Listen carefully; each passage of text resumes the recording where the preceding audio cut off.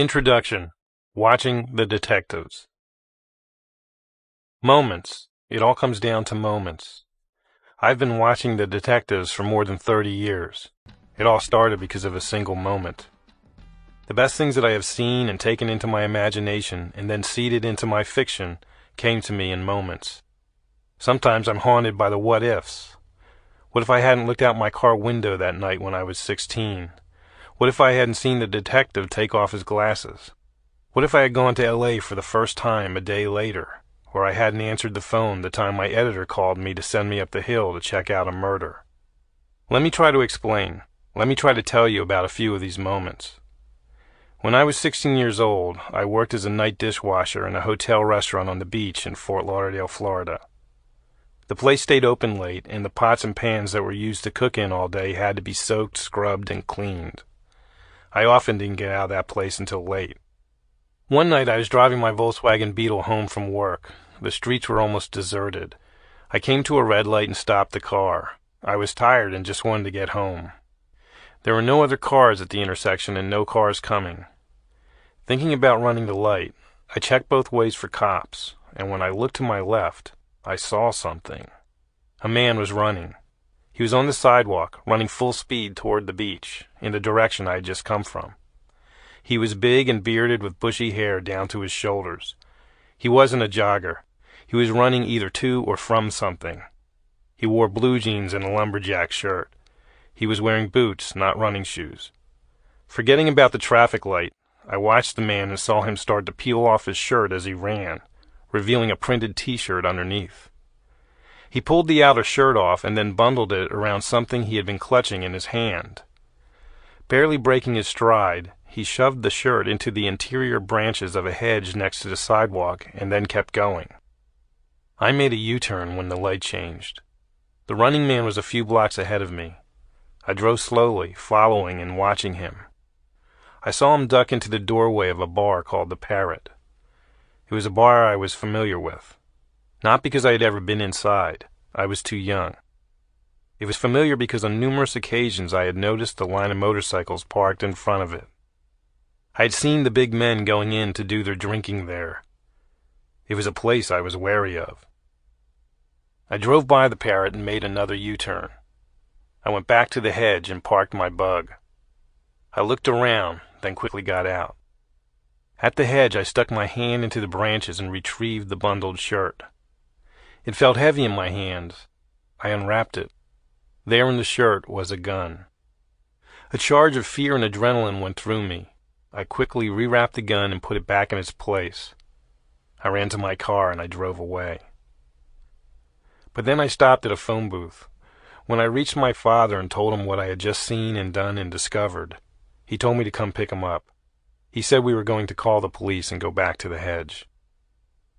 15 minutes later, my father and I were at the hedge when two police cars, with blue lights flashing from their roofs, pulled up.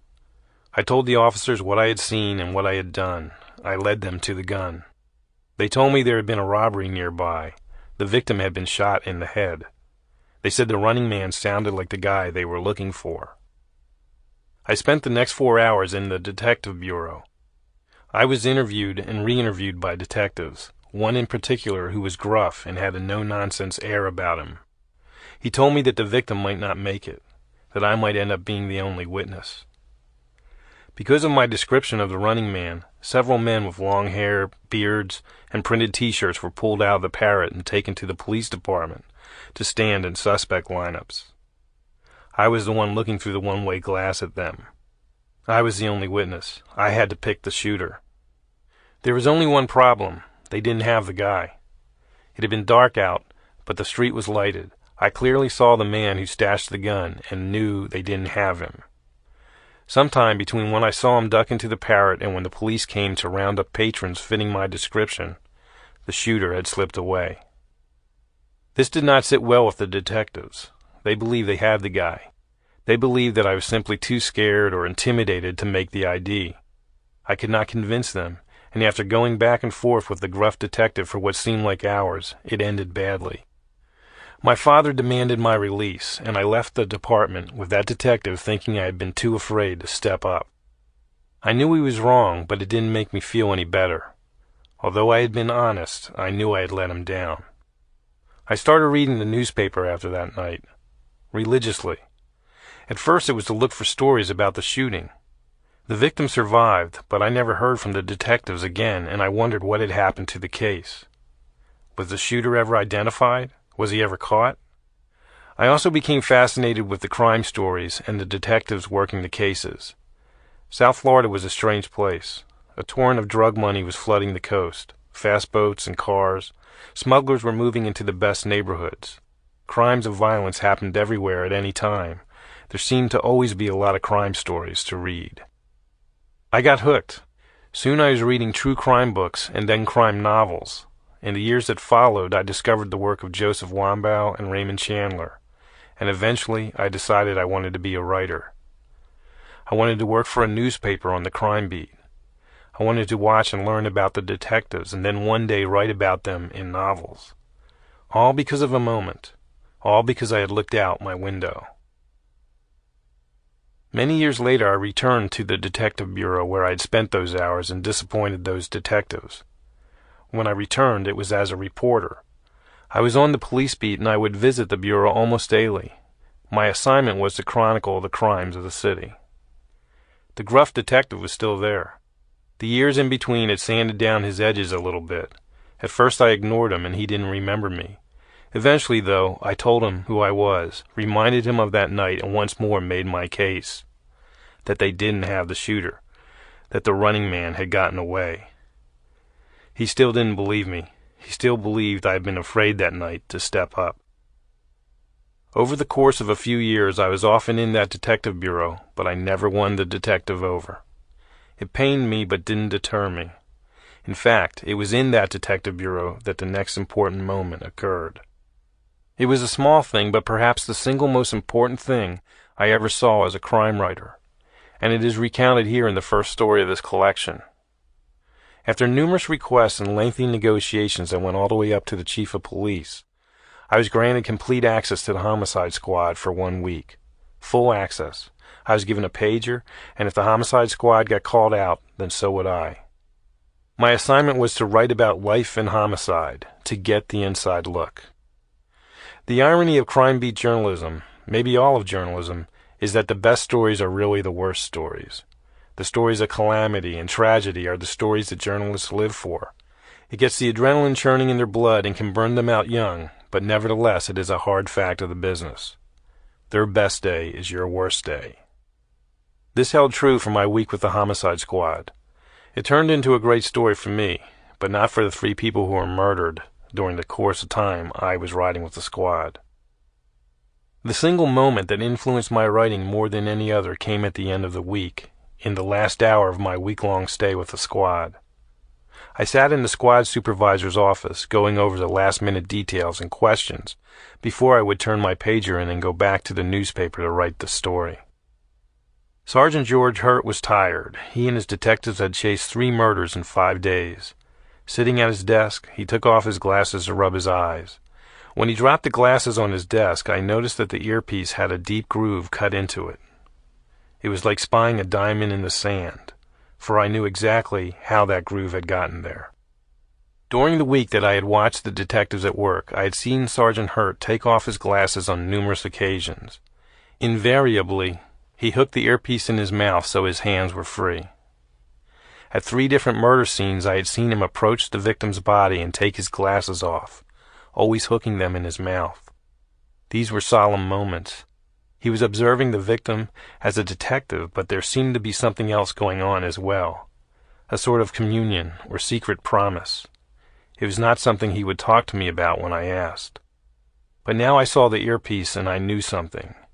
I knew that when he hooked his glasses in his mouth, his teeth clenched so tightly on them that they cut into the hard plastic of the earpiece. It said something about the man, about the job, about the world. It was a telling detail that opened up a window into this man's life. It said all that needed to be said about his dedication, motivation, and relationship to his job. It was the most important thing I had seen in a week of seeing things I knew were important and vital to me. I instinctively knew that as a writer I had to look for this.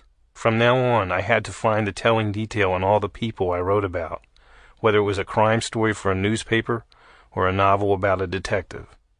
My life as a writer had to be about the pursuit of the telling detail. If I was going to be successful, I had to find Sergeant Hurt's glasses over and over again in my stories. At the time, I was just beginning to write fiction. I was working on it at night, not telling anyone. I was experimenting, learning. It would be another 5 years before I got anything published. But the lesson learned in Sergeant Hurt's office would see me through. Years earlier, I had left the detective bureau feeling misunderstood and wronged. I now left feeling like a man with a mission and a clear path toward completing it.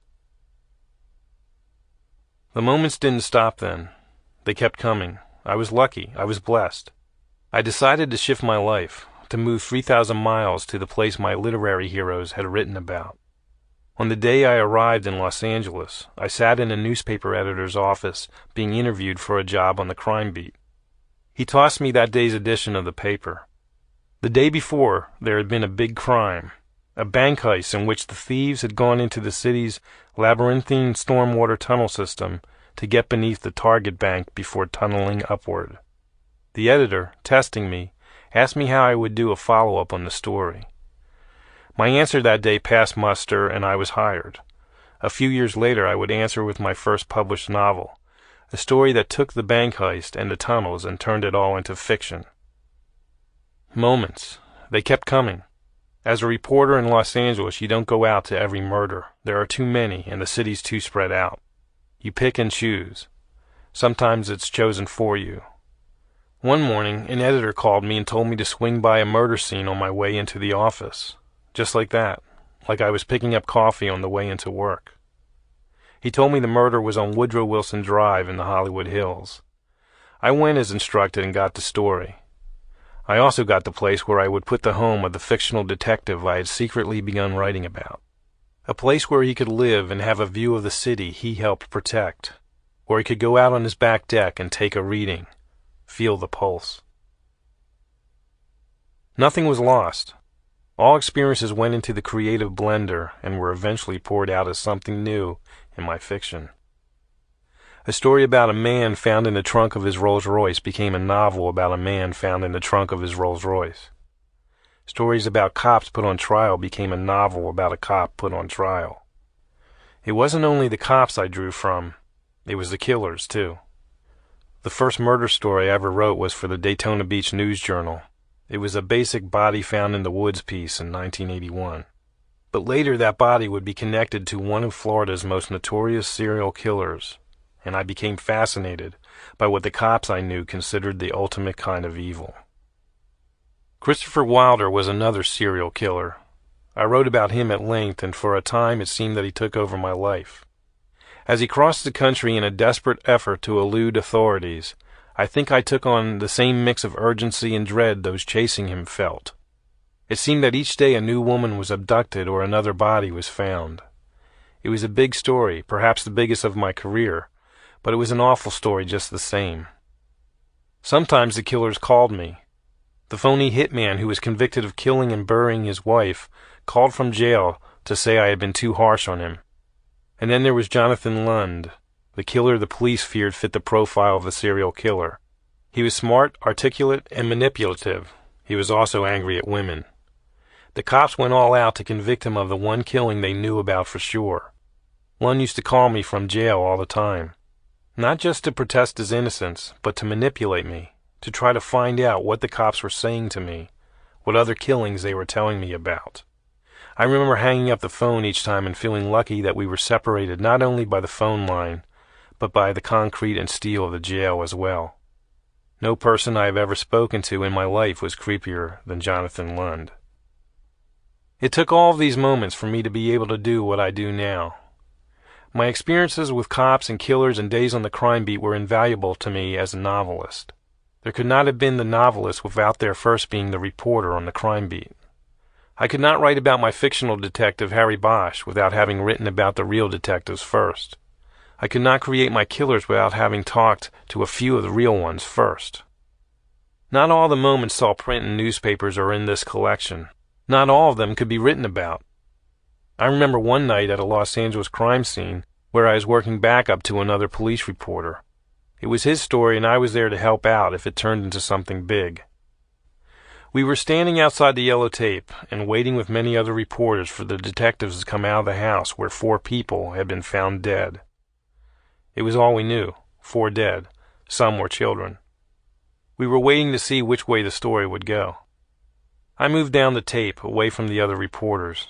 I was hoping to get a private audience because I knew some of the detectives in the house. That's what reporters do. They try to get something for themselves, something nobody else has. You stay on the beat long enough and you get to know the detectives. It gives you an edge. When the detectives finally came out of the house, I waved to the one I knew best. He came over and we spoke privately while the other reporters circled around the other investigators. The man I spoke to was a detective I had spoken to hundreds of times on prior cases. He was a good and tough detective in my estimation. I had never seen him show much emotion, not even when I watched him at cop funerals. There were details of his personality I was already using for my detective, Harry Bosch. "This one's really bad," the detective whispered to me. He told me the 4 people dead were a mother and her 3 young children, all of them shot in the head, all of them in the same bed.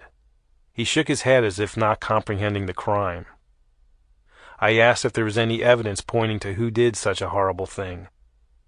He nodded. "Yeah," he said. "She did it. The mother. She killed everybody and left a note." He then had to walk away from me, and I think I saw him wipe a tear out of his eye.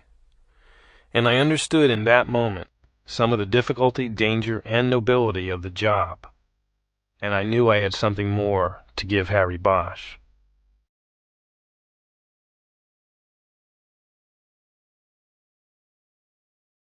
Part 1. The Cops. The Call. Lauderdale Homicide. Mayhem and ennui set the tone for a week spent in the forefront of the battle against a city's murders. South Florida Sun-Sentinel, October 25, 1987. It has been 4 days since anybody has heard from or seen Walter Moody, and people are thinking that something is wrong. The tenants at the South Andrews Avenue apartment building he manages say he hasn't answered his door since Thursday. His parents can't get him on the phone, and he didn't call his boss Saturday when he didn't show up for his part-time truck driving job. This is not like Walter, everyone agrees. It is now 1:40 p.m., Monday, June 29th. The happenstance of concern from so many places for Walter Moody results in 2 Fort Lauderdale police officers and a locksmith coming to his apartment door. There is a small crowd of tenants watching closely. The 3-story apartment building has a Spanish castle motif: white walls, red barrel tile roof, round turret with small arched windows at the corner. It is a U-shaped building with a neatly kept center courtyard, dominated by a shade tree reaching all the way to the roof. There are small bushes and shrubs about the courtyard, all trimmed and cared for by the manager, Walter Moody. The tenants sit on a bench beneath the shade tree and look up to the second-floor walkway where the locksmith has just opened the door to Walter's apartment. The officers go in and find the place ransacked, and the door to the master bedroom locked. They call for the locksmith to open it, and after a few moments inside, they call for the homicide squad. George Hurt has gone home early. His sinuses are acting up, and the last few days have been slow. He figures he can take the break. He is sitting on the couch and has the afternoon paper in his hands when he gets the call. It's another murder. An apartment manager. No smoking gun. No such luck. He is told where. He is told when. The how is not yet known. It is Detective Vicky Russo telling him this. She's rolling on it, she says, and so are the others, they being all available members of the homicide squad.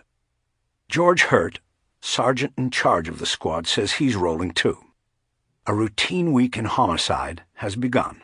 Hurt hangs up and curses to himself. This is number 38. Murder in Fort Lauderdale comes in all ways, times, places, and circumstances. It is a crime unclassifiable in any way other than by its final result, the taking of life. For George Hurt and the homicide squad, the only sure bet is that it comes and comes. This is Monday, June 29, and already there have been 38 homicides this year. There were 42 in all of 1986. The most ever was 52 back in 1981. At this rate, George Hurt is thinking he is going to need another case chart for the wall in the squad room. There could be 60 to 70 murders in Fort Lauderdale this year. That's kind of scary. And that's why he curses each time he gets the call. It is hard to account for the numbers. Economics, drugs, heat, full moons, whatever. Hurt's squad has investigated 3 people shot to death in a fast food restaurant during a Saturday morning robbery. A high-profile divorce lawyer murdered a few steps from his office elevator. A rock and roll singer beaten to death because he was gay. More than a dozen times, the victim was either the buyer or seller of drugs when things went wrong.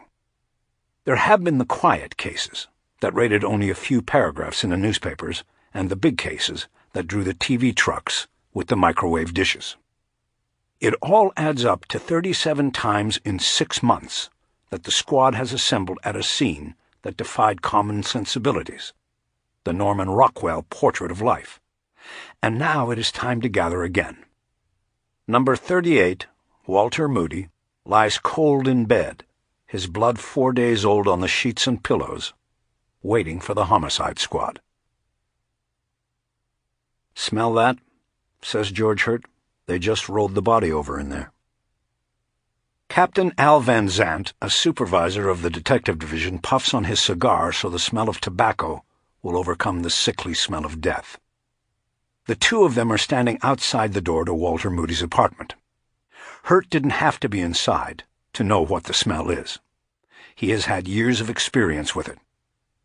Going back to his stint as head of the department's forensic unit before coming to homicide, and even back 20 years to Vietnam, he says that it seems much of his life has been spent rolling bodies over.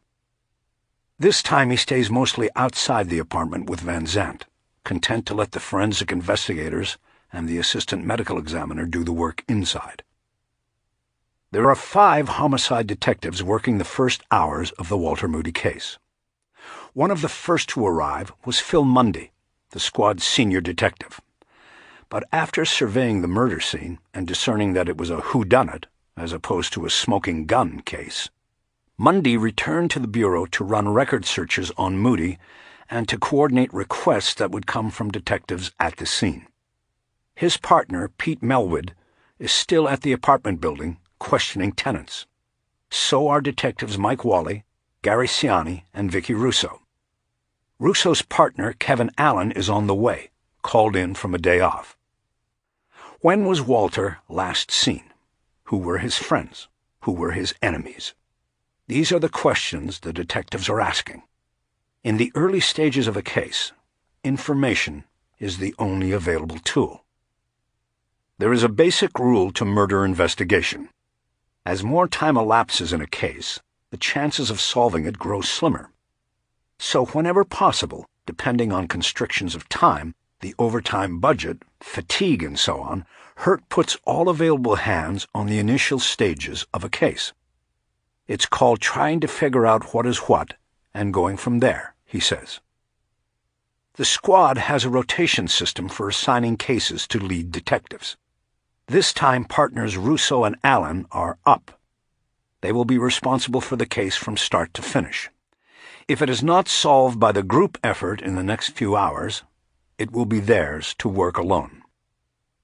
"I haven't had a smoking gun yet this year," Russo says, as she starts compiling information in a notebook. "For once, I'd like a gimme, to come in, and there would be a victim, and over there would be the suspect." But it hasn't been that way for Russo, or the rest of the squad, for most of this year. While the homicide detectives corral and question the tenants and the owner of the apartment building, 3 forensic investigators are inside the apartment looking for fingerprints, photographing, and gathering evidence. Dr. Felipe Dominguez, assistant medical examiner, is in the bedroom with the body. Moody lies face up on his bed and almost looks as if he is asleep. Almost, but not quite. There is a stab wound on his forearm, other cuts, but it is obvious that none were fatal. And there is blood on the sheets and pillow. But the odor of death is not noticeable to anyone without Hurt's nose for it. The killer had left on the air conditioner, slowing decomposition. The phone in the apartment rings, but the detectives don't answer it because there's blood on it and possible fingerprints. After several rings, a tape recording of Walter's voice comes on, asking the caller to leave a message. He'll get back to them. The caller is Walter's mother. She is hysterical and wondering what is going on. "Please, will someone call us as soon as you know what is happening?" she pleads after the beep. A detective borrows a phone in another apartment to call. The detectives interviewing the tenants have come up with 3 potential avenues of investigation. Walter evicted people from the apartment, Walter was set to be a witness in an upcoming robbery trial, and Walter frequently allowed young men to stay in his apartment in exchange for work around the building. Working from experience, the detectives picked the 3rd version as the best place to start, and the tenants have provided a description of a young man named Troy, who was seen around the apartment as late as Friday afternoon. Let's try to find this Troy, the detectives decide. Dr. Dominguez is leaving the apartment now and tells Hurt the body is ready to be moved to the medical examiner's office for autopsy. Hurt wants to know the cause of death. "Knife wound in the back between the shoulder blades," Dominguez says. "Big knife, little knife?" "Big knife," Dominguez says. "Kitchen knife." 3 men pull up to the apartment building in a white van and unload a stretcher. They are the body movers from a company called Professional. All 3 are wearing suits and ties, the top buttons on their shirts fastened. They are easily the best-dressed people on the scene. They move in a solemn single file into Walter Moody's apartment to take him on his last trip out. As they do this, the crime scene begins breaking up. The detectives are heading off in different directions. Melwood to a fast-food restaurant to follow a lead on Troy. Siani and Wally back to the bureau with 3 tenants who will help make a composite drawing of the suspect. Van Zandt also heads back. Hurt, Russo, and Allen are tying up the last details at the scene before leaving. And inside the apartment, the crime scene technicians are going to take a dinner break. They will have to come back to the apartment later to begin a meticulous and long search into the night for evidence and clues. When Walter Moody comes out of his apartment for the last time, one tenant is still standing under a shade tree, watching and sipping a beer. Moody is beneath a white sheet. 2 of the professionals, one now has blood on the sleeve and pants of his light blue suit, are straining under the weight of the stretcher, their heels shuffling on the concrete. Once down the stairs, the body is gently placed on a wheeled stretcher and covered with a green velvet blanket. It is then wheeled to the white van.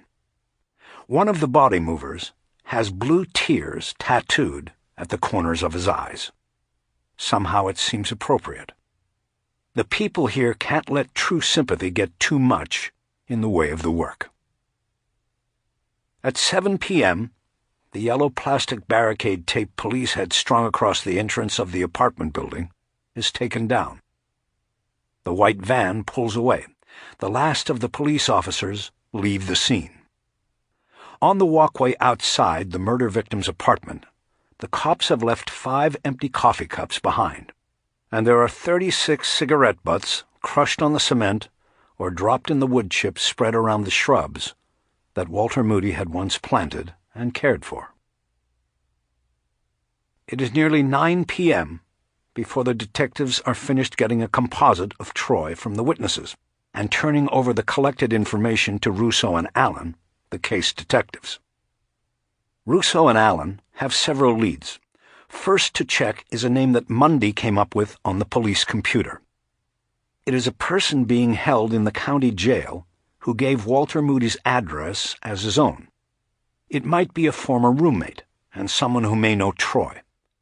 As Hurt and the other detectives head home for the night, Russo and Allen decide to head to the jail to interview the prisoner. Russo first calls her daughter to say she won't be home until late. At home, George Hurt watches the first half of a New York Mets and St. Louis Cardinals baseball game on TV before falling asleep. But at 12:30 a.m., he is yanked out of it by the phone. The call. 15 minutes later, he is at 600 Southwest 12th Avenue, the corner of Riverside Park, looking at the face-down body of a man with a bullet hole in his back. Number 39. Wally and Ciani are also there, the partners who are up on the rotation. Van Zandt is there, cigar in hand, as well as Dominguez and the crime scene detectives. Somebody asks if anybody knows if the Mets won. Somebody else starts an electric generator, and a spotlight bathes the body in a harsh white light. Above the grim proceedings, the detectives can see storm clouds forming. It will rain soon. They hurry. The detectives begin talking to witnesses and the two men who had been with the dead man when he was alive just minutes before. They get an idea of what happened. Michael Connelly, 31, was walking with two friends down 6th Street toward the Riverside pub. It was midnight dark, and a second group of 3 men were approaching from the opposite way. As the two groups passed, one of the men from Group 2 opened fire. The men of Group 1 began running. 50 yards later, Connelly fell dead a few feet from the door of the Riverside pub, his blood slowly seeping down an incline on the parking lot toward a storm drain. Group 1 did not know Group 2. Group 1 did not say anything to Group 2. Group 1 consisted of 3 gay white men. Group 2 consisted of 3 black men. What did it all mean? What was the motive?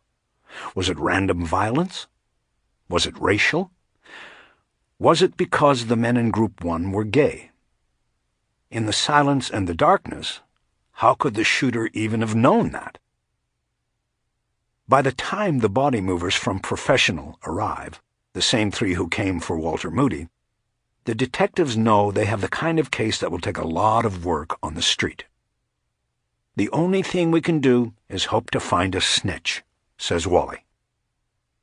In the last 12 hours, Hurt and his squad have gone 0 for 2. They've got 2 whodunits and few clues to the perpetrators. Hurt says he could sure use a smoking gun case. He could also use some sleep. It starts to rain as Connelly is put on the stretcher and carried to the waiting van. The detectives split up and go home. Connelly's blood starts to wash down the storm drain, and raindrops fall on the face of the body mover with the tattooed tears. On the wall in George Hurt's office is a sign that says, "Get off your ass and knock on doors." It might have been made with a salesman in mind, but the slogan is a creed for the homicide detective as well. Outside his office, the squad room is a quiet place during the days following the Moody and Connelly slayings. No murders occur, but the detectives are out on the street, knocking on doors. Tuesday is autopsy day, but in these cases, the autopsies will not provide information critical to solving the cases. So Wally and Ciani, and Russo and Allen, get the cause of death details on Connelly and Moody by phone. There is no need to stand in the tiled room and watch the post-mortem procedures like they do on the TV cop shows. What is needed is the almost always boring legwork they don't show on TV. Wally and Ciani spend their time during the rest of the week looking for witnesses in the Connelly case, knocking on doors in the Riverside neighborhood, talking to regulars at the Riverside pub, and checking out the few phone tips that have come in. They are getting nowhere. The detectives are also working informants, putting the word out into the netherworld network of people who sell street information that, in this case, will bring up to $1,000 for the name of the shooter. Working informants is one of the ironies of death investigation. Snitches are often criminals themselves. Information is gathered on the street by those who work the street, drug dealers and thieves among them. Some wear beepers so they don't miss calls from either customers or the cops. Cops despise them and need them at the same time. But the trouble at the moment is that this time nobody is calling with any information on the Michael Connelly case. "So far we have nothing," says Wally, a large man who seems more to hunker down over his desk in the squad room than to sit at it. Russo and Allen are having similar difficulties. Their efforts to track down the missing Troy are getting them nowhere. The jail prisoner they talked to didn't know any Troy, was no help at all. The fast food worker named Troy that Melwood came up with can't be located, and might not be the right one anyway. On his application form at the restaurant, he put a phony address down. They have tips to 3 other men who might be their Troy, but so far they've hit dead ends. By Thursday, the only thing for sure about the week's 2 cases is that both are getting older and harder to solve. George Hurt is sitting at his desk, shaking his head. He has the reading glasses he usually wears while doing paperwork off, and the tip of one of the earpieces clenched in his teeth. The plastic tip is grooved from being clenched there often. It is that kind of job. Hurt has to shake his head because he is mildly amused, confused, and annoyed. In the wake of the week's 2 slayings, he has sat back and watched and read about 2 occurrences that have left him perplexed. The Connelly murder has resulted in a civic meeting between police officials and Riverside residents, and members of the gay community are airing fears that gays in the neighborhood are being targeted by gunmen. So far, the issue is played well in the newspapers and on TV, but the problem is that no one has checked with Hurt or the case detectives, Wally and Ciani, about it. And as far as they are concerned, such fears are unfounded. As far as we know at this point, sexual preference had nothing to do with it, Hurt is saying. We are looking at it as random violence. Some kid with a gun wanted to pop somebody. And he did. Hurt says the confusion on the case has been further compounded because the night before, one of the local TV news programs out of Miami showed a composite drawing of Troy from the Moody case and said it was the man police were seeking in the Connelly shooting. Troy is a white man. The Connelly suspect is black. Unbelievable how it gets sometimes, Hurt says. Shortly before midnight on Thursday, July 2, Johnny Adenas becomes number 40. Detectives Phil Mundy and Pete Melwood, along with Hurt, are called in from home. But there is no murder scene to respond to this time. Adenas died in a hospital. He had been found in his car in the 600 block of Northwest 16th Avenue, bleeding from several bullet wounds. He was alive when medical rescuers got there and was transported to Broward General Medical Center. He made it no farther. The case presents one more irony of homicide investigation. The effort to save Johnny Adenas had been valiant, but in the end unsuccessful. And, as in most cases where such efforts are made, the crime scene has basically been destroyed, left unpreserved because of rescue efforts inside Adenas's car to save him. It means the effort to save someone may hurt the effort to charge those responsible for his death. What it also means is that there is no need for the homicide detectives to gather at the scene. Melwood goes by the hospital to gather information on Adenas. Mundy makes a cursory stop at the scene and then goes on to the detective bureau. Hurt heads there as well. Patrol officers and a midnight shift detective have corralled witnesses to the shooting and are shuttling them to the police station. The victim's car is put on the back of a tow truck and pulled to the police station too. By midnight, the investigation has begun. All days should be like Friday. All weeks should end like this. By 2 a.m., Mundy, Melwood, and Hurt are wrapping up the Adenis murder, the first of the week's cases to be closed. From the witnesses, they had learned that they had what was basically a smoking gun case, open and shut. Adenis had stolen jewelry from his sister, and the man who had given it to her came after him, with 2 friends and a gun. The detective spent the morning hours taking statements from the witnesses and preparing warrants for the 3 suspects. It will just be a matter of catching them. They go home with the case, for the most part, cleared. The good luck doesn't end with Adenis's case. Vicky Russo comes into work and gets a little bit of the wish she had made outside Walter Moody's apartment 4 days earlier. The wish for a gimme. A friend of the long-sought-after Troy is on the phone saying that Troy wants to come in and talk about Moody. Russo says that's fine, she'll be waiting. A break is a break, even if it comes after a week of chasing dead ends. When Troy comes in, Russo and Allen sit him down in one of the squad's interview rooms.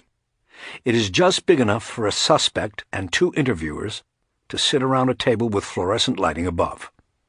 The only window, small, square, and mirrored, is in the door.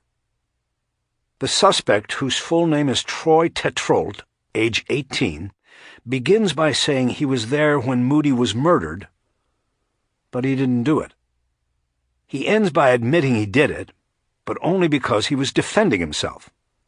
Moody was attacking me, he says. But all of the explanations Troy offers do not explain how someone defending himself would stab his attacker between the shoulder blades and then ransack and rob his home. Troy is charged with first-degree murder, and case number 38 is now counted as cleared. What has been a bad week has turned out well for the homicide squad. 2 out of 3 cases cleared. Moody's murder is the 31st cleared so far this year, a better than 75% rate. In future weeks, Wally and Ciani would continue to work the Connell slaying, but it would remain unsolved. The detectives would get no closer to the 3 men of Group 2 than they were the night one of them opened fire on Group 1. In mid-August, Ciani would leave the police department to join a private investigation firm. The file on Connell would remain open on Wally's desk, the detective waiting for a break, a name or a clue that would lead to the shooter. But it wouldn't come, and he would have other cases to follow. The murder pace would continue in Fort Lauderdale, with the city surpassing the previous year's murder toll of 42 by the end of July, and steadily heading toward the all-time high of 53. 2 detectives would be temporarily assigned to the squad to help handle the case flow.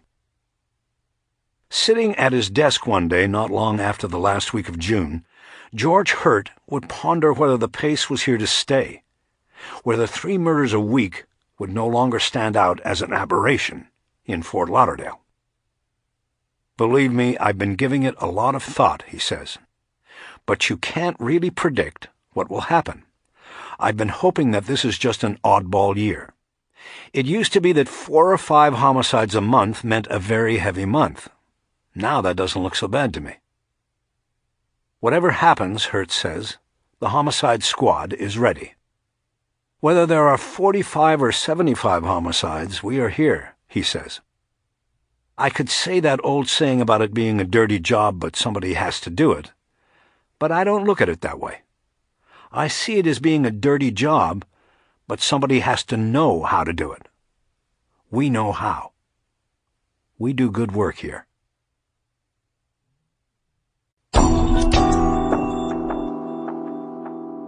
The Open Territory. The Mob Squad. They are the most covert of cops, working in the shadows and watching the underworld. They're closing in on the open territory. South Florida Sun-Sentinel, March 29, 1987. Little Nicky was driving his white Rolls-Royce on Commercial Boulevard in Fort Lauderdale, heading for some dinner, when he saw the blue light in the rearview mirror. He pulled over. Nicky immediately recognized the cop walking up to his window.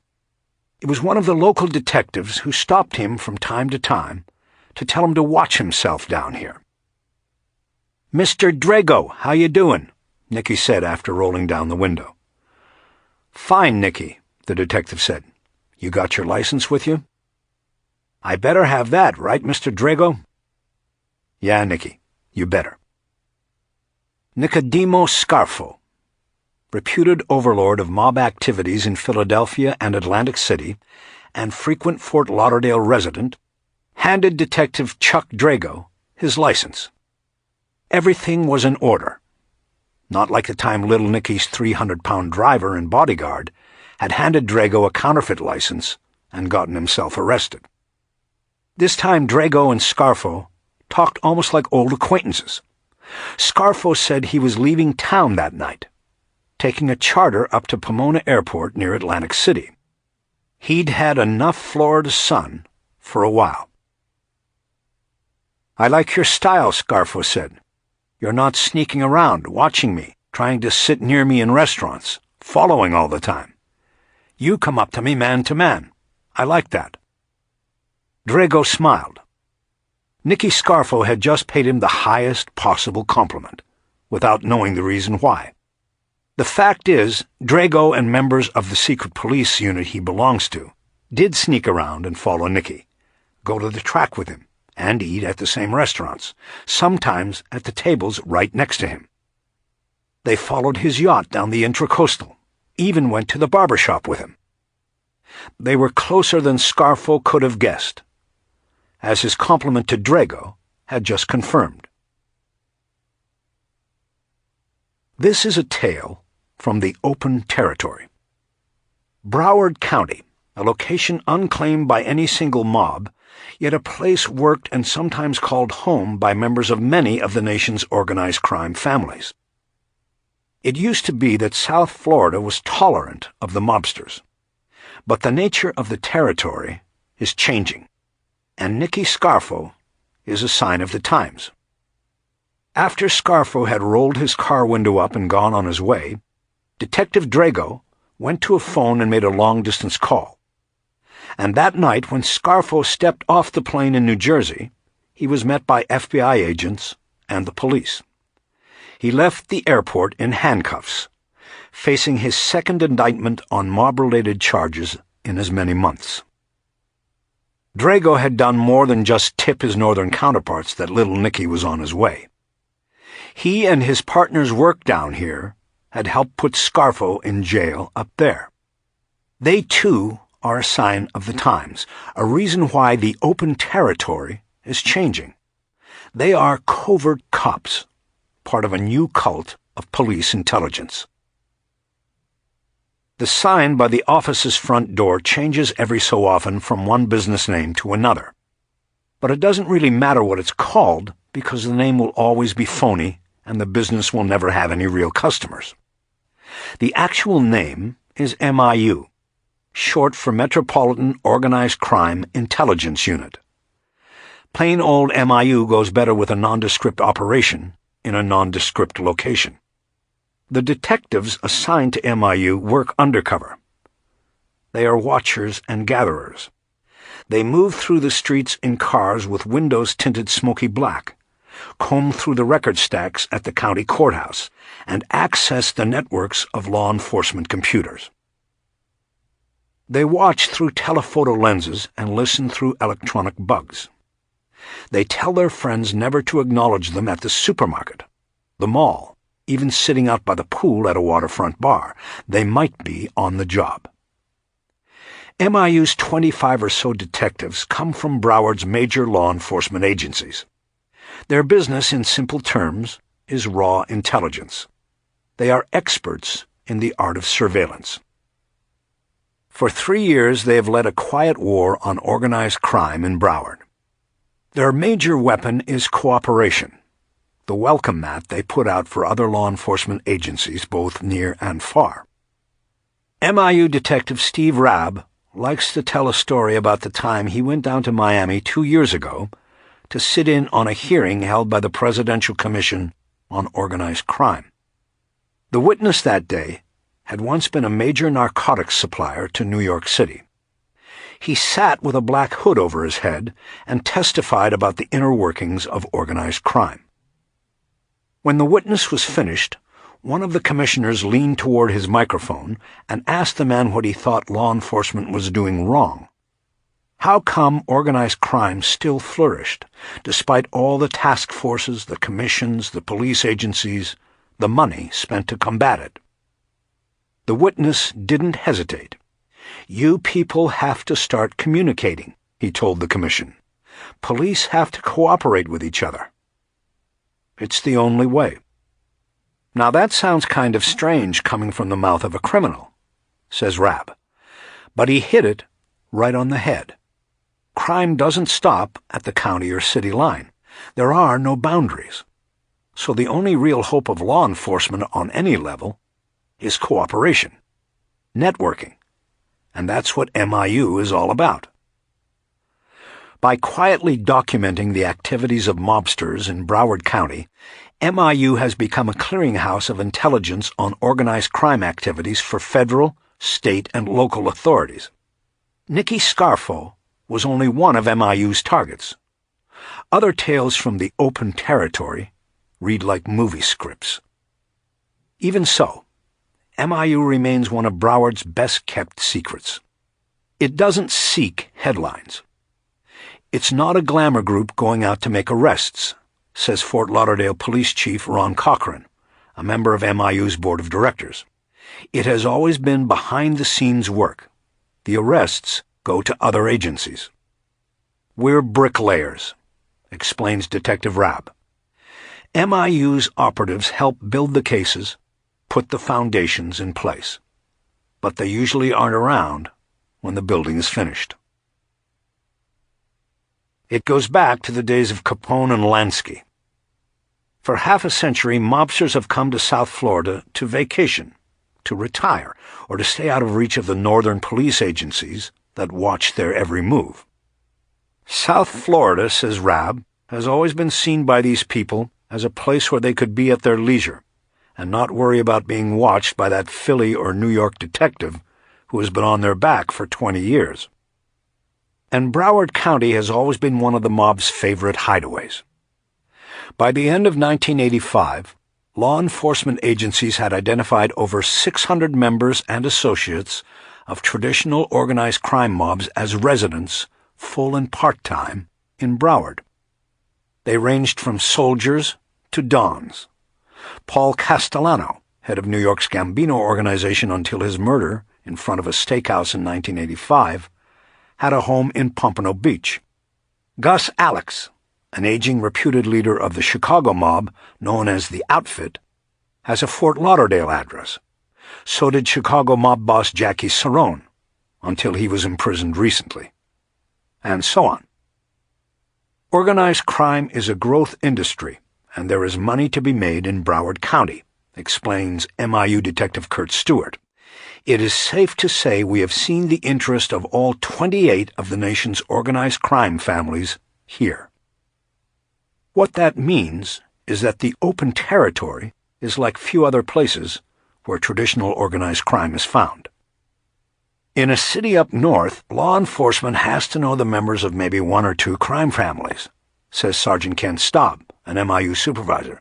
Down here, we have to know all the families because we've got them all. And that's why there is an MIU. Twice in the early 1980s, grand juries evaluating efforts to stop organized crime in Broward concluded that the law enforcement structure seemed ideally suited for the expansion of organized crime. Investigations were undermanned, efforts fragmented along lines of departmental jurisdictions and jealousies. MIU was established in 1983 after two other task forces had been formed and dismantled because of the same problems. MIU has a $2 million budget, with each member agency paying the salaries of participants and sharing the overhead. Investigators currently come from police departments in Fort Lauderdale, Pompano Beach, Hollywood, and Plantation, along with the Sheriff's Office, the State Attorney's Office, and the State Division of Alcoholic Beverages and Tobacco. The head of each agency sits on MIU's Board of Directors. A frequent criticism of law enforcement is that it is too parochial, says Cochran. While a parochial approach may be adequate in some areas, we feel the best way to go against organized crime is consolidation of expertise. We began with the ambition of creating a first-rate intelligence unit, and I'm satisfied it is one of the best in the country. MIU directors and detectives often point to the Scarfo case as an example of what the unit can accomplish. Investigators say that Nicodemos Scarfo's interest in Broward County coincided with his release from prison in 1984 and rise to the top of the Philadelphia Atlantic City mob. The diminutive 57-year-old Scarfo has a criminal record that includes manslaughter and illegal possession of a firearm. The Philly South Jersey organization had been run by the docile Don, Angelo Bruno, until he was gunned down outside his home in 1980. Nicky took over after Bruno's successor, Phil Testa, was killed by a nail bomb. Investigators say at least 17 mob-related murders occurred in the city of brotherly love during Scarfo's rise to the top of the rackets. That rise brought Scarfo billing on Fortune magazine's list of the most powerful and richest mobsters in the country, his money allegedly coming from unions, numbers, loan sharking, extortion, and gambling. The indications are that Scarfo was looking to move up the Fortune list. He started routinely making lengthy visits to Fort Lauderdale. In 1985, he set up his southern operations on Northeast 47th Street near the Intracoastal Waterway in a 2-story Spanish-style house with an iron gate out front. He put up a sign on the front wall that named the place Casablanca South. The yacht docked out back was also called Casablanca, but there was a smaller postscript painted below the name. Usual suspects, it said, a wry reference to the police inspector's instruction in the famed Bogart movie, Round Up All the Usual Suspects. It's a funny thing about the house and boat, Detective Drago says. Scarfo didn't own them. Investigators are still trying to learn how he came to control them. Nicky liked the house and the boat, Drago says. So he took them. When little Nicky wants something, he just takes it. You don't argue. By all estimates of law enforcement authorities, Scarfo wanted to take Broward County, or at least part of it. Florida had an upcoming referendum on casino gambling, and investigators believe that Scarfo was preparing to direct organized crime's interests if casinos came to pass. A decade earlier, Scarfo had done the same thing in Atlantic City. The President's Commission on Organized Crime named him as the chief figure behind the mob's influence in the casino construction industry there. Coincidentally, MIU investigators say, contractors who bid against the mob companies had a tendency to get killed. Shortly after Scarfo arrived in Fort Lauderdale, the FBI initiated what was called the Southern Summit, a law enforcement conference on organized crime influences in the South.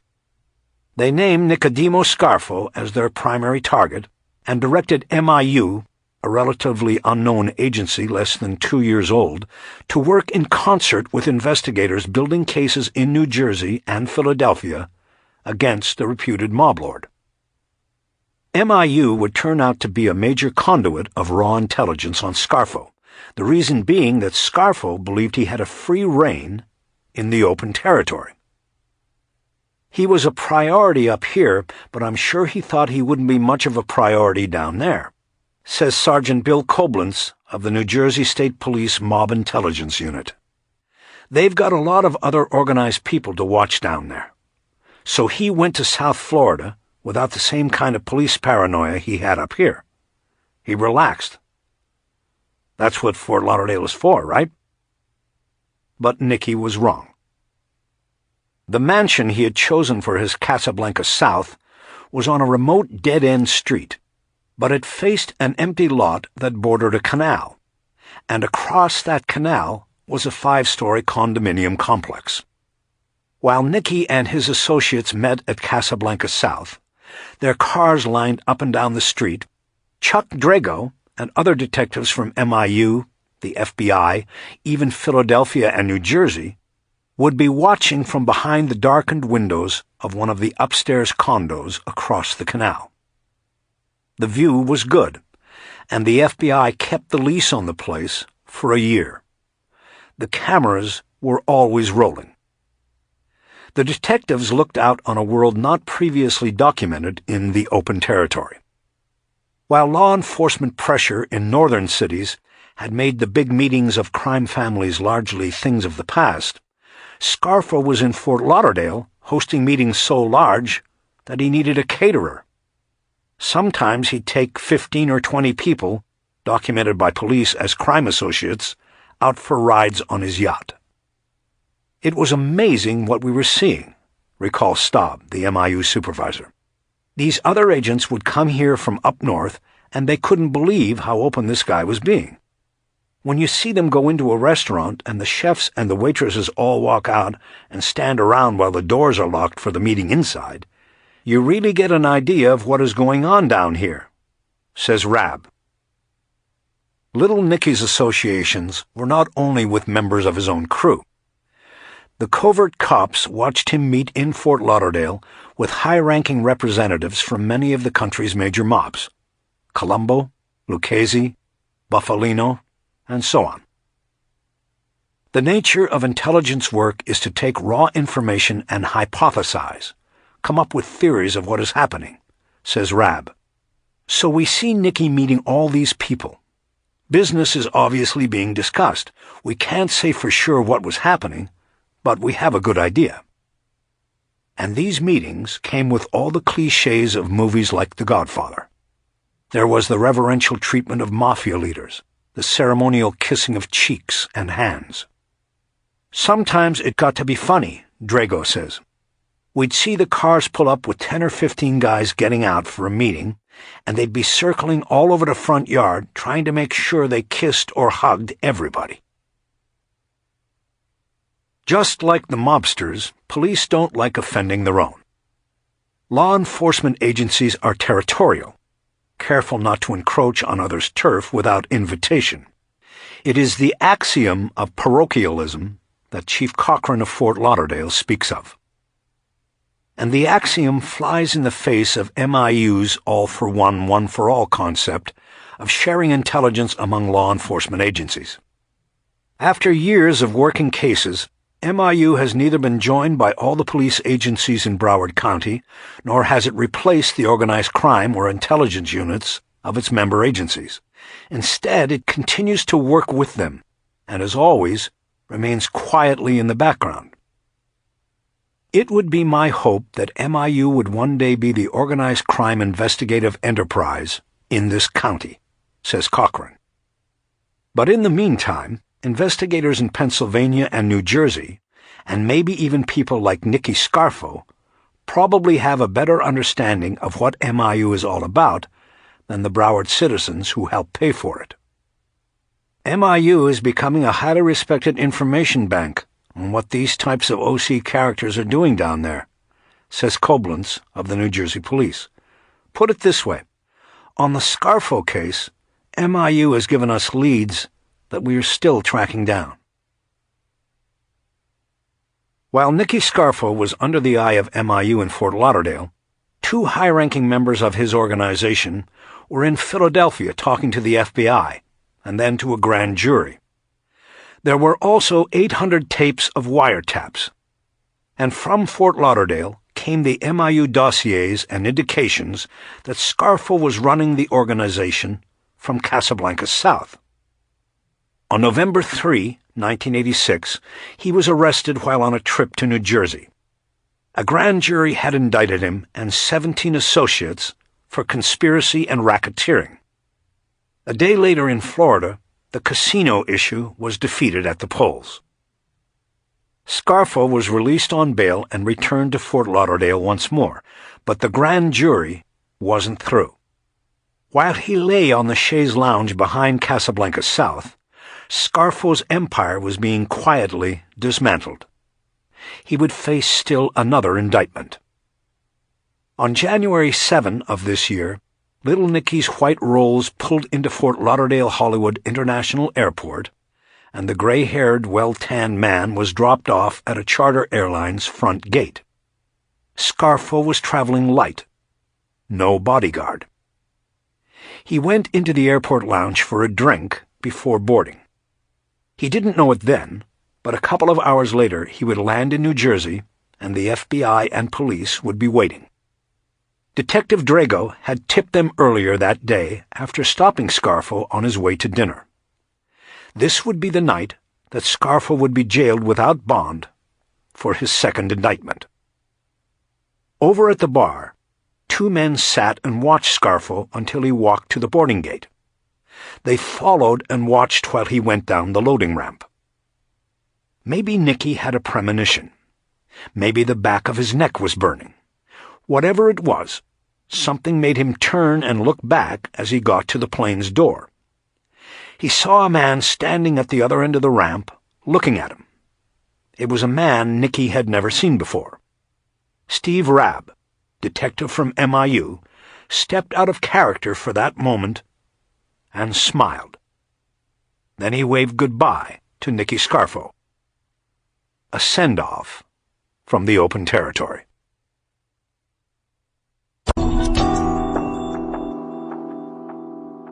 Crossing the line.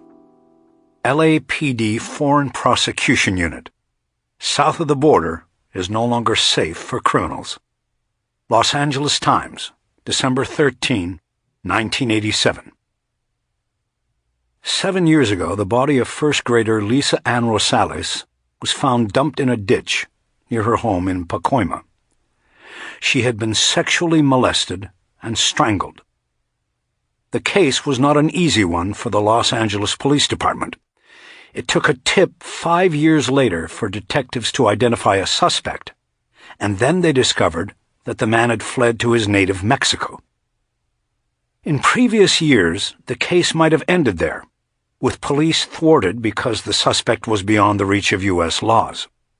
The problem, which had long frustrated American law enforcement officials, was that Mexico refuses to extradite its own citizens to the United States for trial, despite the existence of an extradition treaty between the two countries.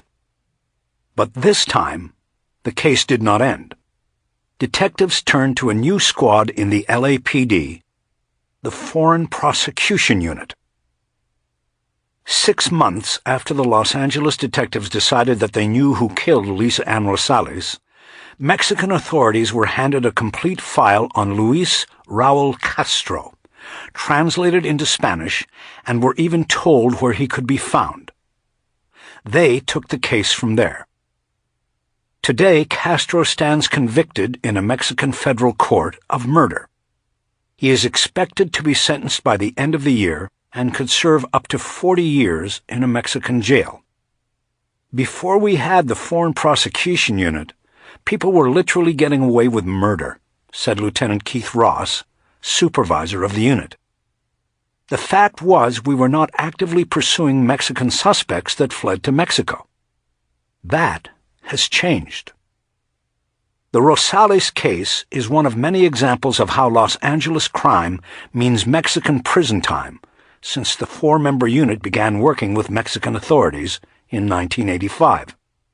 Since then, 48 Los Angeles cases, all but 3 involving murder, have been brought in Mexico.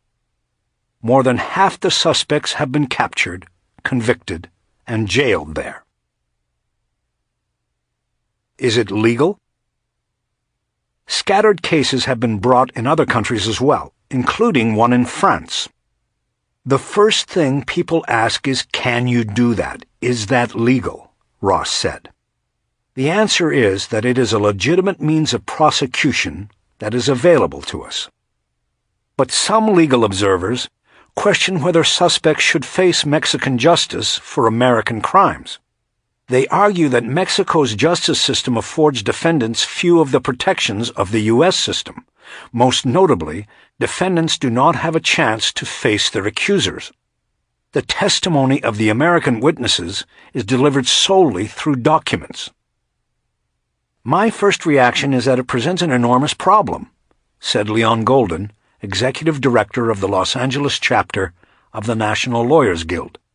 We are talking about the LAPD, acting as an arm of our government using court procedures in Mexico that wouldn't pass muster here in a moment. No acquittals. The record shows that the California law enforcement officials are almost certain to go home happy after bringing a case to Mexico. No case brought by the LAPD has yet to result in an acquittal. It is a great contrast to the situation Los Angeles police faced when they conducted a 1984 study that prompted creation of the Foreign Prosecution Unit. In that study, according to Ross, police reviewed all outstanding murder warrants, cases in which a suspect had been identified but no one arrested. Of 267 people being sought, about 200 had Latino surnames, he said. That gave us the strong feeling that a large number of suspects were fleeing to Mexico and finding sanctuary, he said. There was no department-wide procedure for tracking, arresting, and prosecuting them. There was a lot of frustration, said Detective Arturo Zorrilla, noting that the attitude of most officers was, let's file the case away and hope the suspect comes back across. Extradition Treaty. In theory, prosecutors here could have sought extradition on any of the suspects confirmed as being in Mexico. The two countries have an extradition treaty that provides for Mexican citizens to be returned to the United States to face trial for serious crimes. But a U.S. Justice Department spokesman said, "It has not occurred ever." The refusal to extradite, officials said, is rooted in a firm belief in Mexican law that Mexican citizens who commit crimes outside the country should be prosecuted by Mexican authorities. U.S. law, on the other hand, provides that U.S. citizens who commit crimes in other countries should be subject to prosecution there. About half a dozen American citizens have been extradited to Mexico in the last decade to face trial, according to the Justice Department. On books since 1928. The different approaches are reflected in a provision of Mexico's penal code that allows for the prosecution of foreign crimes. Although on the books since 1928, the provision was infrequently used until recently because other countries' law enforcement agencies rarely brought cases to the attention of Mexican authorities. Before the Los Angeles Foreign Prosecution Unit was formed in April 1985, the LAPD, like most U.S. police agencies, did not have formal procedures for cutting through the diplomatic red tape to pursue cases in Mexico. Few detectives even knew it was possible. Today, a U.S. Justice Department international law specialist said, the Los Angeles unit is in the forefront of using this tactic. Operating under the Fugitive Division headed by Ross, the Foreign Prosecution Unit is led by two homicide squad veterans, Detectives Zorrilla and Gilberto Moya. Both see their jobs as equal parts detective work and diplomacy. The Murder Book. To file cases in Mexico, the unit, whose members are bilingual, compiles a written record of the case in Spanish. Affidavits, witness statements, photographs, and descriptions of evidence are put into a report they call the Murder Book. This consolidation and translation is often the longest part of the procedure, usually lasting several weeks. The Lisa Ann Rosales case filled 4 thick files. The district attorney's office must then formally relinquish jurisdiction of a case, an action that is not taken lightly. Prosecutors acknowledge that because of the U.S. Constitution's protection against double jeopardy, if they seek trial of a case in Mexico and do not get a guilty verdict, any attempt to refile the charges in the United States would be quickly challenged. Norman Shapiro, a deputy district attorney who handles the foreign cases, said the decision depends mainly on the prospects for prosecution in the United States and a certainty that the suspect will not return from Mexico.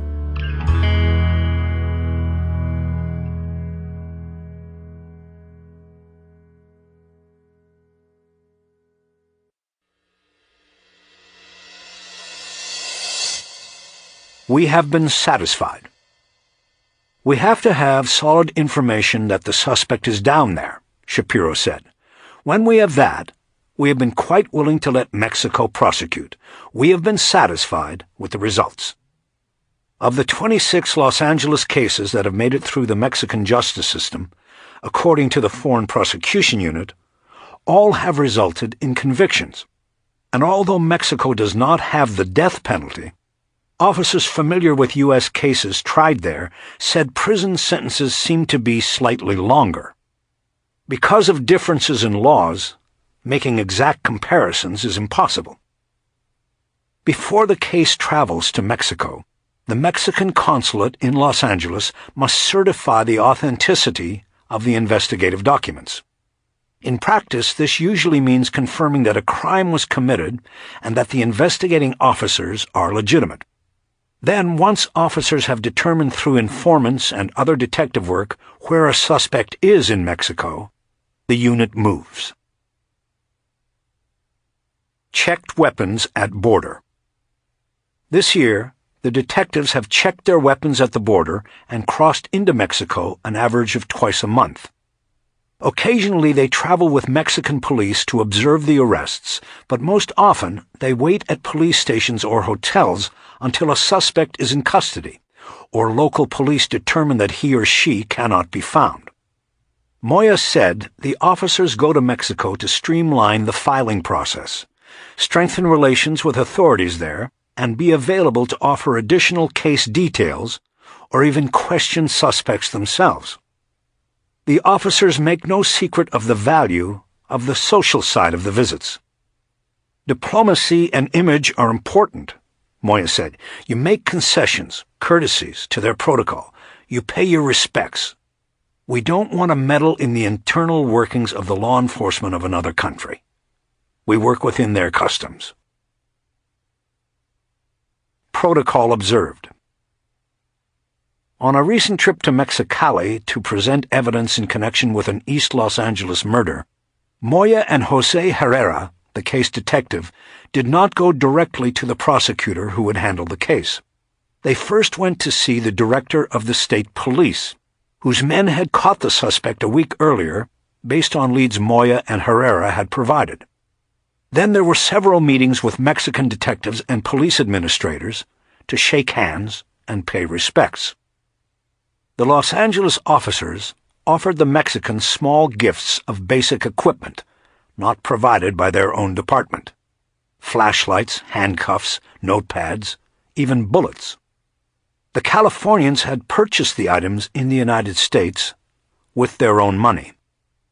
When the detectives finally got to the office of Angel Saad, Attorney General of the state of Baja, their stay in Mexico was nearly over.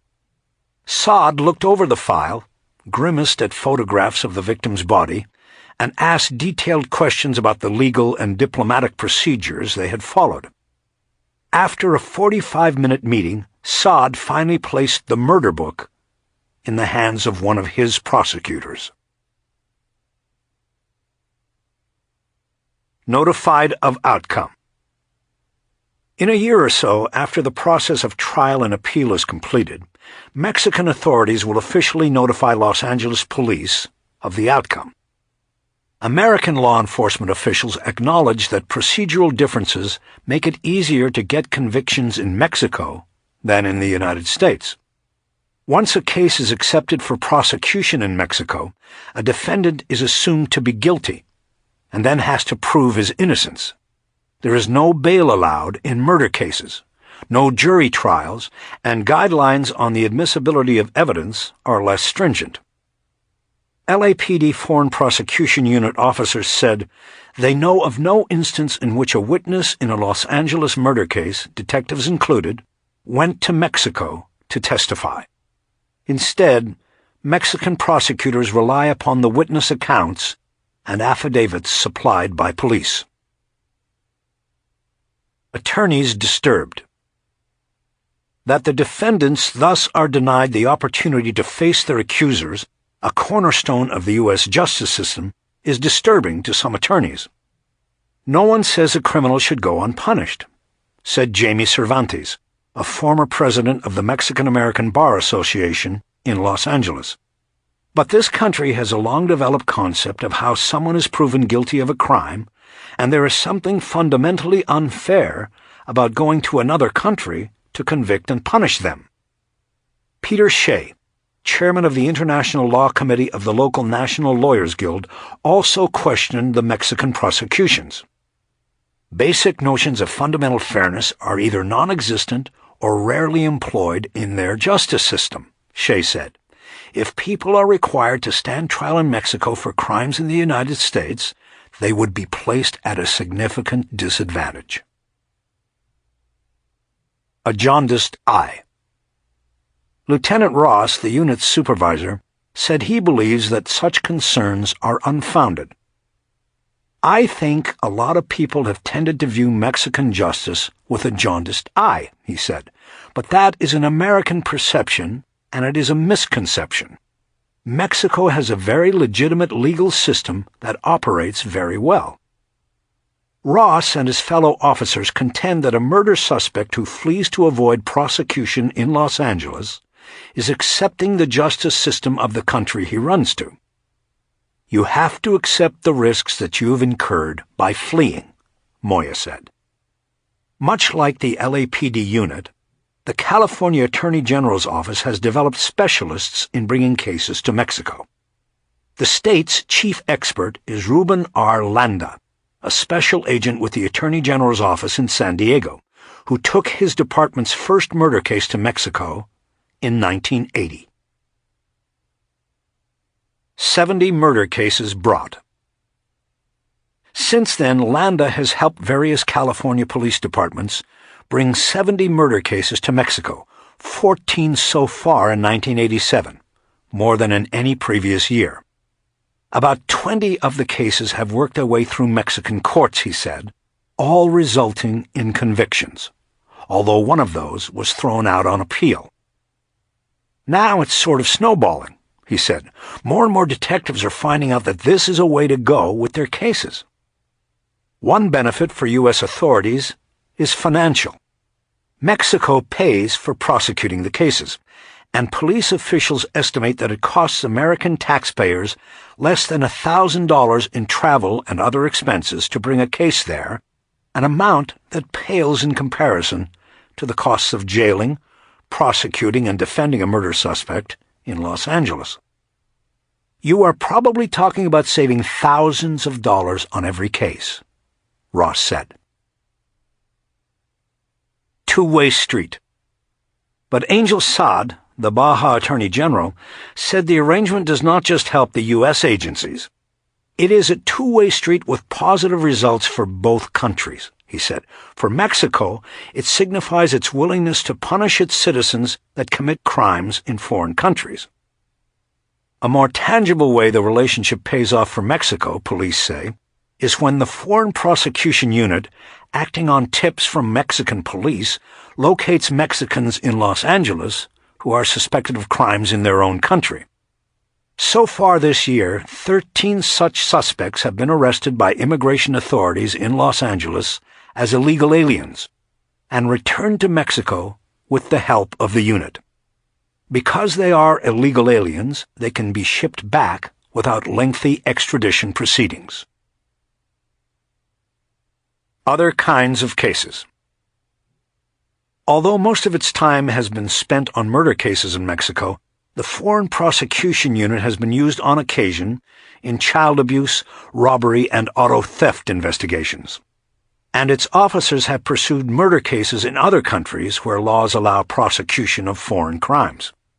2 cases have been brought in El Salvador, 1 in France, and 1 investigation is pending in Honduras. The crimes that lead the officers across the border are quite varied, involving both Mexican and American victims. Lorraine Kiefer, 70, was a well-liked Van Nuys widow and retired real estate broker who worked without pay at an American Cancer Society thrift shop. In 1980, she had married Gilberto Flores, a longtime acquaintance who was 38 years her junior. 4 years later, police said, Flores hired a second man, Andreas Hernandez Santiago, to kill her for $5,000. Filed in Mexico. After detectives unraveled the October 2, 1984 killing, the case was filed in Mexico, where the 2 men, both Mexican nationals, had fled. Santiago was arrested in Oaxaca and later convicted and sentenced to 18 years in prison. Flores is still being sought. In one of the first cases handled by the unit in 1985, Juan Francisco Roca, 36, was arrested in Monterrey, Mexico, for the killing in Hollywood of his girlfriend, Brenda Joyce Abud, a decade earlier. She had been doused with paint thinner and set on fire. Many of the cases have strong impacts on their communities, Zoria said. The December 8, 1980 killing of Lisa Ann Rosales was such a case, prompting the Los Angeles City Council to offer a $25,000 reward for information leading to an arrest. A local high school started a college scholarship in Lisa's name, and an elementary school named a garden after her.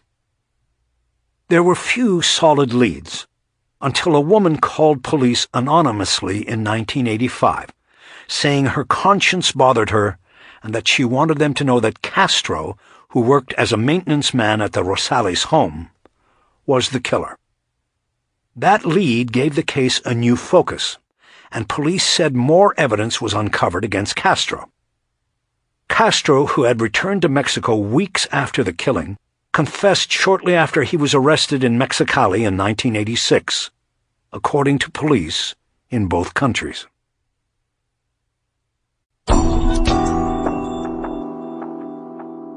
Cops accused. Murder suspect seeks to clear name with lawsuits. Mary Kalel Sophia says homicide investigators wrongfully tried to pin her husband's slaying on her. The detectives still believe she's guilty. Los Angeles Times, September 15, 1991. Mary Kalel Sophia says she is on trial for murder, but it was her choice. For more than 2 months last year, she faced a possible death sentence after being charged with the murder of her estranged husband.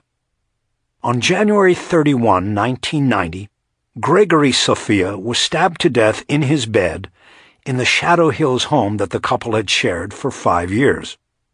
But then a prosecutor dropped the charges against her, telling a judge he did not have enough evidence to proceed with the case in court. A year and a half later, the additional evidence has not been found. But Kalel Sophia is back in court. She is suing her accusers, charging 2 Los Angeles police detectives with violating her rights by arresting her without cause and conspiring to frame her with a murder she did not commit. The 2-week-old civil trial before a jury in U.S. District Court has unfolded much like that of a murder trial. Detectives testified about their investigation and identified an 18-year-old transient who has been convicted of the murder and who they believe conspired with Kalel Sophia to kill her husband.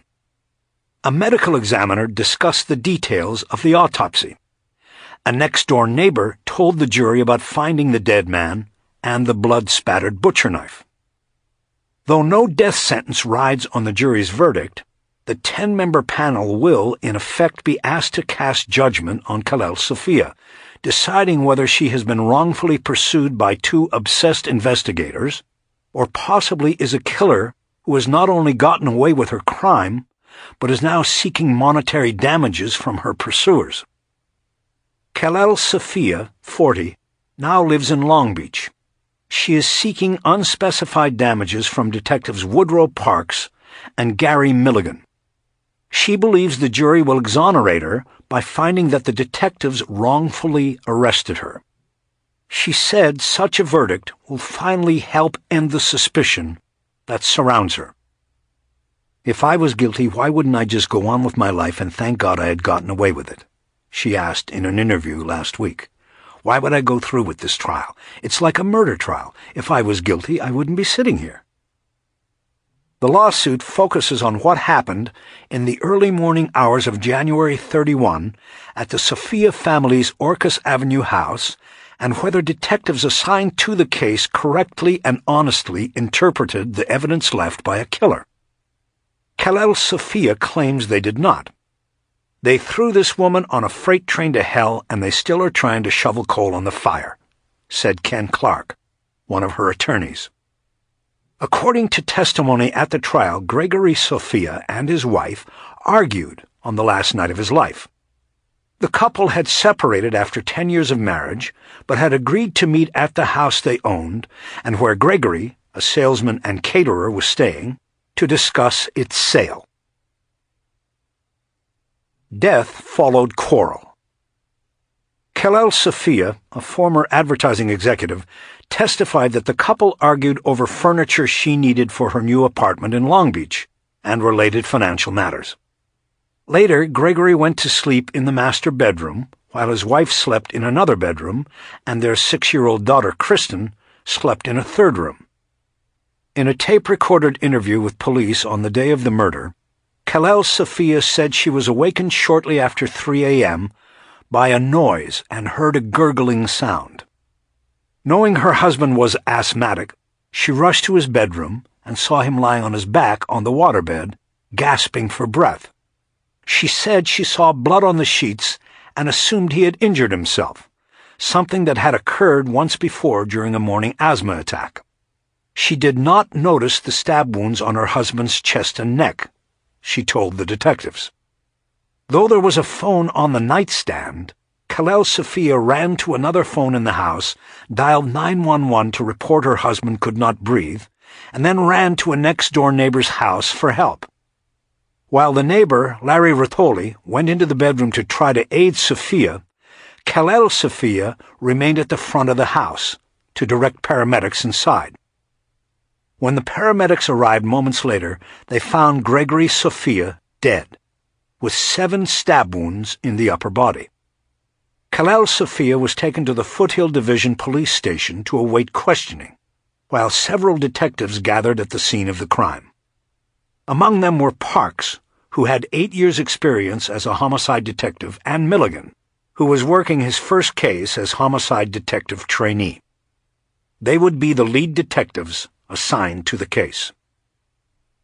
Among the pieces of evidence awaiting the detectives was a bloody butcher knife on the bedroom floor. They found the window in one of the bathrooms open to the backyard, and an undamaged screen leaning on an outside wall. There was dirt on the toilet seat and the bathroom floor. Blood stains were found in other parts of the house, and there were bloody fingerprints on a backyard fence. They also found pry marks on the outside of a rear door. On the surface, evidence seemed to indicate that someone had broken into the house through the bathroom window and escaped through the window and over the fence after stabbing Sophia. But the detectives, after conducting a routine preliminary investigation, came to a different conclusion. No footprints. Parks and Milligan testified they found no footprints in the dirt below the bathroom window. The detectives determined the window screen could not have been removed from the outside without being damaged, and using an oblique lighting technique, they determined that dust on the stone pathway that led to the bathroom window had not been disturbed, indicating no one had walked there that morning.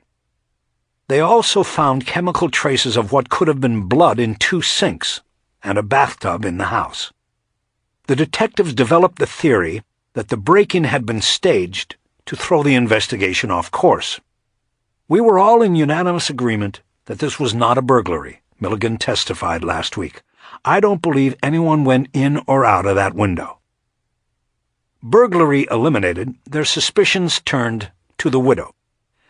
The detectives testified it was their opinion that the victim had been dead at least an hour before Kalel Sophia said she saw him struggling for breath and dialed 911.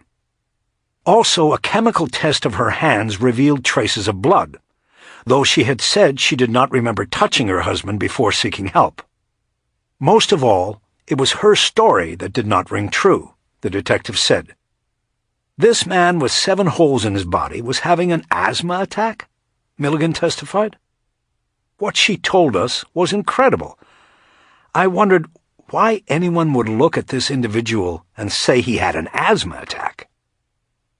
The 2 detectives questioned Kalel Sophia at the foothill station for 2 hours, but she did not change her original story according to a transcript of the interview, which was played for jurors. Instead, she became hysterical when told her husband had died of stab wounds, not an asthma attack, and that she was under arrest. Parks: You murdered the guy. Kalel Sophia: Oh, come on, I don't understand any of this. What do you mean? I don't even know what you were talking about. Parks: Well, let me tell you real quick. I'm talking about you going to jail, killing your husband. Kalel Sophia: I'm no killer. I don't have that in me. I don't believe this. Parks: Well, believe it.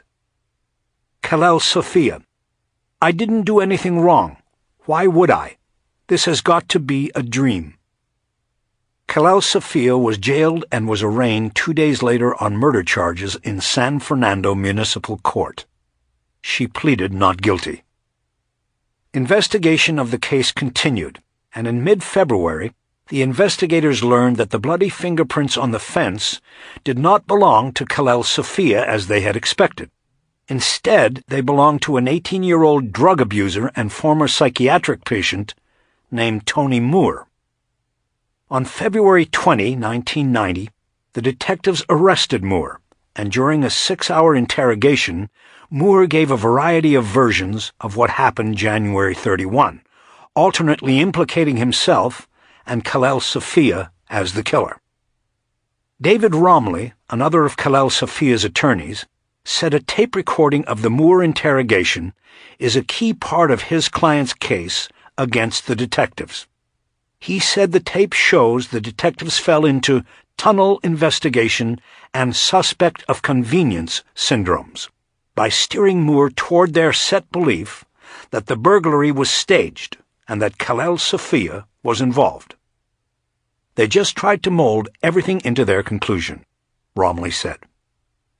According to a transcript of the taped interrogation, Moore initially denied ever being in the Sophia house, but when told that his bloody fingerprints were found at the scene, he replied, "Okay, you got me." Moore then told the 2 detectives step by step how he had broken into the house through a bathroom window and took a butcher knife from the kitchen. He said he stabbed Sophia when the man awoke while Moore was in his bedroom looking for items to steal. But the detectives told Moore he was lying, and he changed his story to include Kalel Sophia as the killer.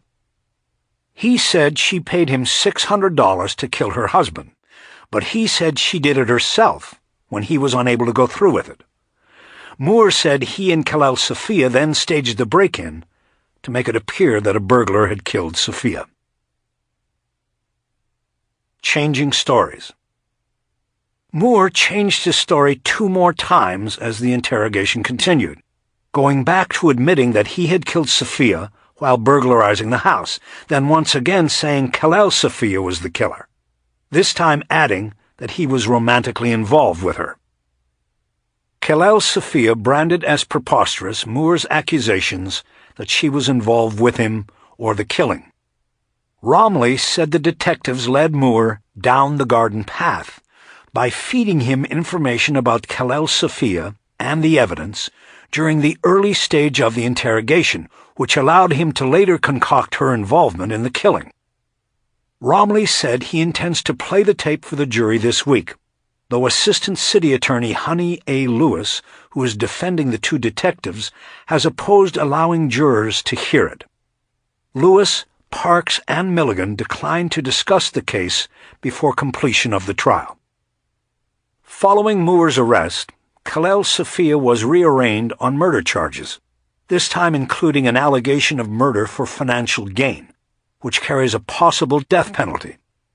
The financial gain allegation was added because police and prosecutors believed Khalel Sophia was motivated to kill her husband to collect insurance money and to avoid having to share the proceeds from the sale of the house. Moore later pleaded guilty to murder and was sentenced to 27 years to life in prison. But detectives were unable to find evidence substantiating Moore's claims about Khalel Sophia's involvement, and charges against her were dropped on April 5, 1990, the day a preliminary hearing was set to begin. Deputy District Attorney Craig R. Richmond testified during the federal trial last week that the charges could be reinstated if additional evidence against Khalel Sophia is ever found.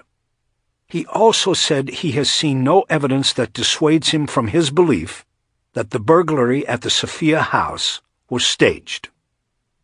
Parks and Milligan also are unswayed in their suspicions of the widow. Both have testified that they still believe she was involved in her husband's slaying. "I think she and Tony Moore entered into a conspiracy," Milligan said. Khalel Sophia's attorneys have sought to bolster her innocence with a variety of testimony and witnesses. Though the detectives said Sophia was dead an hour before his wife sought help, Deputy Medical Examiner Dr. Irwin Golden, who conducted the Sophia autopsy, testified that it was impossible to pinpoint the time of death within the 2 hours before paramedics arrived. Two private experts in criminology have testified that the bathroom screen can easily be removed from outside the house, contrary to the detective's view. Wounds unnoticed.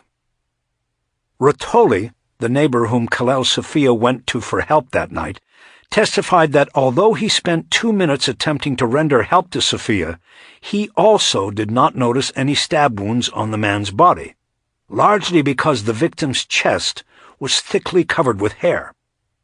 Rotoli also said he washed blood off his hands in the kitchen sink, and a forensic expert testified that tests for trace amounts of blood found in the other sink and bathtub and on Khalel Sophia's hands could be inaccurate or could be identifying blood unrelated to the slaying. Khalel Sophia's attorneys charged that all their information was available to the detectives immediately after the slaying, but that they bungled the case by focusing too soon on Khalel Sophia. And now, having accused her, they refused to back down. Before they even got out to the crime scene, they were thinking the wife did it, Romley said. Then they saw the burglary evidence and they didn't want to look at it. They had a predetermined mindset. They already had her convicted. Khalel Sophia said she remains fearful that she could lose her freedom again. "I don't know if they will ever stop," she said of Parks and Milligan. "That's why I am doing this. I want to stop them from doing this to anyone else."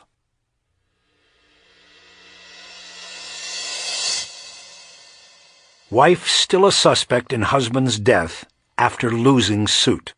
September 26, 1991.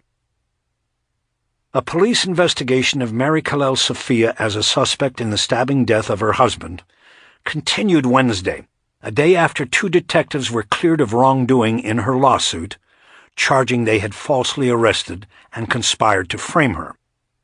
A federal court jury deliberated only 35 minutes before returning a verdict in favor of Los Angeles detectives Woodrow Parks and Gary Milligan. Khalel Sophia, 40, had sued the officers, saying they had bungled the investigation of the January 31, 1990 stabbing of Gregory Sophia in the couple's Shadow Hills home. The lawsuit contended that the detectives wrongly focused on her as a suspect, when it was clear that a burglar had killed her husband. Khalil Sophia was arrested the morning of the killing, but murder charges were dropped 2 months later when prosecutors said they did not have enough evidence. An 18-year-old transient, who police contend conspired with her to kill her husband, later pleaded guilty and was sentenced to 27 years in prison. Parks, who continues to handle the investigation, said Khalil Sophia remains a suspect. He said studies of scientific evidence, including DNA analysis, are ongoing. He declined to discuss that evidence.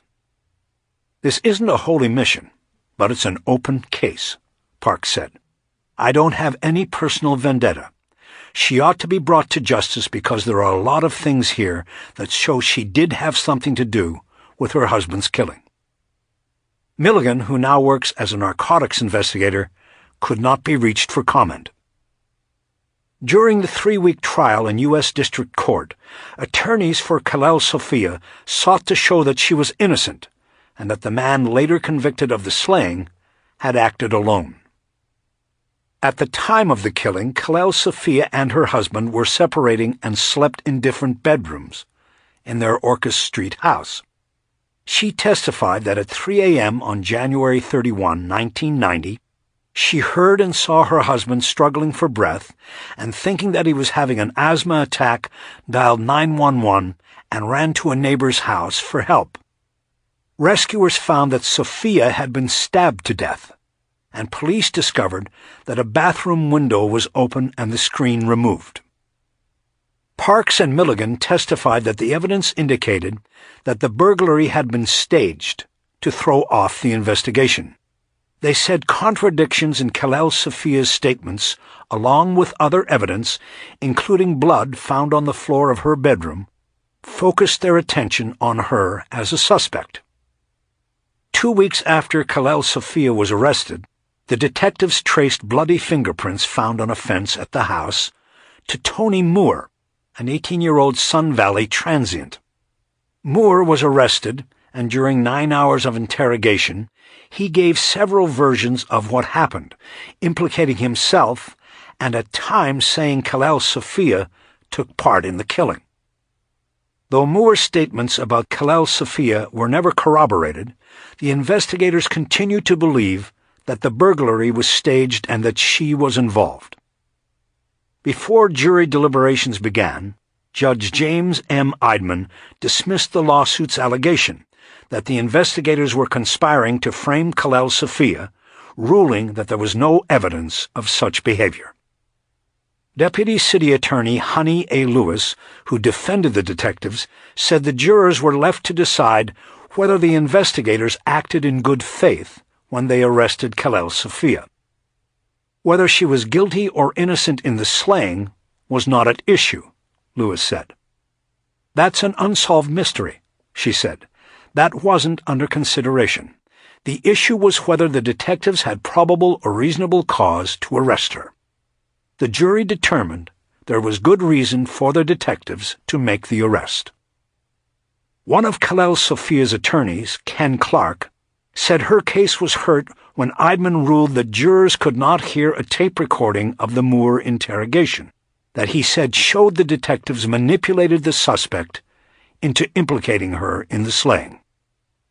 Clark said the verdict will probably be appealed.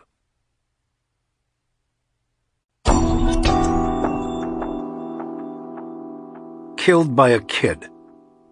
Los Angeles Times, June 8, 1988. Rookie officer dies in struggle for gun.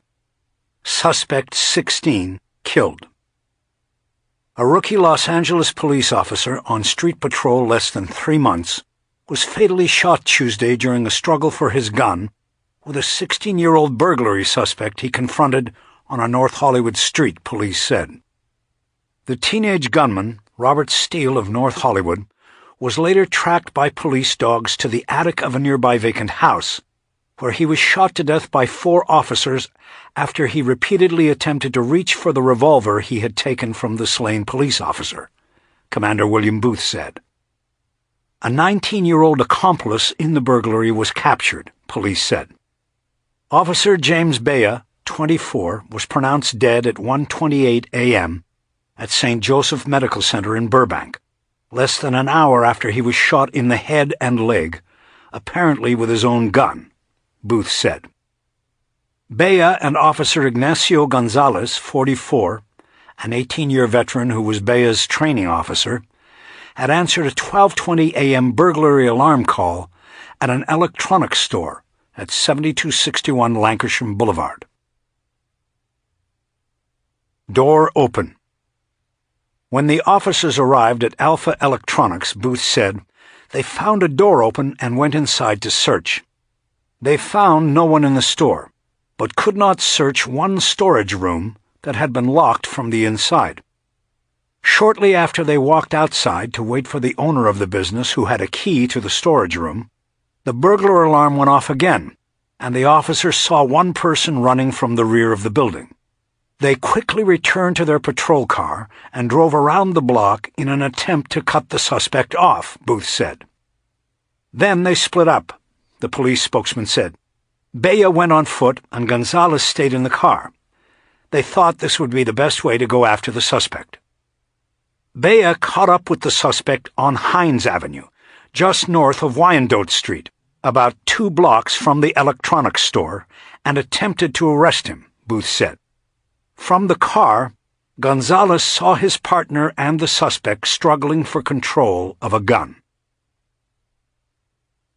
Heard gunfire. Gonzalez was about a block away when he saw the struggle, Booth said. As he went toward them, he heard and saw gunfire. Bea fell to the ground, Booth said, and the suspect fired at Gonzalez as he approached. Gonzalez returned the fire, but neither was hit. The suspect then ran off, while Gonzalez went to Bea's aid. About 50 officers, assisted by a helicopter and 7 police dogs, searched a 16-block area around the shooting site, Booth said. About 4:30 a.m., one of the dogs led officers to a vacant house at 11828 Runnymede Street, about 3 blocks from where Bea had been shot. Officers entered the 1-story house, located on a wooded lot, and found Steele hiding in a corner of the attic. According to a police statement, Sergeant Gary Nansen, 34, and Officer John Hall, 41, climbed into the attic and ordered Steele to raise his hands. The teenager complied and told the officers that the man they wanted was hiding downstairs, police said. But then he reached to his side to grab a gun. Hall fired one time and wounded Steele in the head, police said. Despite several warnings to stay still, Steele twice again attempted to pick the gun up and was fatally shot by Nansen and 2 other officers, who had also climbed into the attic, the statement said. The gun retrieved from Steele's side was Bea's service revolver, Booth said. Ballistics tests will be conducted to determine if it was the weapon used to kill the officer, he said. No other weapon was found, police said, and no one else was found in the house. But during a search of the area, officers found Alberto Hernandez, 19, hiding in bushes about a block from where Bea was killed. He admitted taking part in the burglary and was arrested on suspicion of murder, police said. First death this year. Bea was the first Los Angeles police officer killed in the line of duty this year. 2 were killed last year. Bea, a Reseda resident, entered the police academy last October and graduated March 25. Captain Charles "Rick" Dinsey, commander of the North Hollywood division where the rookie was assigned, said Bea was routinely paired with a veteran who had training officer qualifications. I can only say he was considered by his supervisors and training officer to be one of our best, Dinsey said. He was a sharp policeman who we expected to have a great career. Bea, who was single, was born in Reseda and graduated from Cleveland High School in 1981. He served in the Air Force and Air Force Reserve. Bea's grandfather was a Los Angeles traffic officer before retiring in 1961, police said. Funeral arrangements were pending Tuesday. Bea is survived by his mother, Kathleen Bea of Northridge. Bea is the second North Hollywood officer to be killed in 3 years.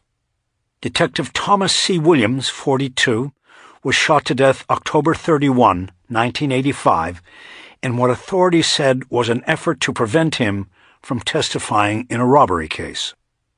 Times staff writer Steve Padilla contributed to this report. June 9, 1988. Death for death. Youth had minor scrapes with law, but didn't fit image of a cop killer.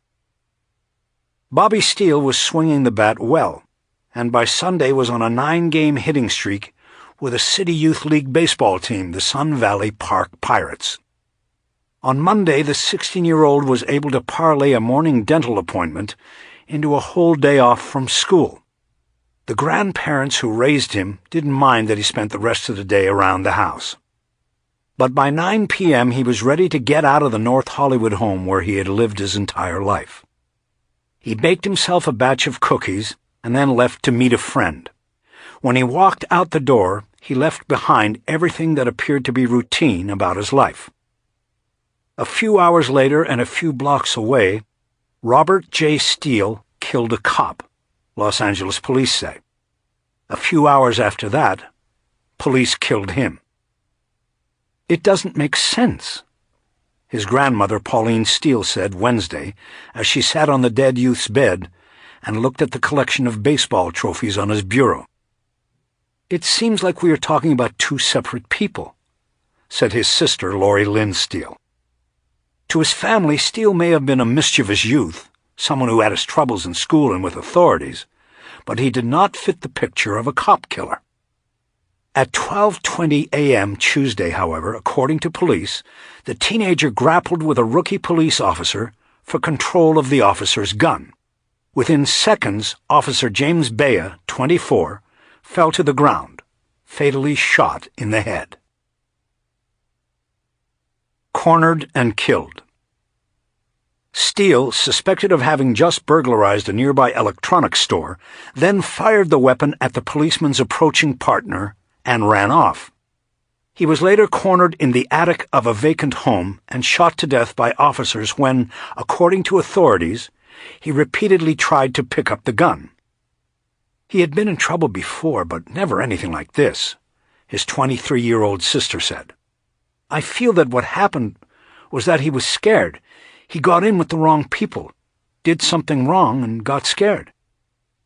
Police declined to say whether Steele had a juvenile record. His family said he had minor scrapes with authorities in the last year, including a fight with a teacher and an arrest when a police officer found a pair of brass knuckles in a car in which he was riding. Details of the incidents were unavailable Wednesday. Steele was a student at North Hollywood High School, where he frequently missed classes, until May 9, administrators said. Then he was placed in a school program supervised by Los Angeles County juvenile authorities, but officials declined to say what prompted the transfer. He liked sports and to goof around, but there was a little bit of a mystery about him, said Ricardo Davis, recreation leader at Sun Valley Park, who knew Steele for 8 years. He came to the park right before his games, and he left right after. I don't know if the friends he had on the team were his really close friends or just friends while he was here. Police said a friend away from the park was Alberto Hernandez, 19, of North Hollywood. After Steele left his home Monday night, investigators said, he and Hernandez broke into Alpha Electronics, about 6 blocks from Steele's home. A burglar alarm touched off at 12:20 a.m. Tuesday, brought Officer Bea and his partner, Officer Ignacio Gonzalez, to the shop. After searching the premises, they saw someone running away and gave chase. The officers split up. Bea on foot and Gonzalez in the car. Soon after, Gonzalez saw Bea struggling with someone in the street, police said. From a block away, he heard 2 gunshots and saw his partner fall. Steele then exchanged gunfire with Gonzalez, police said, and ran through the neighborhood to an abandoned house. A police dog tracked him there at 4:30 a.m. Police said the K-9 officer, John Hall, and Sergeant Gary Nansen, one of dozens of policemen who by then were searching for the suspect, took a ladder from the garage of the vacant home, propped it in the attic entrance in the hallway ceiling, and climbed up. Using flashlights, they spotted Steele between 2 rafters near a corner of the attic. Steele began to comply with an order to surrender and told the officers that another suspect was in the house, police said, but then suddenly attempted to grab a gun that was by his side. Hall fired once, hitting Steele in the face. According to police, Hall and Nansen crawled over to Steele and after examining him believed that he was dead. They left the gun next to him and backed away so the scene would be undisturbed for investigators. Police said Hall then climbed out of the attic to search the house. About 3 minutes after the first shot, police said, Steele stirred and reached for the weapon again, despite a warning from Nansen. Nansen fired his gun, hitting Steele in the face again, police said. 2 other officers heard the second shot and quickly climbed into the attic, police said, and both fired their guns when they saw Steele still grabbing for the gun. 1 shot hit Steele in the face for the 3rd time, and the other shot missed. The officers found Bea's service revolver at the dead youth's side. Hernandez, who was found hiding in some bushes nearby, is scheduled to be arraigned today on a murder charge. A funeral with full police honors is scheduled at 11 a.m. Friday for Bea, the grandson of a traffic officer, at the Praisewater Funeral Home in Van Nuys, with interment following at Oakwood Memorial Park.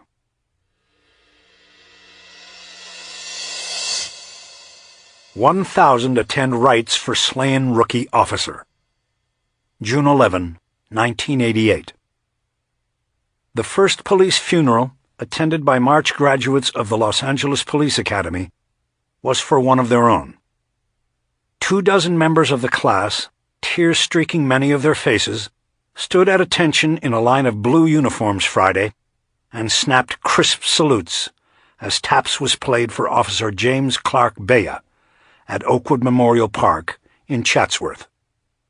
Bea, 24, who graduated with them on March 25, was fatally shot about 1:30 a.m. Tuesday in North Hollywood during a struggle for control of his service revolver with a burglary suspect. His funeral drew about 1,000 mourners, most from law enforcement agencies throughout Southern California. Also in attendance were Bea's family, Mayor Tom Bradley, Police Chief Darrell F. Gates, and representatives of the Air National Guard unit to which Bea belonged. Hurts to lose him. It hurts to lose him, said Officer William Casey, one of Bea's academy classmates. It hurts when anyone in this profession is killed, but when it is someone that you feel is like a member of your family, it is harder. Officer Dave Porras said Bea, the grandson of a Los Angeles traffic officer, was quick to share action stories from his new job. He would tell me about the foot pursuits and the narcotics arrests and the fun he was having. A tearful Porras said to the overflow crowd at Praisewater Funeral Home in Van Nuys. Jim once told me that he couldn't believe he was actually paid to do police work. But you can't put a price on what happened this week. Jim was out there because he wanted to be out there. Bea was shot when he confronted a 16-year-old youth suspected of burglarizing an electronics store. Authorities said Bea's killer was Robert J. Steele, a suspected gang member who was later cornered in the attic of a nearby house and shot to death by other officers when he attempted to reach for a gun. An accused accomplice in the burglary, Alberto B. Hernandez, 19, was captured and has been charged with murder and burglary. The two teenagers were both active members of a street gang that often gathers in East San Fernando Valley parks, including Sun Valley Park, where Steele was also known as a talented member of a youth baseball team, Sergeant Ray Davies said. Bea was the first Los Angeles police officer to die in the line of duty in a year, and the 175th killed since 1907.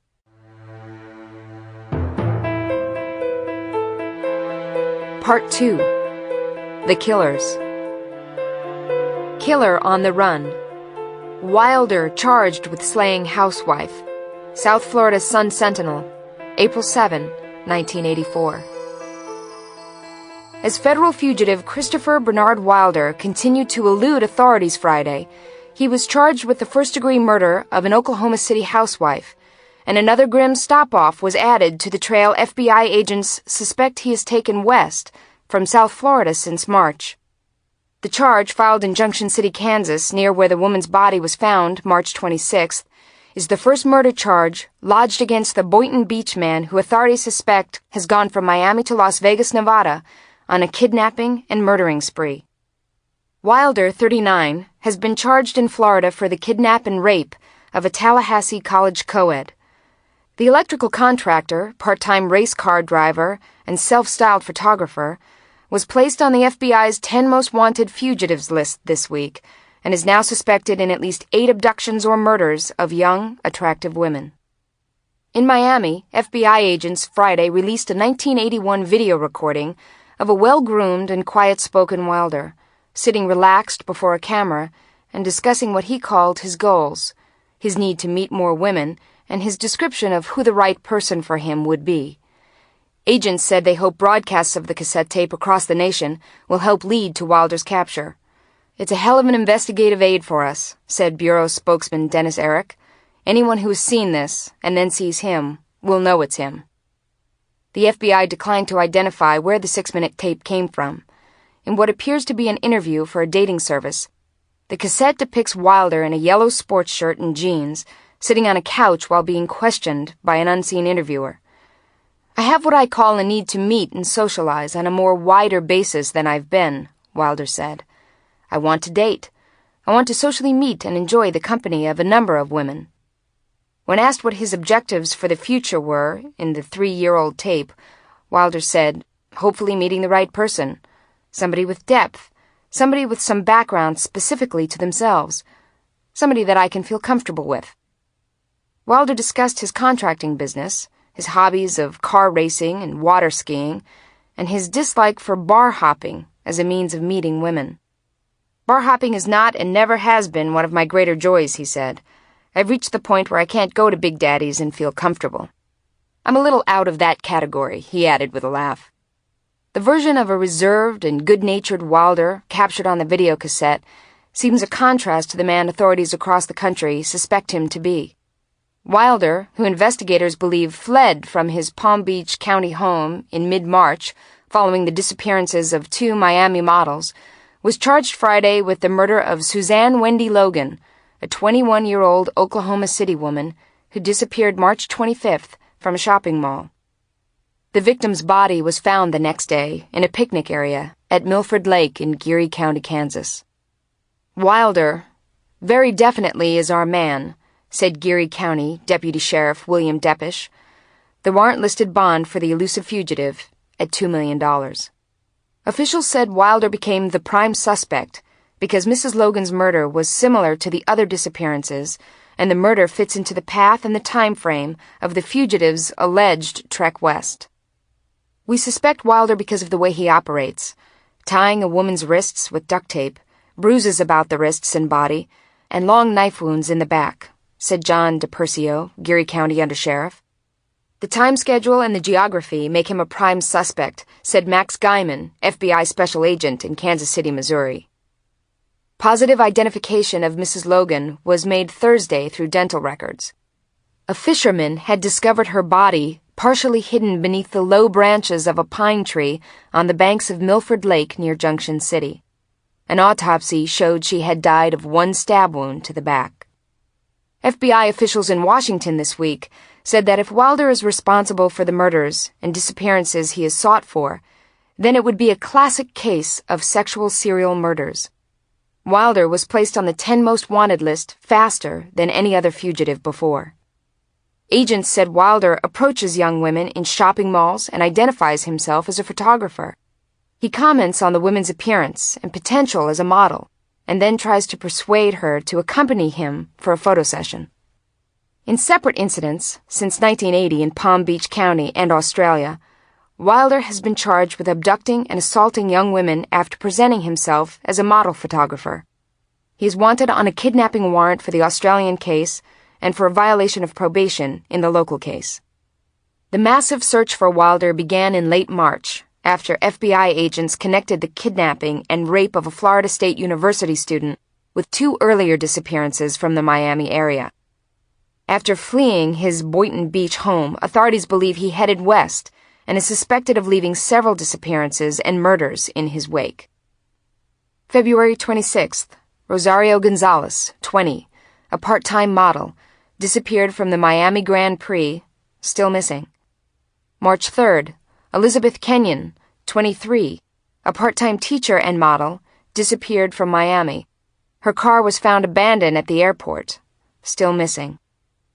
March 18th, Teresa Ferguson, 21, an aspiring model, disappeared from the Merritt Island shopping mall. Her body was found 3 days later in an isolated creek near Haines City in Polk County. March 20th, a 19-year-old Florida State University co-ed was abducted from a Tallahassee shopping mall after a man identified as Wilder offered her $25 an hour to pose for pictures. She escaped from a Bainbridge, Georgia motel where she told authorities Wilder had tortured and raped her. Wilder was charged with abduction. March 23rd, Terry Walden, 24, a nursing student, disappeared from Beaumont, Texas. Her body was found in a canal outside the city 3 days later. March 25th, Suzanne Wendy Logan, 21, a housewife, disappeared from Oklahoma City, Oklahoma. Her body was found in a picnic area at Milford Lake in Geary County, Kansas, the next day. March 29th, Cheryl Bonaventura, 18, vanished from a Grand Junction, Colorado shopping mall, still missing. April 1st, Michelle Korfman, 17, an aspiring model, disappeared from Las Vegas, Nevada shopping mall after appearing in a fashion show, still missing. Sun Sentinel staff writers contributed to this report.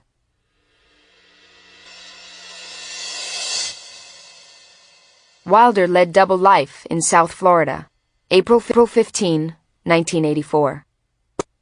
Long before Christopher Bernard Wilder became the most wanted fugitive in America, he haunted the fringes of South Florida's modeling and fashion circles. Investigators said Wilder was able to enter these circles through his cunning charm, smooth talk, money, and most of all, his camera. Armed with these credentials, Wilder bluffed his way into top beauty pageants and fashion shows and stalked shopping centers and beaches as a self-styled photographer and talent agent. At least one modeling agency sent him models for photo sessions. Wilder lurked in the shadows, said Ken Whitaker, Jr., a 28-year-old private detective who first brought Wilder's name to authorities. He was cunning and smooth, very manipulative with women. He was active for quite a while, said Tom Neighbors, a Palm Beach County Sheriff's detective. He had a nice scam he used to get close to the type of women he liked. A massive search for Wilder across 8,000 miles of the country ended Friday when the Australian-born electrical contractor and race car driver accidentally shot himself to death while struggling with a police officer at a small-town gas station in New Hampshire. Wilder, whose journey was grimly charted by the abductions or murders of at least 11 women, appears to have led a double life. One opulent, marked by financial success, fast cars, and attractive women. The other sinister, tainted by arrests, investigations, and suspicions. That is the assessment of court records and those who came to know the 39-year-old Wilder. As far as I knew, he was a real photographer, said a woman who met Wilder through car racing and once went to his home for a photo session. She asked not to be identified. "I'm flabbergasted by this whole thing," she said. "He must have been flipped out to be doing all these things and hiding so much. He seemed like a normal, nice guy." The startling chain of events has had a greater impact on Wilder's family in Australia. His mother, an American-born father, have gone into seclusion, while a 41-year-old brother, Stephen, has been in the United States aiding the FBI. "The family has completely broken up," said Valerie Wilder, a sister-in-law. "Life has not been easy. We are trying to live one day at a time." She said Christopher Wilder first came to the United States when he was 1 year old. He spent much of the next several years on the road, as his father, who was in the U.S. Navy, was transferred about the nation. The Wilders did not permanently return to Australia until 1959. Christopher Wilder, the second oldest of 4 brothers, moved back to the United States when he was 25. "Chris was always a perfect gentleman in the way he treated me," his shaken sister-in-law said. "My kids adored him." But detectives said their investigations suggest Wilder's gentle and friendly demeanor shrouded a darker side. "I felt he was a Jekyll and Hyde character from the beginning," said attorney and investigator Ken Whitaker Sr., former special agent in charge of the FBI's Miami office. Early last month, Whitaker and his son repeatedly questioned Wilder and began to suspect him in the disappearances of 2 Miami models. They had been hired by one of the models' family to find her. A week later, Wilder checked his 3 dogs into a kennel and embarked on an odyssey that took him from Florida to California and then back across the nation to the tiny town of Colebrook, New Hampshire, 5 minutes from the Canadian border. FBI agents suspect the macabre trek included stop-offs in at least 9 cities where women were abducted or murdered. Wilder's neighbors on Mission Hill Road in Boynton Beach told of occasional parties, several female visitors, and a racing Porsche parked atop a trailer. Lately, the car and the property have been the focus of police detectives and newspaper reporters. "It's become a historical monument," resident Ken Bankowski said of the Porsche. Though investigators said the cross-country rampage of rape and killing has stopped with Wilder's death, many mysteries surrounding the man remain unanswered. Joseph Corliss, special agent in charge of the FBI office in Miami, said the Bureau will continue to investigate Wilder's past for possible links to other unsolved disappearances. "We're not eliminating anything," said Detective Neighbors. Some of Wilder's movements in recent years have already been documented. Wilder was captured on film at the 1983 Miss Florida pageant in Fort Lauderdale.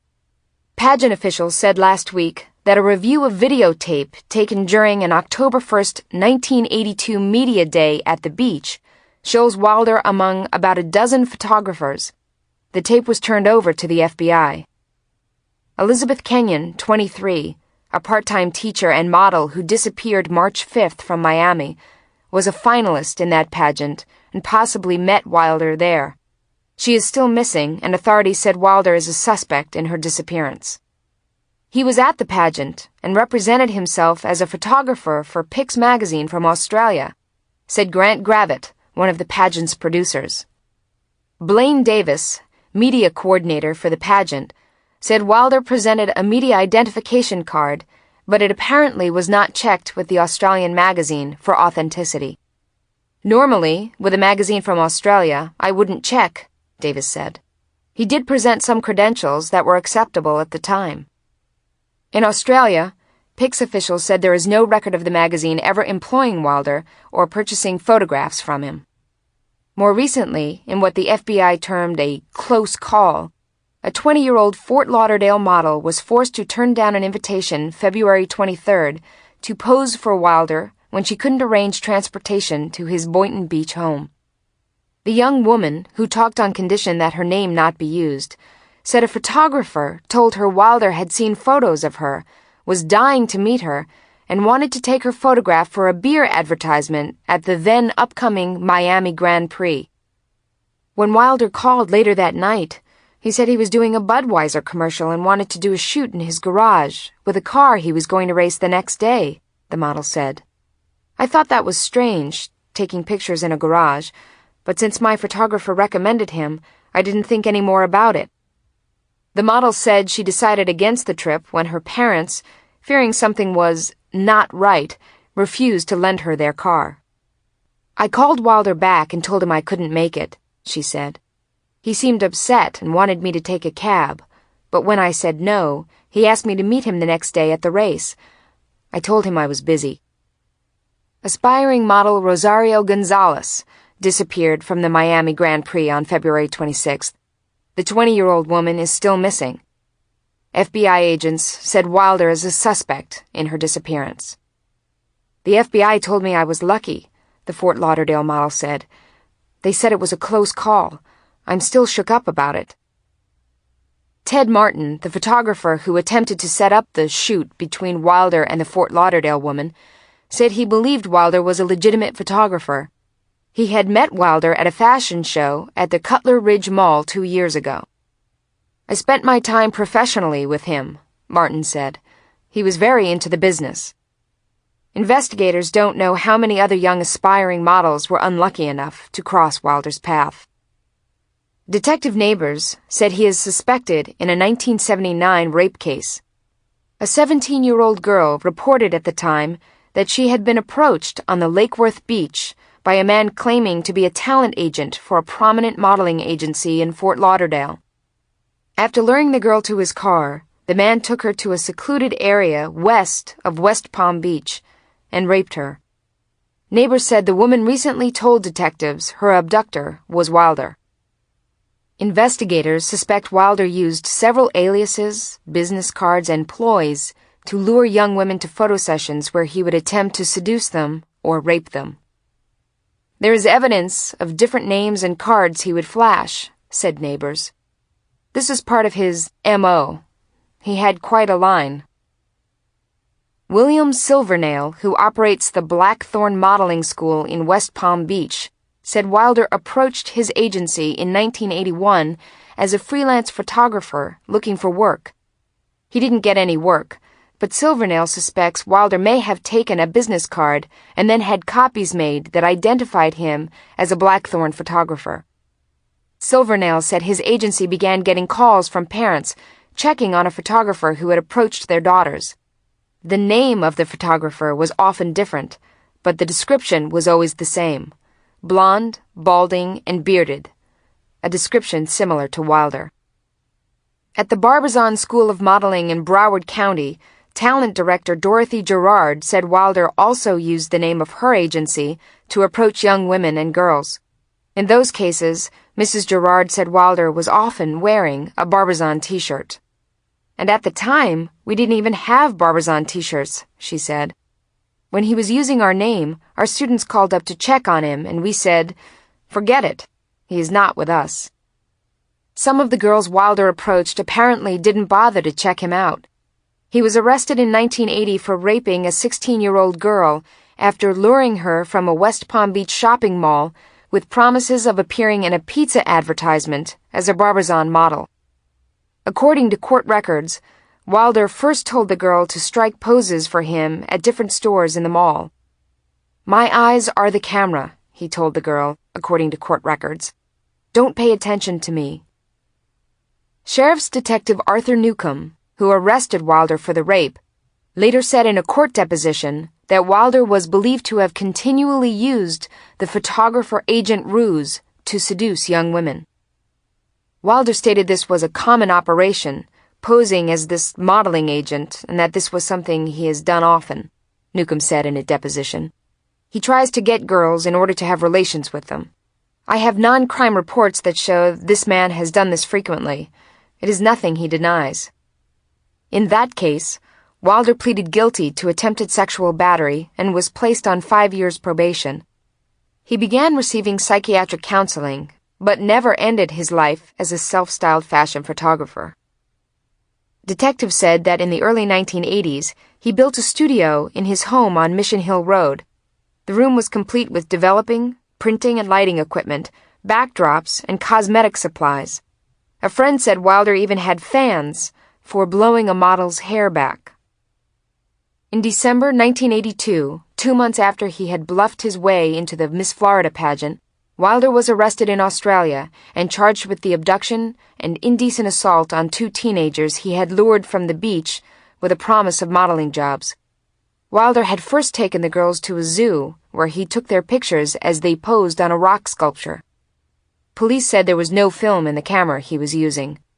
On April 4th, he failed to show for a court hearing on the case in Australia. According to records in Australia and with Interpol, Wilder showed the girls a card identifying himself as a photographer for Tide International, a talent agency located on Worth Avenue in Palm Beach. Detective Neighbors said Wilder was associated with Tide as a freelance photographer in the early 80s. According to the detective, models were referred to Wilder's home studio for photo sessions. He used Tide as a source for models, said Neighbors. He would call and say, "I need a model," and they would send one over. He legitimately hired them. What he did with the pictures, I don't know. Neighbors said the sheriff's office has received no complaints from any Tide models that posed for Wilder. He said several that were interviewed said Wilder had acted very professionally, and they expressed shock that he was suspected in several abductions or murders. Tom Davis, owner of Tide, said Wilder was not associated with the business. While Davis acknowledged that he had met Wilder through Grand Prix racing, he said Wilder was not one of about 40 freelance photographers associated with Tide. "We never sent him models. No way on that," said Davis. Though Neighbors said Wilder may have had arrangements with other agencies throughout the area in the early 80s, he said Wilder removed the studio and photographic equipment from his home after his arrest in Australia. The self-styled fashion photographer then began dropping off his film at a local Kmart store to be developed.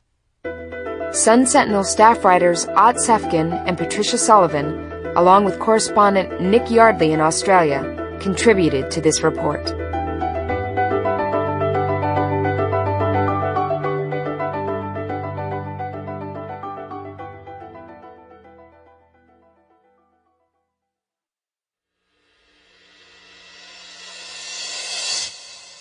Wilder victims still missing 1 year later. February 23, 1985. Haiti Gonzalez will think about the wedding that was planned for her daughter last June, and she will cry. Dolores Kenyon will talk about the bedroom filled with her daughter's unused belongings, and she, too, has to cry. It has been 12 months now since Rosario Gonzalez disappeared, and nearly as long since Beth Kenyon has been gone. But to each of the missing young women's families, the pain and the questions have not been diminished by time.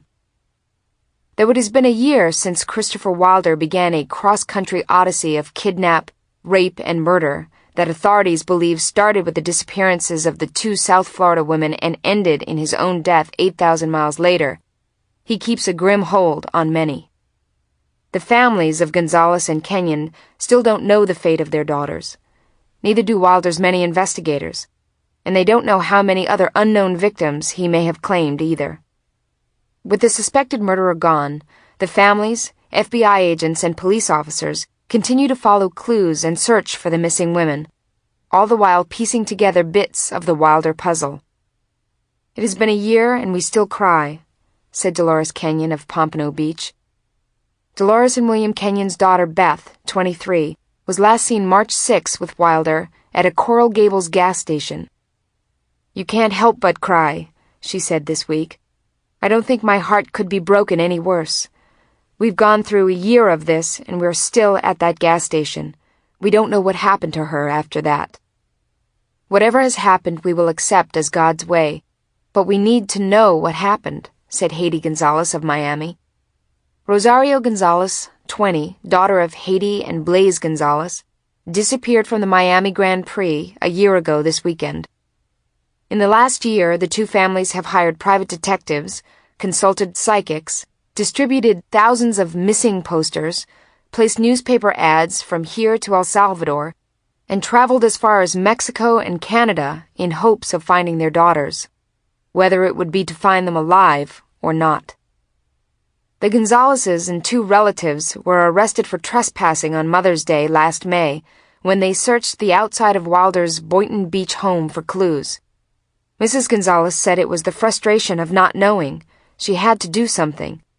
The charges were later dropped. The families found no trace of the two women. Of the 13 women Wilder is believed to have abducted, 6 were murdered, 4 escaped their abductor, and 3 are still missing. The missing are Kenyon, Gonzalez, and Colleen Orsborn, 15, who disappeared from Daytona Beach on March 15th. Wilder was killed April 13th while struggling for a gun with a state trooper in Colebrook, New Hampshire. Not knowing what happened to the missing women is the thing that hurts their families most. It hurts more than knowing. They have found their daughters and buried them, Dolores Kenyon said of some of the other families from which Wilder took a daughter. We don't even know what happened to ours. The not knowing is the worst thing about this, said Haiti Gonzalez. That's why the Gonzalez family had gone as far as Mexico City looking for Rosario, why each weekend they take a drive out to a different spot of western Dade County to look for her in the Everglades areas, and why they will be at the Miami Grand Prix this weekend, distributing 10,000 flyers with her photograph on them. And that's why the Kenyons call the FBI week in and week out to see what is happening on their daughter's case. Why they have spent thousands of dollars on 3 different private detective agencies, and why they have followed even a psychic's advice and searched underbrush as far away as Alabama for their daughter. And that's also why the FBI and police, even close to a year after Wilder's death, follow any plausible lead or clue in an effort to locate the missing women. It's a continuing process, said Miami Police Detective Harvey Wasserman. Leads still come in, we still follow them, but so far nothing has worked out. We follow up on any kind of lead that comes in, said FBI spokesman Joe Del Campo. We won't stop until all logical investigation has been completed and all leads are followed out. As late as last week, Miami police got a call that Rosario Gonzalez had been seen in Washington, D.C. The tip didn't check out. And for the FBI, following the leads has recently led agents to the death row of a California prison to talk to a man who once knew Wilder and is now awaiting execution for murder, a source with knowledge of the investigation said. The source said the prisoner claimed he could help investigators find the missing women, but information he provided did not check out. Del Campo acknowledged that agents went to California recently, but would not confirm that they spoke to a prison inmate. While continuing a search for the missing women, the FBI is also pursuing another branch of investigation. Agents are following Wilder back in time along a trail of credit card, telephone, and other traceable records.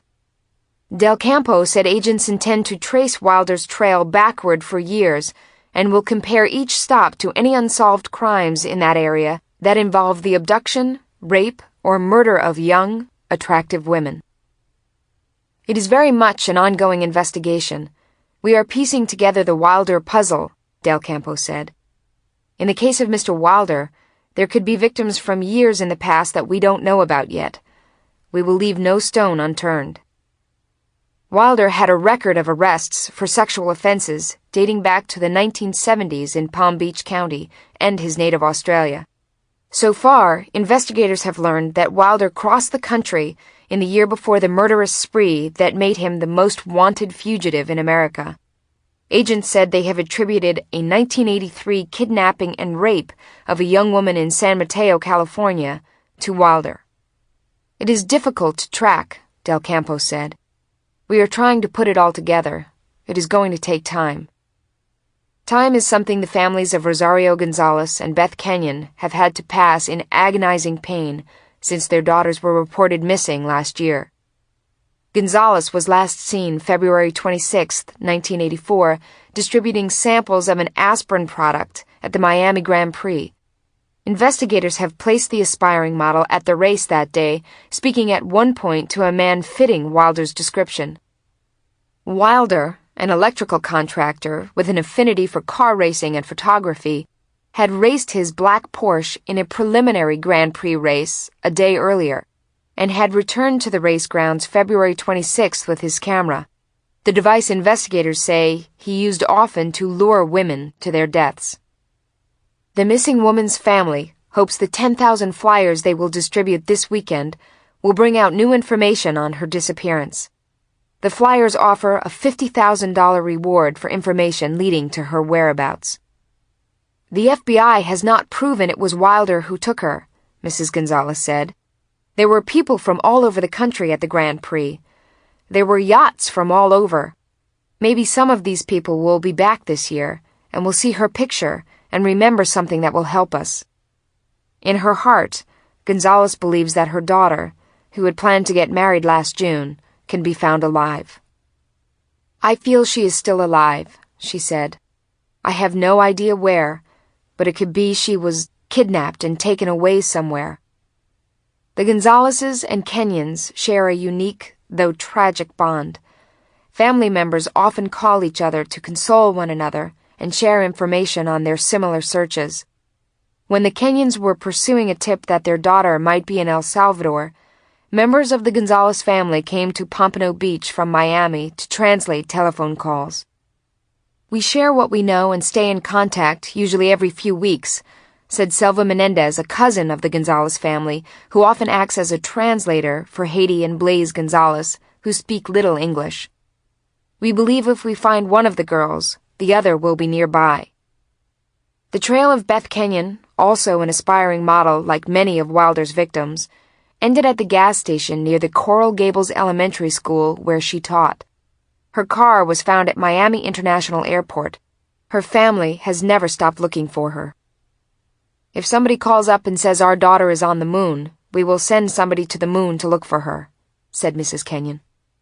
But the family's search has come up painfully short of information on what happened to Beth. The posters mailed to churches and sheriff's offices and supermarkets across Florida have resulted in no plausible leads. A 6-day search for a cabin in North Alabama, where a psychic said the woman might be, also proved fruitless. Dead ends, just as with leads to Canada and South America. We are still where we were March 6th. We haven't gotten past that gas station, Dolores Kenyon said. Like Haiti Gonzalez, Mrs. Kenyon keeps a small hope in her heart that her daughter is still alive. She has shipped all of Beth's belongings from her Coral Gables apartment to the family's permanent home in Lockport, New York. And she waits, hopes, and prays for the day her daughter will use them again. Everything is waiting for her, Mrs. Kenyon said. Her bedroom is waiting for her. Everything is as it was. You just have to hope, that's all, and pray. And then she began to cry.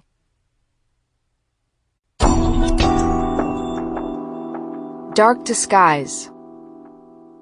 Killing of spouse puts an end to man's double life. Crime. A former Granada Hills resident is in jail in Florida on a murder charge. Wife says he claimed to work for the CIA and married again without divorcing her. Los Angeles Times, September 29, 1991. In his Granada Hills office, David Russell Miller surrounded himself with reminders of the things that meant the most to him.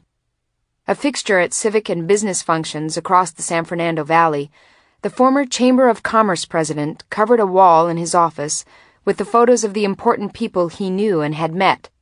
There was the governor, local assemblymen, international figures such as Oliver North, even Desmond Tutu. But there was no photo of his wife, Dorothy, none of her 2 young children. Indeed, most of the people who knew Miller, including those who worked with him for years, say they did not know he was even married. Neither did saleswoman Jane Marie Maggie when she met him on a plane in January. After a 6-week romance that included limousine rides and meals at expensive restaurants, she married him in Las Vegas. But soon after the glow of her whirlwind courtship dimmed, the new Mrs. Miller became suspicious of her husband's business and personal dealings. With the help of a private detective, she stumbled onto the other Mrs. Miller and on September 15th confronted her husband. It was a confrontation that cost her life, police say. Jane Miller was shot to death in the central Florida town where the couple had moved earlier this year. David Miller, 41, is being held in a Sanford, Florida jail without bail on a charge of murder. The killing has sent a wave of astonishment across the valley and served to pull back the veil that shielded David Miller's secret life. Many who thought they knew him now count themselves as victims of a con man. Some wonder if the violent end to David Miller's double life could have been averted if they had voiced suspicions they had early on. Dorothy Miller said she met David Miller in Granada Hills in 1979. The recently divorced owner of a hair salon was raising 2 young boys, and after she met Miller in an attorney's office, a romance began. Dorothy Miller said her future husband told her that he had been divorced once and had just moved to the Valley from the Washington area where he had held government jobs, including being an aide in the Nixon administration. He was raised in Sardis, Ohio, and wore an Ohio University ring. University officials last week confirmed that he attended the school, but refused to reveal other information until Miller cleared up financial obligations to the school. Within 6 months, the couple moved in together and later bought a house on Aldea Avenue in Granada Hills. They weren't formally married until August 11, 1985, when they drove to Las Vegas and were wed in a roadside chapel. Dorothy Miller still has the marriage license. She says there was never any divorce. As a Valley-based lobbyist, David Miller initially specialized in representing the printing industry on state legislative issues. In 1987, his reputation as a lobbyist landed him a job as a legislative aide to Assemblyman Tom McClintock, Republican, Thousand Oaks. But McClintock said he fired Miller after 6 months because of unexplained absences and poor performance. Miller then opened an office called David Miller & Associates in the same building that housed the Granada Hills Chamber of Commerce. His firm expanded to include developers as clients, and civic activities had him involved in chamber functions. He served a term as president of the chamber and then as president of the United Chambers of Commerce, an umbrella organization for 20 Valley chambers. Those who know Miller described him as a name-dropper who drove a Jaguar and stayed at first-class hotels while traveling. He took clients and business acquaintances out for pricey meals and picked up the tabs. Some said Miller told them he was an attorney, though there is no record of him as a member of the California bar. He was so good at stories, said a businesswoman who knew Miller for years but who didn't want to be identified. They would get long and complicated. He could tell wonderful stories. But there was always the feeling that that's what they were, stories. It was unclear why Miller kept his wife away from his business and social interests. Dorothy Miller said that the story her husband told her was that the life he led in California was a front. His real work, he said, was for the CIA.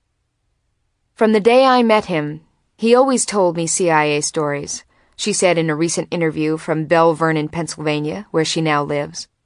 He told me it was freelance work. He was always involved in international incidents, whatever was in the news. Though admittedly embarrassed now, Dorothy Miller said she believed her husband, and there was some evidence that he was traveling abroad.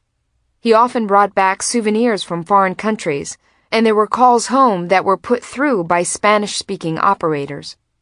Sometimes he told her of international events that she saw in the news. Sometimes he told her of events that never hit the news, like the time he came home with a cut leg and said he had been grazed by a bullet. It was convincing, she said. He could explain enough and include enough details to make it believable. When I had questions, he just told me I would have to trust him on it. He told me that a lot. Dorothy Miller said she met few of the people her husband did business with in the Valley, and never once set foot in the office because her husband said it would be a security risk. He explained that the business was a CIA front set up to trap a target in a web of unspecified international crime. But the trap was apparently never sprung. In 1989, David Miller moved his wife and her 2 sons to Orlando, Florida. She said he explained that he was closing the California office and selling their house because the family could be in danger. He said it was for security reasons, Dorothy Miller said. He said, "You have to trust me." The Millers bought a new house in Orlando, and Dorothy got a job at a local hair salon. She said her husband continued to travel, coming home for only a few days at a time and always regaling her with tales of international intrigue. What Dorothy Miller did not know was that her husband did not close his Granada Hills office and continued to live in the home they had shared there. And while it is unknown where all of his travels took him, it is clear his business and civic activities in the valley continued until at least early this year. Business acquaintances said that until early this year, Miller was heavily involved in establishing the San Fernando Valley Leadership Program, a 10-month seminar in which citizen activists and business and government officials spend one day a month learning about and discussing an issue of public importance, such as environmental health, transportation, or crime. Participants in the program, sometimes numbering as many as 30, each paid $700 tuition when it was first instituted by Miller in 1987. The program, deemed a success by alumni such as Richard Alarcon, now Valley Deputy for Mayor Tom Bradley, has been repeated every year since, and the tuition has risen to $1,200. Inspired by its success, Miller and Associates began efforts to market the concept in other communities across the country. Heavily involved in the program and also anticipating an increase in his company's lobbying and business consulting clients, Miller added Ross B. Hopkins, a former public affairs manager for Lockheed Corp., to his firm in November. But the anticipated boom went bust, Hopkins said. He overextended, Hopkins said in an interview. He counted on some contracts coming in that didn't come in. Meantime, older sources of revenue, developments on which Miller had consulted, dried up as the work was finished and the contracts completed, Hopkins said. By early 1991, Miller was facing severe financial problems. One creditor was Jacqueline Smith, owner of a Glendora firm that sells supplies to printing companies. Smith said she had given Miller, whom she had known for several years, a $17,000 loan that he repaid in January with a check that bounced. He then supplied another check from another bank, which also bounced, she said. Smith later made a complaint to Los Angeles police, and investigators are attempting to determine if Miller committed fraud by giving her the checks, knowing that they would not be covered by his banks. Marge Russo, owner of a Reseda real estate agency, said that she loaned Miller $6,500 for the purchase of a Palm Springs condominium, but that he also failed to pay her back. She has since filed a lien against him. According to records with the county recorder's office, Miller stopped making mortgage payments on his home and foreclosure proceedings had begun. Records also show his company failed to make at least $4,500 in tax payments to the state. There were other debts as well. Hopkins said Miller stopped paying him and other employees soon after the start of the year. He said that on at least 2 occasions, people came into the office looking for Miller and saying he owed them money.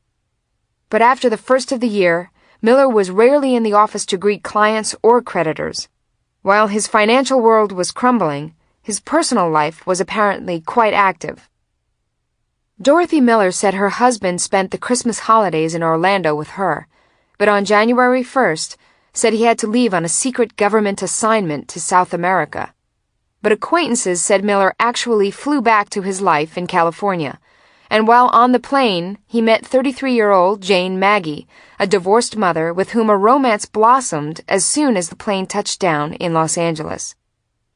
According to Jody Bowen, who describes herself as Maggie's best friend of 10 years, Miller wined and dined Maggie, boasting that he was an attorney worth $4 million. There were front-row seats to the Phantom of the Opera, weekends at expensive bed and breakfast inns in Newport Beach, dinners at formal political functions. He was Prince Charming, Bowen said. We had to go out and buy gowns for her so she could go to some of these functions with him. And he was obsessed with her. He called her every day. She was not happy with her job and thought, here is someone who can take me away from this life. Miller and Maggie were married February 16th in a Las Vegas chapel.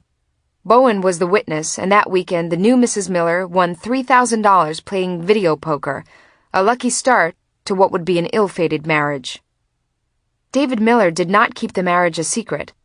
Before the wedding, He had announced the marriage plans at a Granada Hills Chamber of Commerce dinner, and after taking the vows, he promptly called his associates from Las Vegas. It had been difficult getting a hold of him, Hopkins, his former associate, said of the period. He was not in the office, and I thought he was out trying to round up clients. And then he called and said, "Guess what? We're married." A group of friends and associates gathered at Miller's office on March 1st for a small reception for the couple. Hopkins said the happiness exhibited for the Millers was tinged with somberness. Some of those toasting Miller had not been paid by him in a month. "I felt very bad for the staff because they were having problems, and here the guy was getting married," Hopkins said. At least one of Miller's friends believes that some people who knew him were uneasy about his marriage because his financial problems were becoming known. There were also rumors that he was already married. "The joke was that he wanted to marry her quick before she found out the truth about him," said a woman who worked with Miller on Chamber of Commerce projects. "Everybody knew he didn't have any money, and I think some people specifically knew he was already married." After the marriage, Miller's financial problems quickly escalated, according to financial records and acquaintances. Business associates and creditors said it was increasingly difficult to contact Miller and recalled that in the instances where he was seen, he often became emotionally upset. Miller alternately explained that he was facing financial crisis or said he had cancer. Alarcon, Mayor Bradley's Valley deputy, said that at a meeting of representatives of Valley political office holders, Miller tearfully announced that the leadership program would be his legacy in the Valley. "When I asked him what was wrong, he told me he had cancer," Alarcon said. John Dyer, a business consultant who subcontracted with Miller to share office space with him, said that on the occasions that Miller did come to the office, his moods changed noticeably. "I think it was obvious to everyone who saw him that his state of mind had changed considerably," Dyer said. "He would have times of anger, open outbursts, and sometimes he was open, his friendly old self." Miller was finally forced to close his office April 18th, Hopkins said. Faced with foreclosure and liens for unpaid debts, he and his new wife signed ownership of the Granada Hills house over to a bail bondsman named Bert Hopper on May 7th, according to county records. The mortgage foreclosure was withdrawn, but other debt holders said they never got their money. Hopper did not return repeated phone calls for comment on the house transfer. Miller then moved his new wife to Sanford, Florida, a small town outside Orlando. Dorothy Miller said that by this time, her husband had already moved her from Orlando to Belle Vernon, Pennsylvania, once again telling her that the move was required as a security precaution. But after making the move, Dorothy Miller said her husband stopped his routine of calling her every day.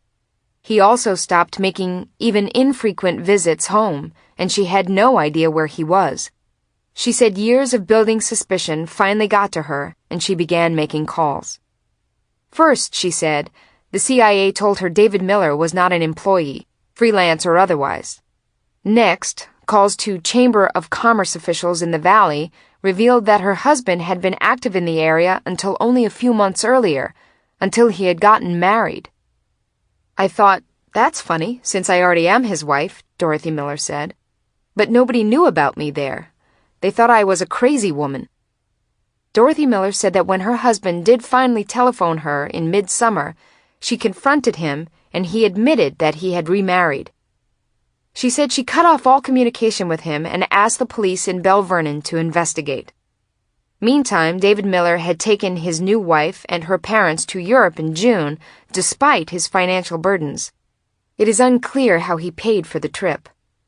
Vince Bertolini, also a former United Chambers of Commerce president, who had worked with Miller, said he happened to run into his old friend June 26th in the lobby of a hotel in Rome.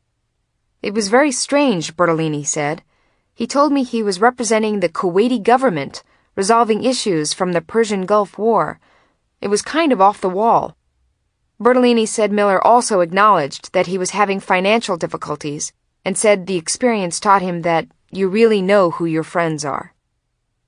After returning from Europe, the marriage of David and Jane Miller foundered. Police said the two separated after repeated fights and each sought restraining orders against each other. Jane Miller said in court documents that her husband had repeatedly threatened to kill her. Suspicious of her husband's dealings and debts, Jane Miller next hired private detective Bob Brown to make inquiries. Brown said Jane Miller told him her husband had claimed to be a tax attorney in California who moved to Florida to work at Disney World. Brown made routine computer checks and found David Miller's name linked with the name Dorothy Miller on car and house titles and tax rolls. He found no record of the couple being divorced. I told Jane that it looked like this guy already had a wife, Brown said. It looks like he had two houses, one here and one in California. He had evidently been commuting back and forth between wives. Using Brown's information and old phone records left behind by her husband, Jane Miller tracked down Dorothy Miller in Pennsylvania, and the two confirmed each other's existence. Dorothy Miller said Jane Miller told her that she was determined to confront their shared husband and expose him by going to the media with the story of the high-profile bigamist. I told her he was dangerous and warned her to stay away from him, Dorothy Miller said. Brown said he gave his client the same warning, and her friend Bowen sent her a plane ticket so that she could move back to California. But Jane Miller would never take the flight.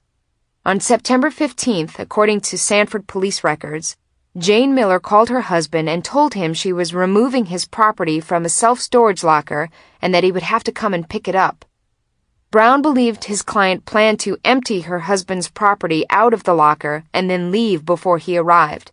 She may also have felt less fear of her husband because a month earlier she had insisted that he turn a handgun he owned over to police for safekeeping, and he agreed to do so. However, Jane Miller was still at the storage facility when her husband arrived. According to police, the couple began arguing about Miller's other wife, and he struck Jane Miller in the face. When she walked to her car, saying she was going to call the police, David Miller calmly walked back to his car and got a handgun, police said. Miller walked up to his wife's car and fired 6 times through the driver's side window at her, police said. He then walked around to the other side of the car and fired once more into the car, police said. 2 cab drivers who had been called by David Miller to help him take away his belongings said they witnessed the shooting and tried to aid Jane Miller, but she was dead. They also held her husband and the gun until police arrived. Sanford Police Chief Stephen Harriott said the gun Miller used to kill his wife was the weapon he had checked in at the police station August 27th for safekeeping. However, Miller had reclaimed the weapon 3 days later. Harriott said the department had no authority to keep the gun from him. We had no basis to know what he was going to do with it, the police chief said. Brown said he doubted his client knew her husband had retrieved the gun before going to the storage locker.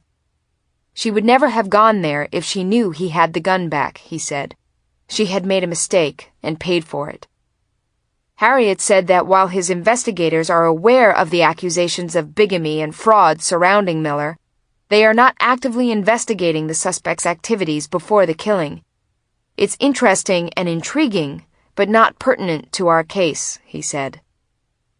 Some who knew Miller believe that more will remain unknown about him than what is known. It's so frustrating, said Dorothy Miller, who is now living on welfare. David did a lot of things nobody can explain, or that they thought he would never have been able to do. He's a bad person, and what he did wasn't right. There is also at least some frustration and guilt in the valley. The woman who worked with David Miller on Chamber of Commerce functions said she believes that there are many who knew him who now wish they had voiced suspicions about his previous marriage and financial problems. I firmly believe that all of us knew it, but nobody wanted to take responsibility, she said. No one wants to be connected with it now. They just say he was a nice guy and they are shocked. Nobody wants to open up and say we should have told poor Jane. Note: a Florida jury later rejected David Russell Miller's insanity defense and found him guilty of murdering his wife. He was sentenced to life in prison.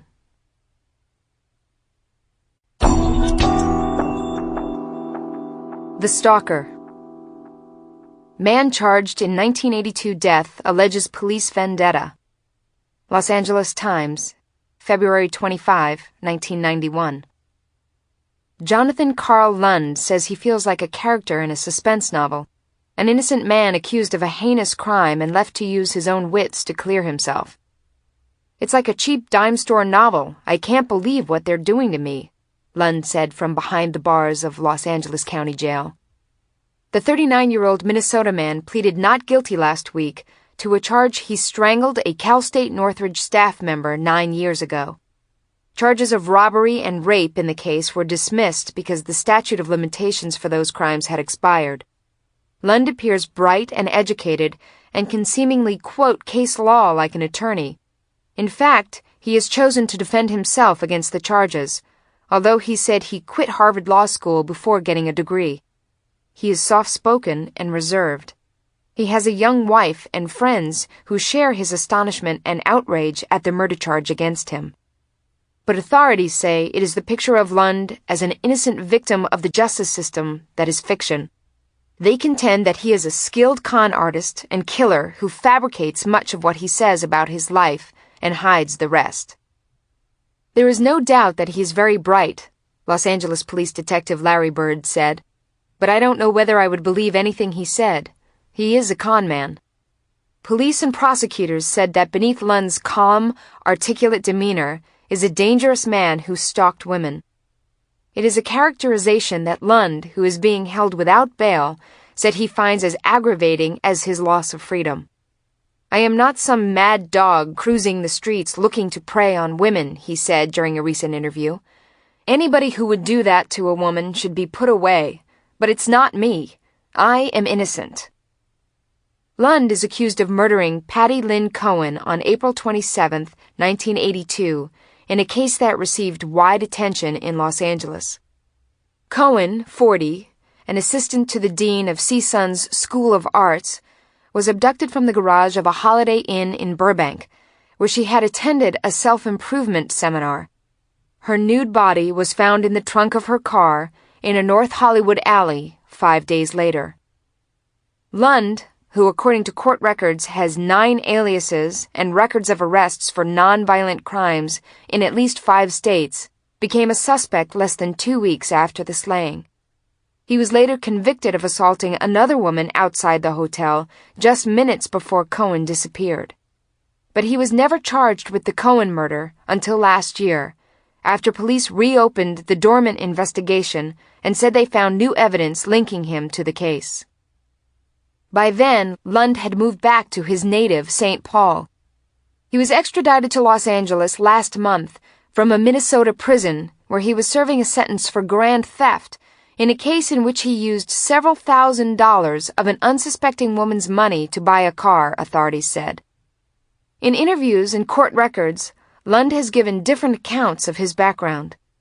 In 1983, according to records, he told a probation officer that he had attended Harvard Law School for a year before dropping out for financial reasons. He said he also attended 6 other universities, including Princeton. Lund told the probation officer that he made his living providing cars for film sets, but also was an agent for several top entertainers. The officer concluded, "This defendant is viewed as a very sophisticated manipulator and con artist who uses his intelligence to defraud the public." In a recent interview, Lund added a year to his law school experience, but said he left Harvard after 2 years because he was recruited to play defensive end with the Los Angeles Express, a now-defunct professional football team. "I wanted to attend law school, but once I got there, my interests changed," he said. Lund said he was recruited by Express coaches because he had played defensive end for UCLA, from which he said he graduated in 1974. In addition to UCLA, Lund said, "I did some time at the University of Hawaii." But efforts to verify Lund's claims were unsuccessful. "We have no record of that person ever registering or attending the law school," Harvard spokeswoman Mary Ann Spartacino said. Officials at UCLA and Hawaii also said they could not find any records indicating that Lund attended those schools. A media guide listing former UCLA football players did not include Lund's name. and the Express lasted only a few seasons after beginning in 1982, a period during which Lund spent most of his time in jails and prison. When told that any discrepancies in the biography he furnished might be published, Lund said his background was not important. "If you want to look for inconsistencies, look at the evidence in my case," he said. Lund said he is the victim of a police vendetta, that he was wrongly convicted of the 1982 assault at the Burbank Hotel, and is now a scapegoat for an unsuccessful investigation into Cohen's slaying. "Why they singled me out, I don't know," Lund said. "I was not in Burbank that evening, and they know that. If there was a shred of evidence against me, they would have charged me in 1982, but they had the wrong man. It's not that they had insufficient evidence. They had no evidence." "This has continued to disrupt my life for 9 years," he added. "I've had my fill of justice." But Bird, an investigator on the case since its start, said the evidence against Lund has always been substantial. He said it was only with the reopening of the case and the gathering of additional evidence that prosecutors decided to file charges. "It was a strong case," he said. "It's much stronger now." Bird and the Los Angeles County prosecutor assigned to the case, Deputy District Attorney Philip H. Rabichow, have refused to disclose what additional evidence against Lund was found. But Lund, who has access to legal documents on his case because he has acted as his own attorney, said an extradition warrant he studied stated that investigators had a witness who positively identified Lund as a man seen driving Cohen's Mustang the night of her death. Lund scoffs at such evidence, saying it will be unbelievable to a jury hearing the witness 9 years after the slaying. "There is no possibility that someone is going to believe that somebody can remember something like that 9 years later," he said. According to police and court records, this is what happened April 27, 1982. Cohen had gone to the Holiday Inn to attend a self-help seminar with about 100 others. When the meeting ended about 10:30 p.m., Ruth Kilday, another woman who had attended, saw a man standing in the hallway outside the seminar room. She said the man followed her to the parking lot, where he approached her with a knife as she was opening her car door. Kilday was able to jump in the car and begin honking its horn to signal that she needed help. The man ran and she started her car and attempted to follow, but the man ran into the hotel's underground parking garage and Kilday gave up the pursuit. Authorities said Cohen had parked in the garage, and they believed that when she returned to her car, she encountered the man who ran from Kilday. "I think he stalked her like he stalked the other victim," Rabichow said. Cohen was reported missing the next day. Her car, with her body in the trunk, was not found until a North Hollywood resident saw it in an alley and recognized it from media reports about the woman's disappearance. Meanwhile, police had issued a drawing of the suspect made with the help of Kilday. A week later, Lund was arrested in North Hollywood when a police officer saw him in a stolen Corvette. Lund gave the name John Robert Baker, and he immediately became a suspect in the Cohen and Kilday cases because of his likeness to the drawing of the suspect. Although Police Chief Darrell F. Gates labeled Baker/Lund a very likely suspect at the time, prosecutors charged Lund only with the auto theft and the assault on Kilday because there was insufficient evidence linking him to Cohen. After his arrest, Lund claimed that he was at a West Los Angeles gas station at 11 p.m. the night of the attack on Kilday, making it impossible for him to have been in Burbank. But during a 1983 trial, he was identified by Kilday as her attacker and convicted of assault with a deadly weapon and auto theft. He was sentenced to 4 years in prison and released in 1986. The Cohen murder case languished until a chance occurrence in 1990.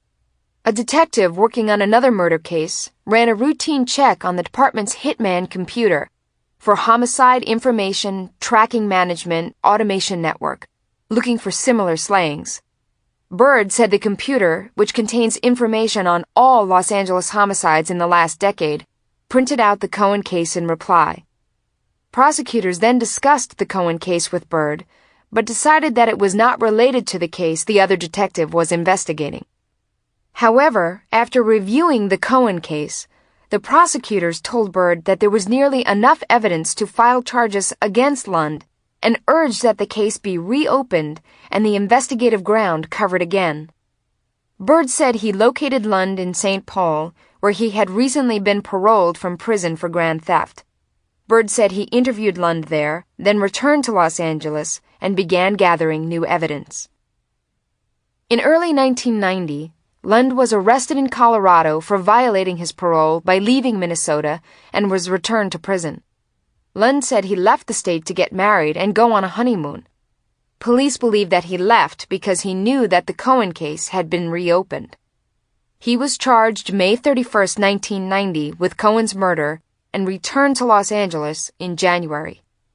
The trip back took a week because detectives had to drive him after he cited a fear of flying and refused to go on a plane. He now awaits arraignment, but that may be delayed because Lund said he has not had enough time to prepare for the hearing.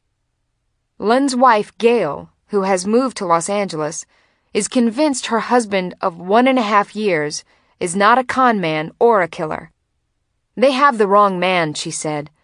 But in this system, it's not really innocent until proven guilty. It's guilty until proven innocent. The sad part is the person who really did this is still out there. Note: Lund was tried twice for the murder of Patty Lynn Cohen. He represented himself in both trials. After the first trial ended with a deadlocked jury, he was tried again and found guilty of first-degree murder. He was sentenced to life in prison without the possibility of parole. The Gang That Couldn't Shoot Straight. South Florida Sun-Sentinel, October 4, 1987. The Mail Order Murders. It would have been comical if it hadn't been so deadly, if lives hadn't been mercilessly ended or, at the very least, haunted by terror. They were called the Gang That Couldn't Shoot Straight, yet they were a gang that had so many shots they were bound to hit their targets sometimes, and people were bound to die. For months they tried to kill Doug Norwood, but whether they came at him with machine guns or bombs or stun guns, they always managed to screw up. The same thing with Dana Free. 3 times they missed. And when it came time to kill Victoria Barshear, well, the gang just decided she was too pretty to die. Those were some of the gaffes that made them laughable. But there was nothing laughable about what happened to Richard Braun and Anita Spearman. They killed Braun, though it took 2 tries, in the front yard of his home. It took only 1 visit from the gang, and Anita Spearman was left dead in her bed.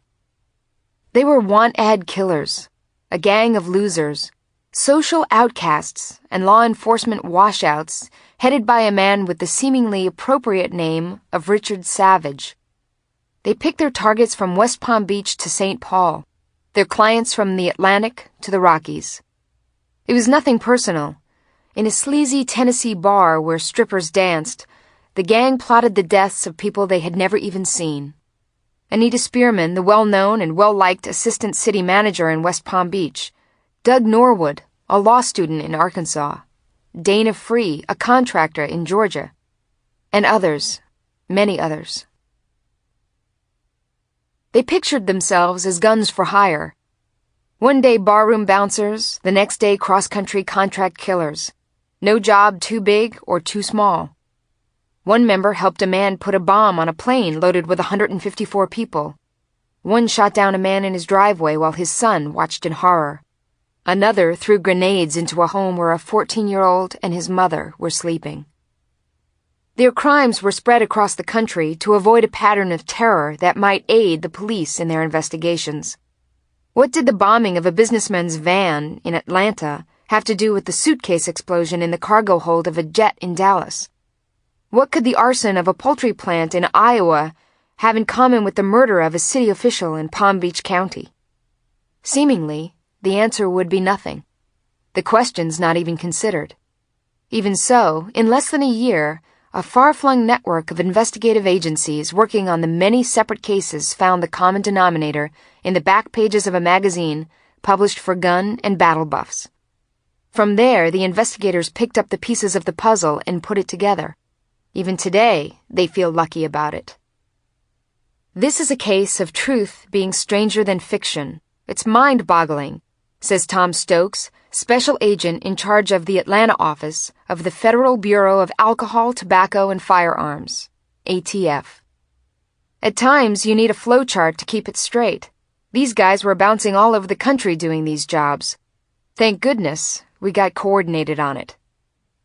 In the end, 2 people were dead, several others were injured, and many were scared for their lives. Doug Norwood, who escaped death 3 times after being shot and bombed, still carries a gun. Who can blame him? Across the country, Savage's gang had left a trail of terror and deadly ineptitude. The trail started in spring 1985 in Knoxville, Tennessee. Richard Savage was into his 4th business venture in almost as many years, and there was no telling whether his Continental Club was going to do any better than the restaurant or the motel or the nursing home that had failed before it. Savage's new profession, operator of a rundown strip bar, was his strangest yet. It seemed so far from the way he had started out. Born in Knoxville 37 years before, he had joined the Army out of high school, serving for 6 years, including a tour in Vietnam as a courier. When he left the military, he decided to put on a new uniform, that of a cop. However, Savage found no lasting promise in the new uniform. After earning a criminal justice degree in Kentucky, he worked only briefly as a cop in Oklahoma and then as a federal prison guard in Lexington, Kentucky. He bounced around the Midwest and by 1980 had drifted into a series of failed business ventures. By 1985, Savage was determined to put the skills he had learned in his previous careers to good use. He decided to put himself out for hire. The back pages of Soldier of Fortune magazine are devoted to classified ads offering a whole raft of goods and services to what the magazine calls the professional adventurer. On any given month, this marketplace might offer anything from counter-surveillance information to mercenary manuals to handbooks on revenge. But in the early 1980s, the Soldier of Fortune classified ads offered more sinister services. Investigators have said it was through ads placed here that a variety of hired killers advertised their lethal skills. And it was into this market that Richard Savage placed his own skills, the summer of 1985. Gun for hire. 37-year-old professional mercenary desires jobs. Vietnam veteran. Discreet and very private. Bodyguard, courier, and other skills. All jobs considered. Sylvester Stallone, portraying Rambo, was on the cover of the magazine's June issue, in which Savage's Gun for Hire ad promised that all jobs would be considered. The ad carried the telephone number of the Continental Club, and within days the phone was ringing with inquiries. The calls were from people both looking to hire and looking for work. By midsummer, Savage had surrounded himself with a cadre of men seeking dial-a-gun work. There was 21-year-old Sean Daughtry, a knockabout who signed on as a bouncer at the Continental Club. There was Michael Wayne Jackson, 42, the one-time police chief of a tiny Texas town, but now a maintenance man.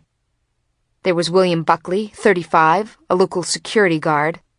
And there were others, all men who apparently found the macho image of themselves reflected in the action stories and ads of Soldier of Fortune. Other callers were clients looking for a variety of questionable jobs done. Savage was asked to guard gold in Alaska, to find men still missing in Vietnam. But for the most part, people called because they wanted someone killed. I couldn't believe it, Savage would tell a News Sun-Sentinel reporter a year after his ad ran. Nearly everybody wanted someone killed. They wanted me to kill their wives, mothers, fathers, and girlfriends. According to investigators, indictments, and court records, Savage and his gang entered into deadly agreements with a number of the callers. The going rate was $20,000 a kill. Investigators believe that within a few weeks of his ad in Soldier of Fortune, Savage had accepted the first assignment and dispatched a crew of hitmen to suburban Atlanta to kill a 43-year-old businessman named Richard Braun. On June 9th, an explosive device was placed in Braun's van, but it exploded before Braun got in the vehicle. The bombers would make up for missing him 2 months later. The second job was in Fertile, Iowa. A St. Paul, Minnesota bar owner named Richard Lee Foster had called Savage, claiming that the Keogh Poultry Company in Fertile had ripped him off. Savage assigned Michael Wayne Jackson and William Buckley to the Foster case, and on the night of June 23rd, an explosion ripped through the Keogh plant. No one was hurt, but Foster got his revenge, for the time being. By early August, the Dial-A-Hitman crew was back in Georgia, this time in Marietta to kill a building contractor named Dana Free. Savage had been paid $20,000 by a Denver woman angry at Free over a failed business investment.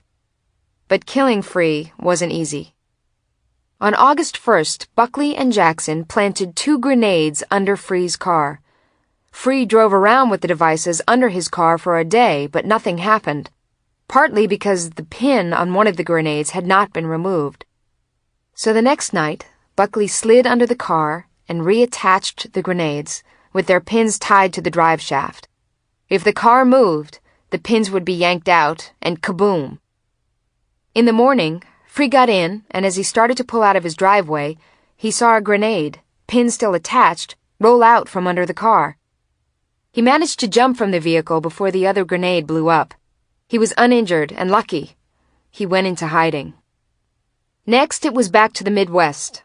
Bar owner Richard Lee Foster had been impressed enough with Savage's handling of his complaint with the Keogh Company to sign on for another job. But this time the results weren't as good. Over 3 nights, beginning August 10th, members of the gang planted an assortment of bombs in Harry's 63 Club, a St. Paul bar competing with Foster's. None of the devices functioned properly, and for the first 2 nights the bombers crept back into the bar to remove them. On the 3rd night, with the bombs smoking and setting off alarms, the police bomb squad beat them to it. They just couldn't get it right, says ATF Special Agent Tom Stokes. They were like the gang that couldn't shoot straight or think straight. Sometimes you had to wonder if this whole thing wasn't a comedy of errors. On August 26th, the comical bumbling ended. On that day, according to investigators, Savage sent Daughtry back to Georgia, and for the first time, the gang struck with deadly accuracy. Richard Braun, who had escaped death once before, was machine-gunned as he drove his Mercedes-Benz out of his driveway. Braun's 16-year-old son, who was also in the car, was slightly wounded and watched his father bleed to death. The want-ad killers next took an assignment from an Arkansas man named Larry Gray, who wanted his ex-wife's boyfriend, a Fayetteville law student named Doug Norwood, eliminated. 4 days after the Braun killing, Norwood answered the door of his apartment, and 2 men came at him with an electric-charged stun gun. Norwood escaped after punching one and throwing the other through a glass door, but was wounded by gunfire as he fled from his apartment. He ran to a car parked nearby and asked a man standing next to it for help. He just looked at me, slowly got into the car, and drove away, Norwood recalls. That was because Norwood had stumbled up to his assailant's getaway driver, a man he would later come to know as Richard Savage. Norwood then ran into a nearby laundromat and called the police. His attackers, later identified as William Buckley and another Savage associate named Dean DeLuca, managed to escape. Norwood had no idea why he was being attacked or who was after him. He bought a .357 Magnum and started carrying it wherever he went. However, the weapon didn't help him much on October 1st. That afternoon, when he turned the ignition key in his car in a University of Arkansas parking lot, a bomb beneath his car partially exploded. The car was destroyed, but Norwood escaped without injury. While some members of the gang waited for another chance to get Norwood, others were working on new assignments. In Lexington, Kentucky, investigators say a woman named Mary Alice Wolfe hired Savage to kill her ex-husband's new wife, Victoria Barshear. Savage sent Daughtry, Buckley, and DeLuca to do the job, but it never got done. After seeing Barshear, the hired killers decided she was too pretty to kill, and left town. But Dana Free was still unfinished business, and at 3 a.m. on October 12th, William Buckley, the man who had already messed up earlier chances at Free, as well as Norwood and Barshire, threw 2 grenades into a house in Pasadena, Texas. No one was hurt in the explosion, and Free wasn't even there. The home belonged to his ex-wife and 14-year-old son, who were inside asleep when the grenades came crashing through the living room window. The gang's next assignment was potentially the most lethal they ever attempted. On October 30th, at Dallas-Fort Worth International Airport, an American Airlines flight from Austin with 154 people on board was taxiing toward the terminal when a small bomb exploded in the luggage hold. Passengers were rushed off the plane, scared, but unhurt. Investigators found the remains of a time bomb in luggage belonging to passenger Mary Thielman. She had been meant to die, presumably along with the rest of the passengers. A month later, authorities charged Thielman's husband Albert with the crime. It would be a year before they would charge William Buckley with selling him the bomb. In October, Richard Savage began receiving calls from a man in Palm Beach County, Florida. The man, Robert Spearman, said that he had this problem. He was married and didn't want to be, but he didn't want a divorce. On October 16th, Savage flew to Palm Beach to meet Spearman and take a $2,000 down payment on a $20,000 contract to kill Spearman's 48-year-old wife, Anita. 5 days later, Savage sent Sean Dotree and Ronald Emmert, another associate from the Continental Club, to West Palm Beach to collect the balance. In the weeks after Dotree and Emmert left with the money, Robert Spearman placed several more calls to the Continental Club. Authorities would later charge that these were calls to find out what was happening on the deal and to demand quick service from Savage. Whatever they were for, Spearman no longer needed to call after the early hours of November 16th. On that morning, after Spearman had exited his Palm Beach Gardens home to drop by his marine contracting company's office, Sean Dotree entered the house through an unlocked door and found Anita Spearman, who was recovering from a mastectomy, asleep. Dotree beat her to death as she lay on her bed. A short time later, Robert Spearman came home to find his wife dead and the house ransacked. He quickly called the sheriff's department, portraying himself as a grieving husband. It was an act authorities would not take long to see through. There were all these victims, all these bizarre crimes, but seemingly nothing that linked them. This widespread dispersal of investigative effort should have ensured the gang's getaway, but it wasn't to be. For in addition to having bungled many of their murder attempts, the hitmen had operated in a way that belied the very promises of their classified ad. The ad stated they would be discreet and very private. But they had rented cars, kept receipts, made long-distance phone calls, made themselves memorable to witnesses. They ran out on bills, kept stolen weapons, and carried large quantities of cash. They left high-powered weapons displayed on the seats of their cars. And most of all, they talked too much. This is how discreet and private Sean Dotree was. The day after he killed Anita Spearman, he was stopped by police in Maryville, Tennessee, for a traffic violation. On the backseat of his car was a 12-gauge shotgun stolen from Spearman's house the morning of the murder. The case of the want-ad killers probably could have been broken with Dotree's arrest, but when officers checked the serial number of the shotgun against a national computer index of stolen property, they drew a blank. In Palm Beach County, the murder was only a day old and the serial number of the stolen shotgun had not yet been entered in the computer's databank. But Dotree did at least put investigators hard on the trail of Richard Savage. Along with the shotgun, Maryville police had found a submachine gun in Dotree's car. The weapon automatically meant that the nearest ATF office would be called to see if anybody wanted to question Dotree. Grant McGarity, a Knoxville agent, visited Dotree in jail that afternoon. Dotree was talkative, volunteering that he worked for a man named Savage who was in the business of sending people out on contract murders. Of course, Dotree denied that he had committed a crime himself. It was interesting information. McGarity had heard of Richard Savage and was already gathering information about weapons being mailed to and from the Continental Club. Because Dotree said nothing that incriminated himself, he was able to post bond on the weapons charge and leave Maryville. However, the stolen shotgun remained behind in the police department's evidence lockup. While all this was happening, Doug Norwood, the Arkansas law student, was still scared and looking over his shoulder. Police were making little headway in their investigations of the shooting and bombing that had nearly killed him. Nor were they listening to his theory that his girlfriend's ex-husband had put hitmen on his trail. Nevertheless, Norwood's wariness eventually helped save him a third time and helped break open the case. On January 20th, 1986, Norwood grew suspicious of a car that followed him to the university and called the two campus detectives who were investigating the bombing. The police stopped the car and began talking to its driver, Michael Wayne Jackson. One officer spotted the barrel of a gun protruding from beneath a sweater on the front seat. Jackson was arrested, and police confiscated several guns, including a semi-automatic rifle. "There is no doubt in my mind," says Norwood, "that Jackson was going to spray me with that machine gun." Jackson proved to be as talkative as Sean Daughtry. He told police that he and Savage had been hired by Larry Gray, the ex-husband of Norwood's girlfriend, to kill Norwood, and he added that Gray had contacted them through a classified ad in Soldier of Fortune magazine.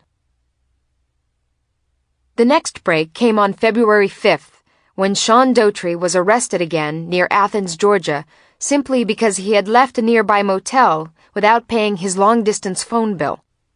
Once again, law officers listened raptly as Daughtry gave details about Savage and the murder-for-hire business. Shortly afterward, ATF agent McGarity decided to visit a former Savage associate named Ronald Emmert, who had been jailed in Knoxville on drug charges. Emmert turned out to be one more key to the puzzle.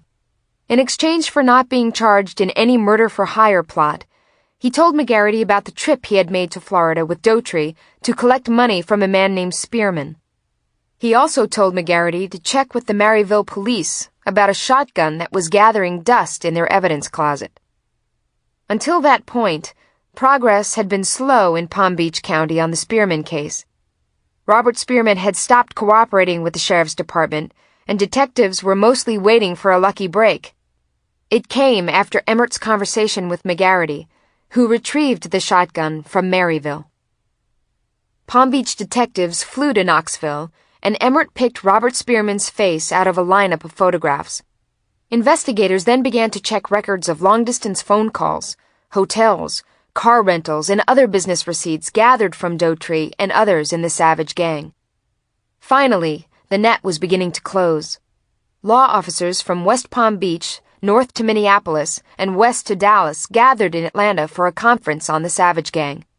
ATF designated it a national investigation.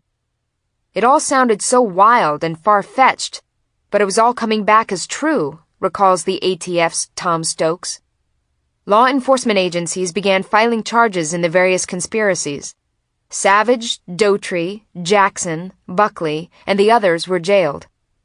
So were many of the people who had hired them. Among them was Robert Spearman, who walked out of a store on North Lake Boulevard in West Palm Beach on April 4th to find Palm Beach County Sheriff Richard Willey waiting with a warrant charging him with his wife's murder. The want-ad killers faced a litany of murder, conspiracy, and weapons charges in Florida, Georgia, Tennessee, Kentucky, Texas, Minnesota, and Iowa. Last month, the chapter involving Anita Spearman ended with Richard Savage's second-degree murder conviction in a West Palm Beach courtroom. He was sentenced to 40 years in prison. Earlier, Sean Daughtry and Robert Spearman had been found guilty of first-degree murder. In the Doug Norwood attacks, Savage, Larry Gray, William Buckley, and Dean DeLuca all pleaded guilty. Savage and Daughtry have been charged in the Braun killing. The grenade attacks on Dana Free resulted in charges against Savage, Michael Wayne Jackson, and Buckley. Buckley has also been charged in connection with the plane bomb in Dallas. Richard Lee Foster and Mary Alice Wolfe have been convicted of conspiracies to hire the Savage gang. Charges in other cases are still pending. So far, the guns for hire are serving prison terms ranging from 5 years to life. Meanwhile, the victims who escaped the gang's deadly ineptitude are trying to return to normalcy, if that is possible. Doug Norwood says it isn't. He completed law school this year and is now a prosecutor for Benton County in Arkansas. He sued Soldier of Fortune, claiming negligence on the magazine's part in publishing the ad that led to attacks on him. He sought $4 million in damages, but says he settled last month for an undisclosed amount of money. He still carries the .357 Magnum. I take elaborate security measures, he says. I live in a Fort Knox. I just don't allow strangers in to talk to me, and I always answer the door with my gun. I'll probably carry it until the day I die.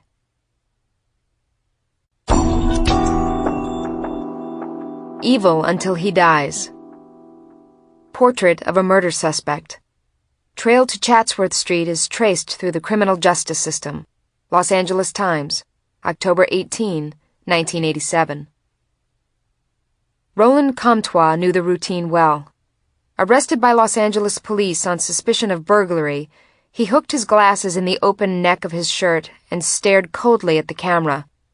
The hard set of his eyes betrayed nothing. No fear, no concern. The camera clicked, and the mugshot was taken. For Comtois, it was simply part of life. Today, that June 1 mugshot is part of a history that tells much about the criminal justice system and the man accused in the abduction and shooting of 2 Chatsworth teenagers last month. Wendy Masuhara, 14, was kidnapped September 19th, shot in the head, and killed.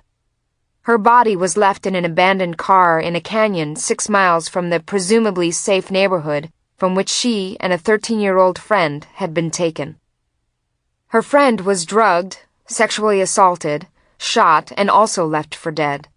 But she survived and provided police with the information that identified Comtois, 58, and 33-year-old Marcia Lynn Erickson, accused of being his accomplice, as suspects. Both were familiar to police and the courts. Comtois had woven a 46-year path through police stations, courtrooms, and prisons. He was a man the criminal justice system could not handle, a man it could neither rehabilitate nor protect society from. Lashing back. Ever since early incorrigibility, a probation officer wrote in 1962, he has lashed back at society with a vengeance, reaching out for what he wants with a total disregard of the rights of others. His personality affect is of a man who is very matter-of-fact, cold, hostile, cynical, and daring. 25 years later, police describe Comtois as someone who beat the system, not because he has gotten away with crime, but because he has never gotten away from it. All told, records show Comtois has spent at least 4 stints in prison on convictions including attempted rape, robbery, and heroin dealing. And after each sentence was served, he apparently returned to society only to lapse back into crime. It is not surprising that he was able to do this, Leroy Orozco, a homicide detective working full-time on Comtois' background, said last week. His whole life has been criminal. With our justice system, people can continue to commit crimes and beat the system by continuing to get their freedom. There are people out there with worse records than he has. Roland Norman Comtois was born in Massachusetts, the 6th of 7 children of a French-Canadian couple. According to court records, Comtois' mother died when he was 3, and he was placed in a succession of orphanages, foster homes, and reform schools. As an adult, he would claim he was abused during this period, telling probation officers that he was punished for bedwetting by being handcuffed and placed in cold showers. He would show scars on his wrists, claiming they were from being handcuffed as a child. Of one orphanage, he would say, "If I should ever run across the old guy who ran that place, I would blow his top off." Comtois' education ended in the 6th grade and was followed by a Massachusetts record of juvenile delinquency that reached back as far as age 11. As a 17-year-old in 1947, he was convicted of breaking into a West Concord, Massachusetts lumber company office and received a 2-year indeterminate sentence. How much time he served is unclear. When Comtois was 23, a conviction for assault with intent to commit rape in New Bedford put him in a Massachusetts state prison for 2 years. A year after his release, he was arrested on a peeping Tom charge, and his parole was revoked, records show. In 1956, Comtois left a broken marriage and a daughter to move across the country. He subsequently got a divorce. In the next few years in Los Angeles, he remarried, fathered a son, worked as a truck driver, and made enough money to buy a truck and begin a transport business. But by 1960, the business was failing, and he returned to crime. According to records, when he needed $3,200 to make repairs on the truck, he planned to rob a bank in Bell. The plan failed, and he was convicted of attempted bank robbery. When freed on bail awaiting sentencing, Comtois returned to his Los Angeles home to find his wife living on county assistance funds. Unable to find work while awaiting prison, he broke into an Alhambra home on an April morning in 1960, but was chased out of the house and slightly injured by a homeowner's bullet. Comtois was charged with burglary and pleaded guilty. "I was desperate for money," he wrote to a probation officer. "I took this spontaneous action without rational thinking." Criminal impulses. The probation officer's August 1960 evaluation of Comtois concluded, "He appears to have no control over his impulses when things don't go his way, and consequently, he resorts to criminal behavior." On the day his wife gave birth to a daughter, Comtois was sentenced to a year in federal prison in California on the attempted bank robbery and burglary convictions. Within 3 months of being released from prison, Comtois was jailed again, this time for the July 1961 armed robbery of a market in La Mirada. "I don't blame somebody else for what I did," he told a probation officer. "I was clear of mind." Once again, he pleaded guilty to the charge. It was his 5th conviction, and he was returned to prison for his longest stay, until March 11, 1969. 2 months after his release, Comtois, half his life now spent in prisons, reform schools, and orphanages, was arrested on suspicion of narcotics possession. By 1971, his wife was seeking to end their marriage. The couple separated, according to divorce documents, after Comtois flew into a Thanksgiving Day rage, punched his fist through a door in the couple's home near Long Beach, and destroyed the china set on the table for the holiday meal. The divorce records contain allegations that Comtois had often beaten his wife and had a violent temper that sent him into uncontrollable rages.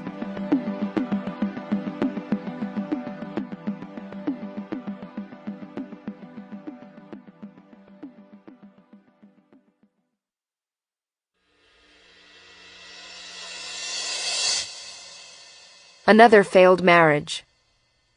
2 years later, Comtois would tell a judge that the end of his marriage and failures in attempts to earn a legitimate living had led him into another cycle of crime and a deep involvement with drugs.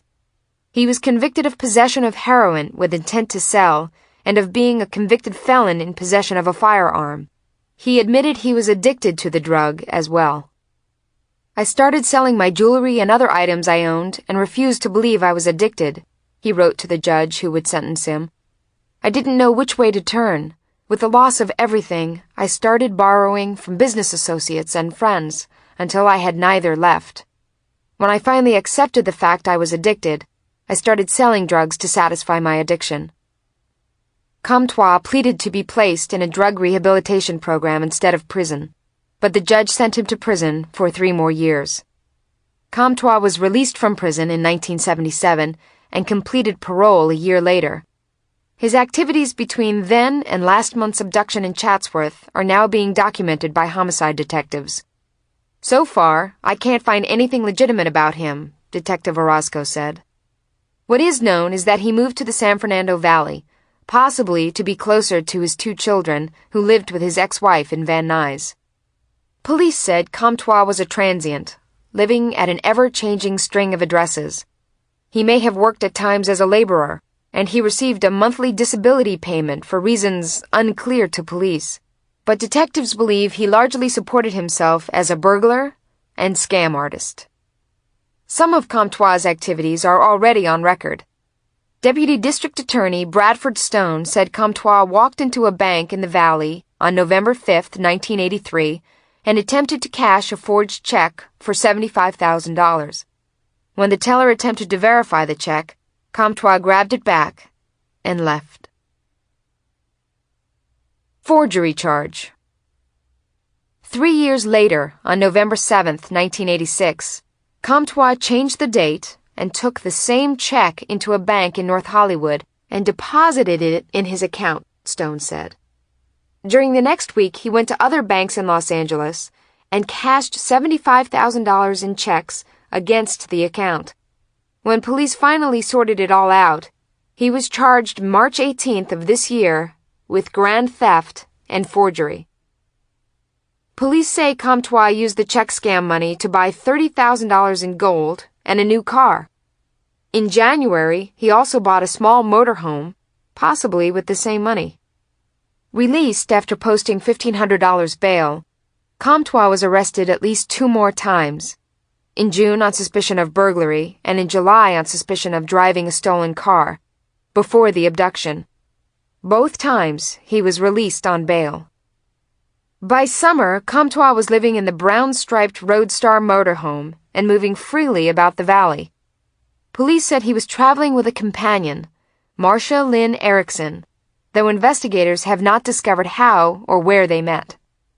Erickson, police say, was a Los Angeles-born transient with a record of 12 arrests in the last decade on charges including prostitution, burglary, and drug possession. None of the arrests led to prison sentences. Police and court records show that she was placed on probation for at least one conviction and into drug treatment programs after another arrest. Erickson's father described her as a long-term heroin addict whose need for the drug overcame any attempts to help her.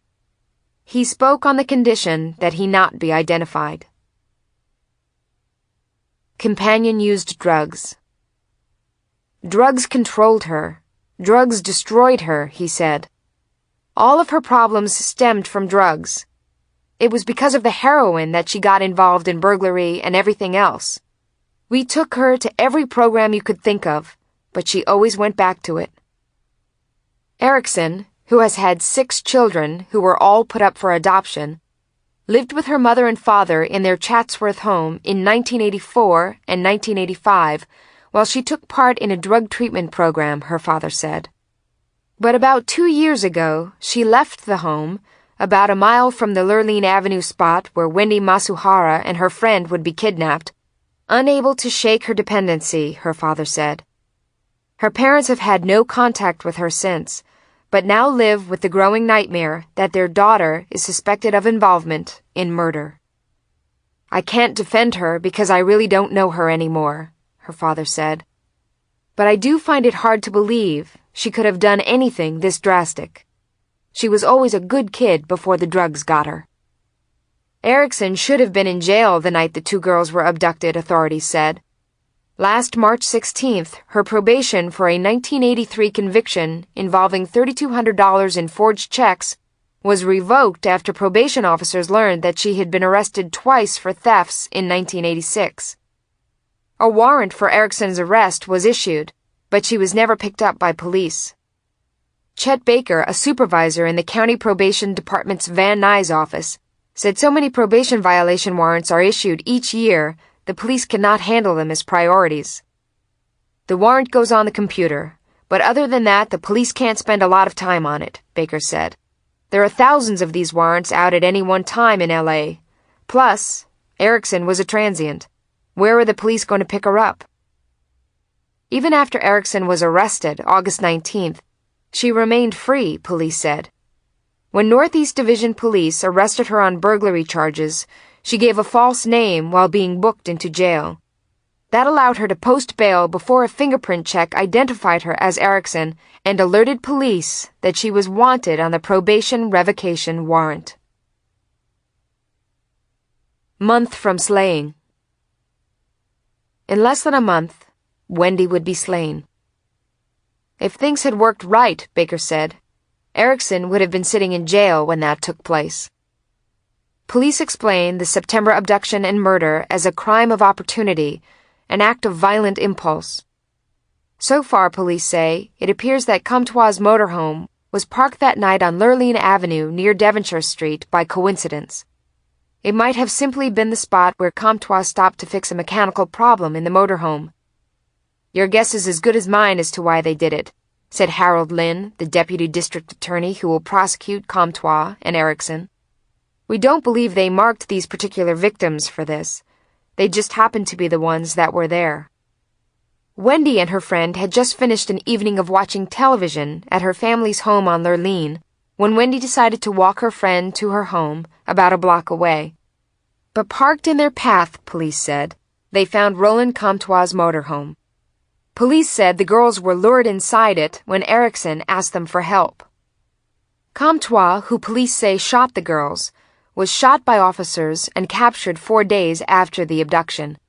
He is recovering, but was arraigned last week on several charges in connection with the Chatsworth abduction and slaying, including murder, attempted murder, kidnapping, forcing sex acts on the surviving girl, and injecting her with cocaine. He pleaded not guilty. Erickson is still at large. The suspects could receive life imprisonment or the death penalty if convicted, but prosecutors say the fact that Comtois was even in a position to block the path of Wendy and her friend raised questions that some in the criminal justice system find disturbing. Lynn, the prosecutor, said the reality of the criminal justice system is that it is not rehabilitative. Evil until he dies. The theory of rehabilitation is a pie-in-the-sky dream, he said. You take a guy like Comtois, and he is evil from day one, and he is going to be evil until he dies. His record speaks for itself. Professor Ernest Kamm, chairman of the Department of Criminal Justice at California State University, Los Angeles, said a flaw in the way society tries to deal with someone like Comtois is in the presumption that at one time the person was habilitated. In fact, he said, we find a great number of people have never adopted the mores of society in the first place, and they can't or don't want to once they return from prison. Kamm said that although the answer to that might be the warehousing of career criminals to keep them from society, California laws aimed at enhancing sentences for repeat offenders and putting habitual criminals permanently in prison are often circumvented. The reality is that there are too many holes in those laws, he said. People can get through them. Lynn said Comtois had to commit an aggravated crime, such as he is now accused of, before he could be considered under the habitual crime law. He said Comtois' previous convictions for robbery, burglary, and drugs would not have applied. Coming and going. Under our system, you don't do life until you do something it considers serious, Lynn said. As long as he stayed below that line, he was one of the guys who kept coming in and going out. Although guidelines allow longer sentences for criminals with previous convictions, it appears Comtois reduced his time in prison by pleading guilty in almost all of his convictions. When he faced the drug and weapon charges in 1974, records show that in exchange for his guilty plea, his previous convictions were not considered at sentencing.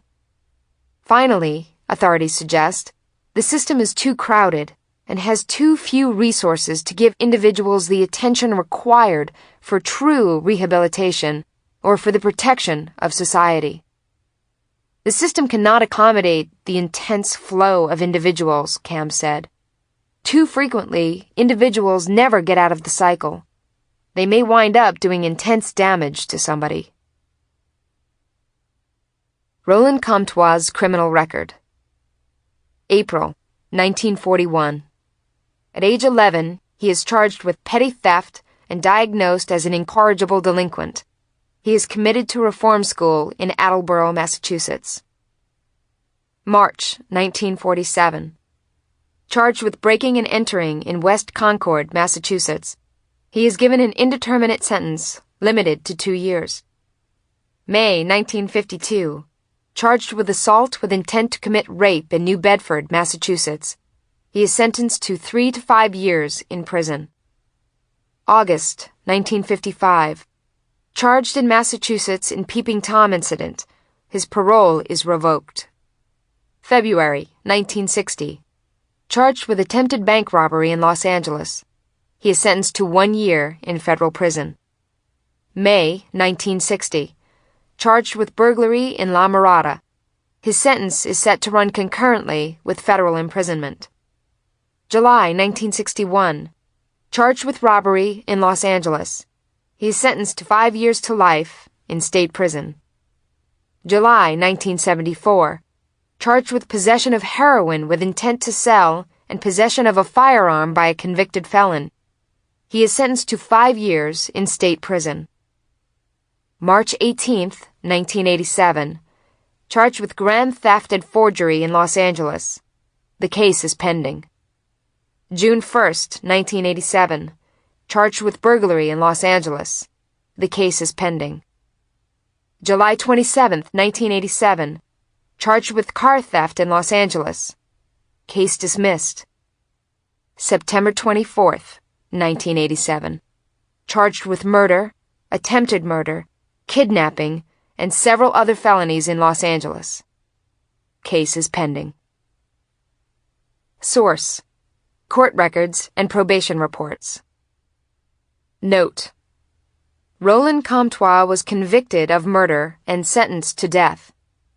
In poor health because of drug abuse as well as being shot during his capture, he died in prison in 1994 while awaiting the carrying out of the sentence. Marsha Lynn Erickson was convicted of being his accomplice in the murder and was sentenced to life in prison.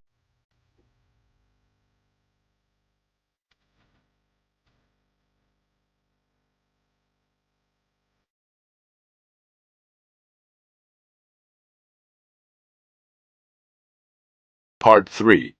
The Cases. Nameless Grave, South Florida Sun-Sentinel, April 14, 1986. Identity of murder victim still shrouded in mystery. The grave at Hollywood Memorial Gardens has no name on it. There simply isn't one to put there. The identity of the man who is buried there is a mystery. He was murdered March 11, 1985 in a Fort Lauderdale motel room. He was strangled. Authorities have since solved the mystery of who killed him. One man was convicted and sentenced to life in prison last week, and another suspect is being sought. What remains to be learned is the identity of the victim. "We don't have anything, not a clue to who he was," said Edwina Johnson, an investigator for the Broward County Medical Examiner's Office. "We have gone to great lengths to find out. We've done everything we could think of and gotten no luck whatsoever. It would seem that somebody has to know who he was." Fort Lauderdale Police Detective Phil Mundy said that in his 10 years in the Homicide Bureau, there have been unidentified murder victims before, but not a case where a killer is caught and convicted while the name of the victim remains unknown. "It's unusual," he said. "In a whodunit type of murder, you first try to identify the dead man and go from there. But we never got anywhere with the identification.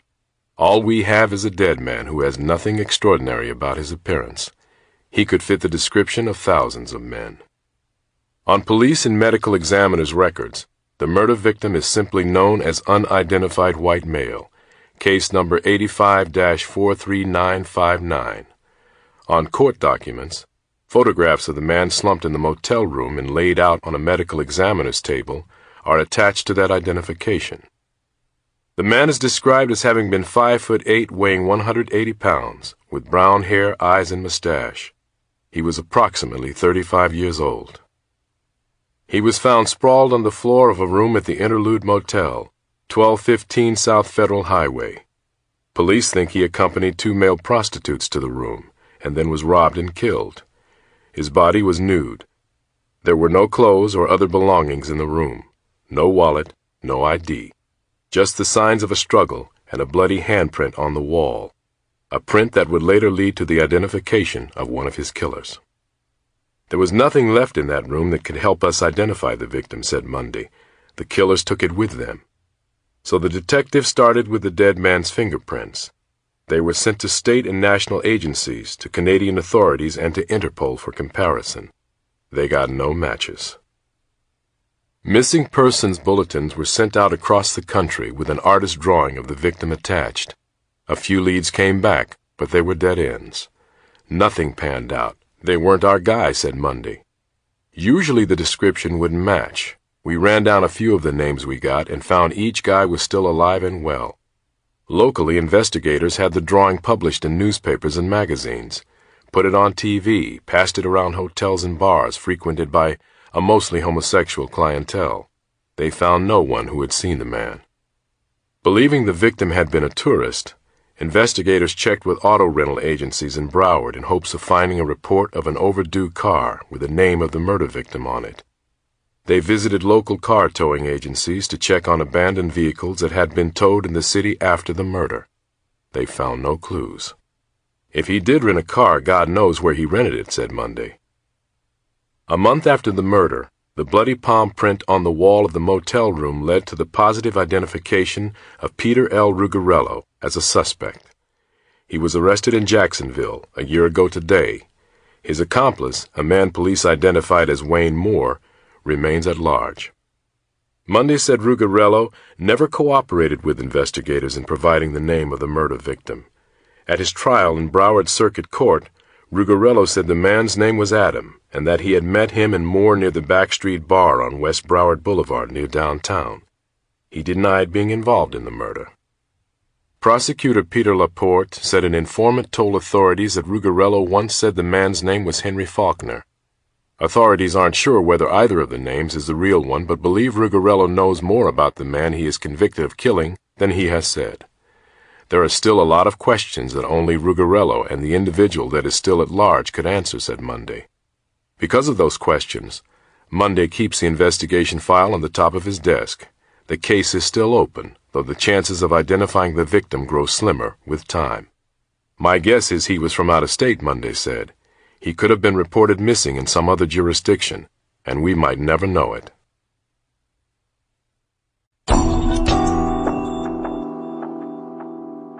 Double Life, Los Angeles Times, April 22, 1990. Michael Bryant's double life. Neighbors who knew the amiable man are shaken by the murder charge against him. To those who knew him in Woodland Hills, Michael Bryant was a soft-spoken and generous man who kept mostly to himself. Though reclusive, he was far from unfriendly. He was quick to volunteer his help to neighbors. He sent Christmas cards and friendly notes to his landlady. He liked to show off the tricks he had taught his pet Doberman. Bryant, 44, told people he was a freelance photographer, but often he spent his time gardening in his fenced backyard and was proud of the cherry tomatoes he gave to friends. They were better than you could buy in a supermarket, his landlady said.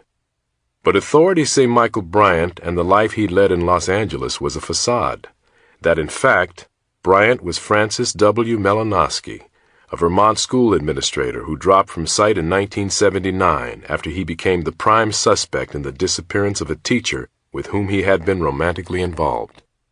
Malinowski's double life came to an end earlier this month when he was traced by local and Vermont authorities to Woodland Hills. He was arrested and charged with the murder of the missing teacher.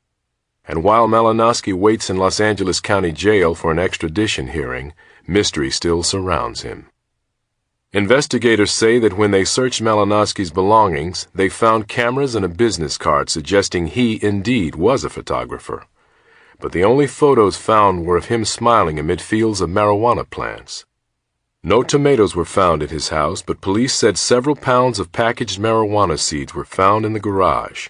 And in the unpretentious 23-year-old Volkswagen he drove, investigators found a coffee can crammed with $217,000 in $100 bills. Finding this guy just opened up more questions, said Sergeant Leo Blaze, a Vermont State Police detective who has tracked the Malinowski case for years. I am trying to get an idea of what he has been doing for 10 years, and it is hard. We don't know much about him. Those who thought they knew Michael Bryant of Woodland Hills have also had to face the same enigma. A man they viewed as a good neighbor or tenant is charged with murder and is suspected of hiding behind at least 4 aliases and earning his living at least in part by selling marijuana seeds, along with instructions on their planting and cultivation. This really comes out of left field, said Lillian Darling Holt, Bryant's landlord for nearly 5 years. It is devastating. Michael was a marvelous tenant and person.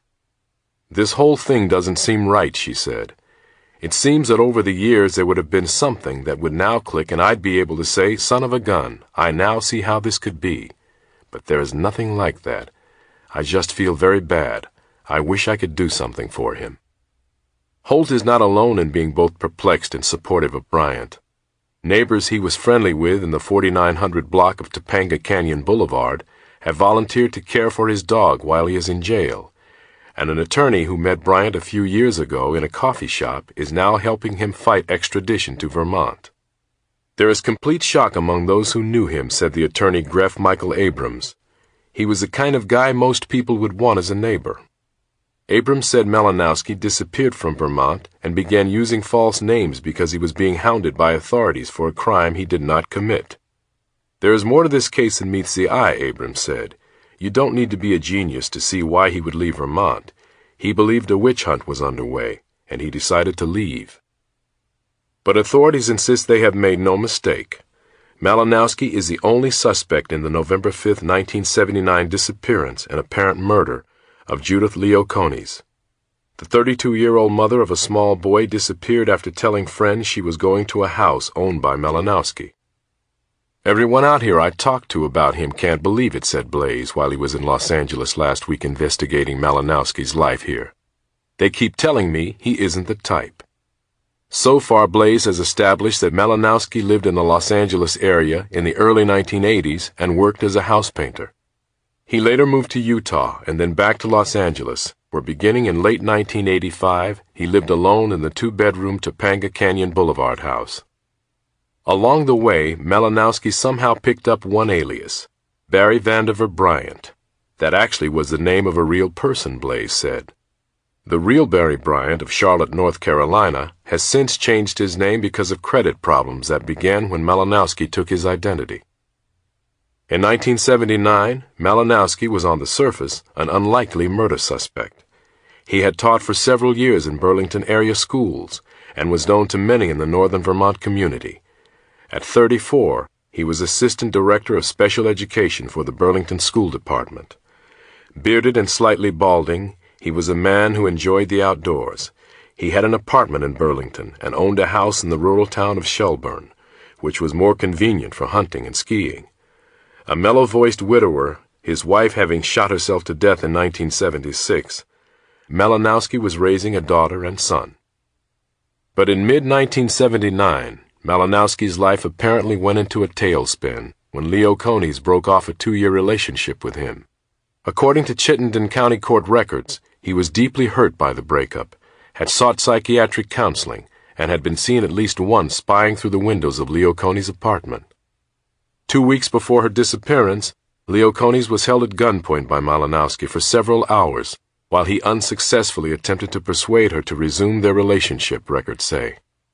On the morning of November 5, 1979, Leo Conis told friends and relatives she was going to drop by Malinowski's home in Shelburne to retrieve something of hers. She chose that morning to go because she knew he was scheduled to be at work in Burlington. But Leo Conis was never seen again. She was reported missing by her family later that day, and investigators learned that Malinowski had not gone to work or even called his office to explain why.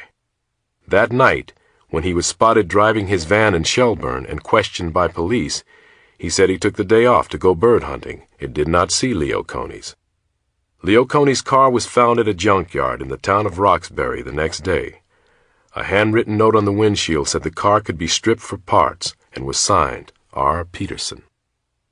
Malinowski was questioned repeatedly after the disappearance, but on December 2, 1979, he put his children on a bus to his former in-laws' home, emptied his bank accounts, and disappeared. Though Leo Conis' body has never been found, authorities claim they have amassed convincing evidence pointing to Malinowski. According to court records, FBI experts matched Malinowski's handwriting to the note found on Leo Conis' car at the Roxbury junkyard. Investigators also found a cab driver who reported picking Malinowski up in Roxbury on the day of the woman's disappearance. A cab dispatcher who took the call remembered talking to Malinowski. She had once been one of his students. Detectives had also noticed while interviewing Malinowski the first time that his parka was torn and leaking its down filling. The same type of down was found in Leo Coney's car, court records say. Police believed after Malinowski's disappearance that he might have killed himself, and the case languished without any charges being filed. In 1986, the Leo Coney's case was assigned to Blaze to be updated, and using a computer search, the detective learned Malinowski was alive and had apparently lived in Salt Lake City in the mid-1980s, where he used his own name to get a driver's license. Blaze went to Utah, but Malinowski was gone. Once again the case languished until last year when a new state attorney, William Sorrell, was appointed and made the Leo Coney's investigation a priority.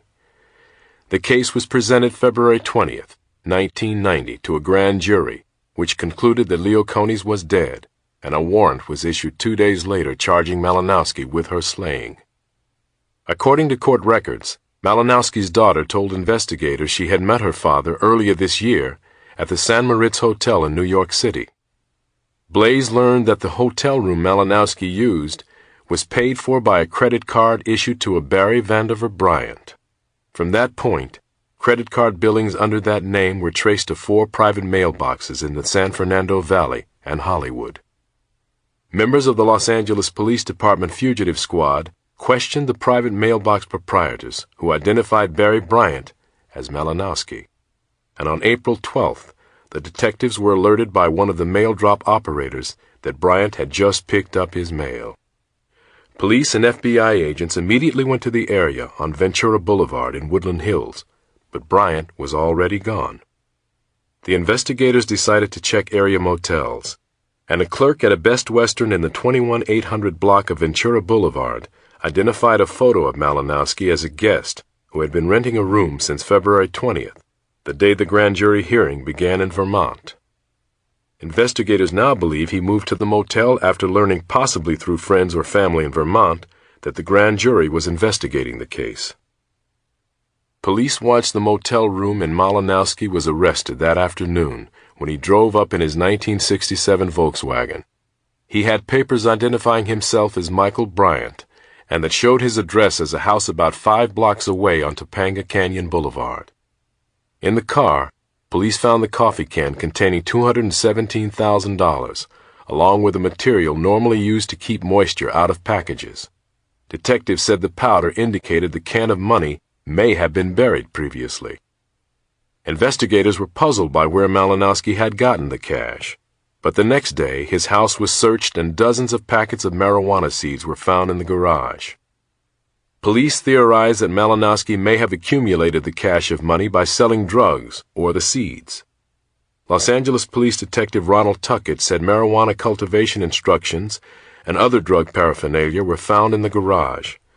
It looks like he may have been in the mail order business, Tuckett said.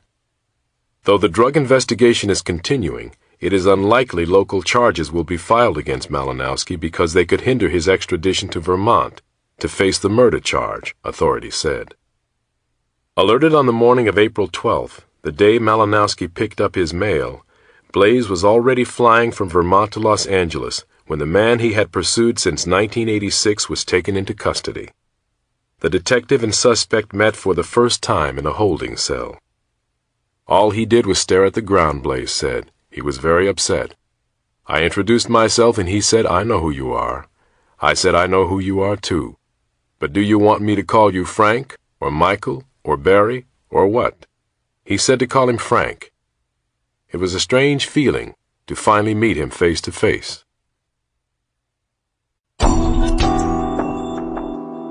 Death of an Heiress. Los Angeles Times, January 29th, 1990. Murder of Canaan heir remains a mystery. Judy Canaan, a tough-minded businesswoman, came from a pioneer family. 2 men are still suspects in the 1985 slaying, but a detective says he has no idea who killed her. 5 years ago today, Judy Canaan, a strong-willed 68-year-old businesswoman and descendant of a pioneer family, stopped by a Woodland Hills corral to feed her pets, 6 Arabian horses that she fawned over like children. It was her daily ritual to care for the horses she loved, and residents near the stables on a cul-de-sac on Collins Street knew the site of Canaan and her old Chevy well. But on that Tuesday afternoon, June 29, 1985, a killer also knew Canaan's routine well. When she got out of her car, a masked gunman stepped forward and shot her 4 times. She died on the sidewalk next to the corral. One of the detectives originally signed to the murder, Phil Quattarero, remains on the case. Recently, as he looked through one of the thick files he has filled with investigative reports over the years, he offered a quick summary of the case. "I don't have any idea who killed Judy Canaan," he said. That is how things stand with the murder that gripped public attention for weeks after it occurred. It is now largely forgotten, except by those who knew Judy Canaan well or have the responsibility of looking for her killer. The case remains a puzzle for Los Angeles police and a source of bitter frustration for those who wait for justice for Canaan. "We don't want what happened to be forgotten," the victim's niece and family spokeswoman, Patty Canaan, said last week. "If people don't remember it, it will go away. We don't want that, because we want to catch this person." The killer is still out there. That's the frightening part. Anyone who would kill an old woman would kill anybody. That should scare everybody, not just us. Judy Canaan was a descendant of the Waring family, which settled Agoura in the 1860s. By the 1980s, Canaan and her older sister Patricia Canaan had parlayed inheritances and acquisitions into land holdings in Agoura worth millions of dollars. Canaan Road, which runs north-south through Agoura, was named for the family. The sisters lived together in Hollywood, and at the time of the murder, owned and operated Canaan Village Shopping Center, the centerpiece of the family's holdings in Agoura. In the shopping center, the sisters also operated a small restaurant specializing in roast rabbit and chicken. Judy Canaan was an enigma. Of the 2 sisters, she was the one on the front line of their business deals. She forged a reputation as a tough-minded, aggressive businesswoman who often took disputes to court. Once she even settled a business argument on the syndicated People's Court television show. At the shopping center, she was known to tenaciously press workers to finish projects or tenants to pay rent. Yet friends and other business associates described her as kind and fiercely loyal. Despite her family's wealth, she worked many hours each day at the shopping center and restaurant. She drove a 13-year-old car and lived modestly, and she took time out each afternoon to drive from the shopping center to Woodland Hills to feed and care for her horses. But police said it was her tough business style and litigious image that left her with many enemies and perhaps provided a motive for her slaying. After she was killed, one Agoura businessman said, "You're going to have half the population of Agoura as suspects." Quattarero said the killing was carefully planned and executed. The killer knew her routine and knew she would be alone when she fed her horses each afternoon. "Wherever it was, he chose the one time Judy and my mother were separated," Patty Canaan said. "It was the only place he could get to her." The man who gunned Canaan down was wearing a raincoat and had a mask or a hood to disguise himself, according to a lone witness to the slaying. The car in which he fled had been stolen from a car dealer's lot. 20 minutes after the killing, it was parked near Ventura Boulevard and set on fire. That obliterated any evidence and helped cover the killer's trail. The killing had many of the earmarks of a professional assassination, but police still can't say for sure that it was. There was almost no physical evidence for us to work with, Quattarero said. Detectives investigated Canaan's business deals and disputes. They examined each lawsuit, every complaint Canaan had made to friends or authorities, and interviewed dozens of people. In the weeks after the slaying, 2 men emerged as prime suspects because of disputes they had had with Canaan, Quattarero said. The first man had argued with Canaan at the shopping center a week before the killing. The dispute centered on the man's desire to rent space in the shopping center for a stereo equipment store. The 2 quarreled over the rent, and then Canaan refused to rent to the man at all. During the following weekend, Canaan received several threatening phone calls from an unidentified woman. The following Tuesday, she was killed. After police publicized a composite drawing of the unidentified man, He came forward with an attorney but refused to answer questions about the slaying. His identity was not released. Detectives determined that the man's girlfriend had made the threatening phone calls to Canaan, and a warrant was obtained to search the man's home. But no evidence was found connecting the man to the murder, Quartararo said. He was not arrested. The second man, whom police also declined to identify, had been accused by Canaan several weeks before the slaying of stealing building supplies from the shopping center. Quartararo said the man was arrested in the theft, but denied stealing anything. A week before the killing, authorities dropped charges against him. Quartararo said detectives believed that the second suspect might have held a grudge against Canaan. A warrant was obtained from a judge, and the man's home was searched. But again, there was no evidence linked to Canaan's death, and no arrest was made. Both search warrants remain under court seal, and other details of the investigation of the two men were unavailable.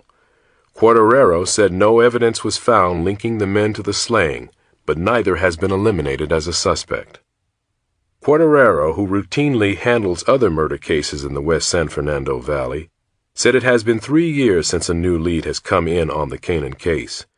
He believes it will take more than detective work to break the case. If we don't have anybody come forward with some information, we aren't going to solve this one, Quartararo said. That the case remains unsolved is frustrating to Canaan's family. Patricia Canaan, now in her late 70s, sold the restaurant she operated with her sister. Because of ill health, she turned management of the shopping center over to her daughter, Patty. The older Canaan declined to comment on the case. Frustration is the word for what we feel, Patty Canaan said, and we feel sadness. We really want to know who did this. Patricia Canaan, who is unmarried, moved last year from the home she had shared with her sister and now lives with her daughter in an undisclosed location. Though the Canaans do not live in fear of the killer, they anxiously wait for justice. My mother and our family have the basic concern that someone out there has killed someone and believes they have gotten away with it, Patty Canaan said. It could be anybody. It was a chilling and very calculated act, and that person is still out there. I hate the thought of someone getting away with murder.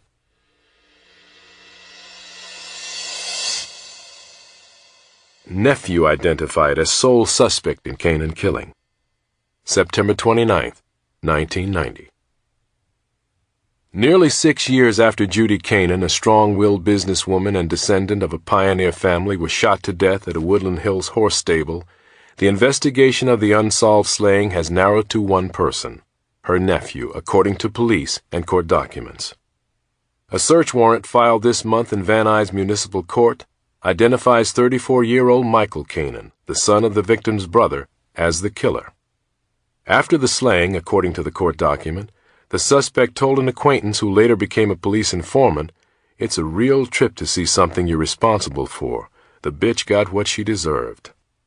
Los Angeles police say they are seeking additional evidence before asking the Los Angeles County District Attorney's Office to file murder charges against Michael Canaan, who is in jail on an unrelated burglary charge. The suspect, through his attorney, denied having any part in the slaying. Judy Canaan, 68, was shot 4 times by a masked gunman in a raincoat on January 29, 1985, as she followed her daily routine and arrived at a stable at the end of a cul-de-sac on Collins Street. She was there to feed 6 Arabian horses she owned. The killer gunned her down on the sidewalk and escaped in a stolen car that was later abandoned and set on fire. Police said little evidence was left behind at the shooting scene, and while the investigation stalled, the mystery of who killed Judy Canaan deepened. The victim was a descendant of the Waring family, which settled in Agoura in the 1860s. By the 1980s, Judy Canaan and her older sister Patricia Canaan had parlayed inheritances and acquisitions into land holdings in Agoura worth millions of dollars. When she was gunned down, police acknowledged there was no shortage of potential suspects and concentrated largely on reviewing her business disputes. The killing prompted one Agoura businessman who was interviewed at the time to say, "You're going to have half the population of Agoura as suspects." The most hated woman in Agoura got assassinated. In January of this year, as the 5th anniversary of the killing approached, police said they still were no closer to solving the mystery. "I don't have any idea who killed Judy Cannon," Detective Phil Quartararo said at the time. Court records and police, however, reveal that investigators now believe the slaying was carried out by Michael Cannon and motivated by a financial dispute within the family. Shortly after the 5th anniversary of Judy Cannon's death, a person who knows Michael Cannon came forward with details about the slaying. That person said he had been asked by the suspect to kill Judy Cannon. According to court records, the informant told police the slaying centered on a dispute between Judy Cannon and her brother, George Richard Cannon, Michael Cannon's father, over a $2,600 loan. Coupled with that was the belief George Cannon impressed upon his son that Judy Cannon had unfairly controlled most of the family's land, the informant said. The informant indicated that George Richard Cannon hated his sister and preached this hatred to his son Michael, the search warrant reads in part. George Cannon had preached to his son that Judy Cannon had stolen all of his property. According to the court records, the informant said the slaying unfolded this way. In 1984, George Cannon signed an agreement to borrow $2,600 from his sister for unknown reasons, but by the end of the year, he believed he was going to default on the loan and thereby lose a large piece of property he owned in Agoura to her. The informant stated that George Cannon was extremely upset Judy Cannon made him sign the agreement, according to the search warrant. Shortly after the loan was made, Michael Cannon approached the informant with a plan to kill Judy Cannon. Michael Cannon had originally planned to kill both Judy and her sister Pat at their Agoura restaurant and had planned to make it look like a robbery. The plan was later changed to kill only Judy, and it was to be done at the corrals, where she went daily to feed her horses, the warrant stated. The informant said that a few weeks before the killing, Michael Cannon showed him a handgun that would be used to kill Judy Cannon. Police and the informant believed the gun was stolen during a burglary of a car parked near Balboa Park in the Sepulveda Dam recreation area, but neither the gun nor its owner has been found. The informant told police that in mid-January 1985 he stole a car and parked it near the stable where Judy Cannon's horses were kept. The car was to be used as a getaway car after the killing, but the car was noticed by police January 25th and impounded. The informant said he believed the plan would not go any further, but 4 days later he said he was shocked when he saw a news report on television about the slaying of Judy Cannon. It was done in the same manner as previously planned, the search warrant reads. Shortly after watching the newscast, the informant confronted Michael Cannon, who admitted to him that he had committed the murder. The informant believes that Michael Cannon committed the murder because he sensed that the informant would not be able to go through with the plan. Quartararo, who has been assigned to the case since its start, said Michael Cannon was questioned along with other family members in the early stages of the case, but we never narrowed in on him. About a year after the slaying, Michael Cannon became a fugitive when he jumped bail after his arrest for a commercial burglary in Van Nuys, police said. He wasn't arrested until last month in Burbank, and now is being held in the county jail without bail. William H. Schultz, an attorney representing Michael Cannon, denied that his client had any involvement in the Cannon slaying. The charges are groundless and illogical, Schultz said. He declined further comment. George Richard Cannon could not be located for comment. Police are confident of the informant's story because he has furnished details about the crime that were never made public. They declined to identify him as a safety precaution. Acting on the informant's story, police earlier this month searched a rental storage unit in Chatsworth used by Michael Cannon. A raincoat and gloves were found, but detectives did not find the gun. Meantime, Quartararo said he has corroborated some of the informant's story, finding legal documents relating to the $2,600 loan and confirming that a stolen car was impounded by police on the Collins Street cul-de-sac 4 days before Judy Cannon was shot there. Before seeking charges against the suspect, police said they must also corroborate the informant's version of where the gun used in the slaying came from. Because Michael Cannon was once arrested for attempting to burglarize a car near the Balboa Golf Course in the Sepulveda Dam recreation area, police believe the weapon might have come from a similar burglary in that area. Quartararo said he has been searching through reports on crimes in the sprawling park area for the months prior to the killing, but has not found a report containing a stolen gun. He asked that anyone who might have had a handgun stolen while in the park area in late 1984 or early 1985 contact police. He cited a $50,000 reward for information, leading to a conviction in the Canaan slaying. "We do need to corroborate this part of the story," Quartararo said. "If we can establish that the gun came from a car in that area, as the informant said, the district attorney's office will file the case without having the actual weapon used in the slaying in evidence."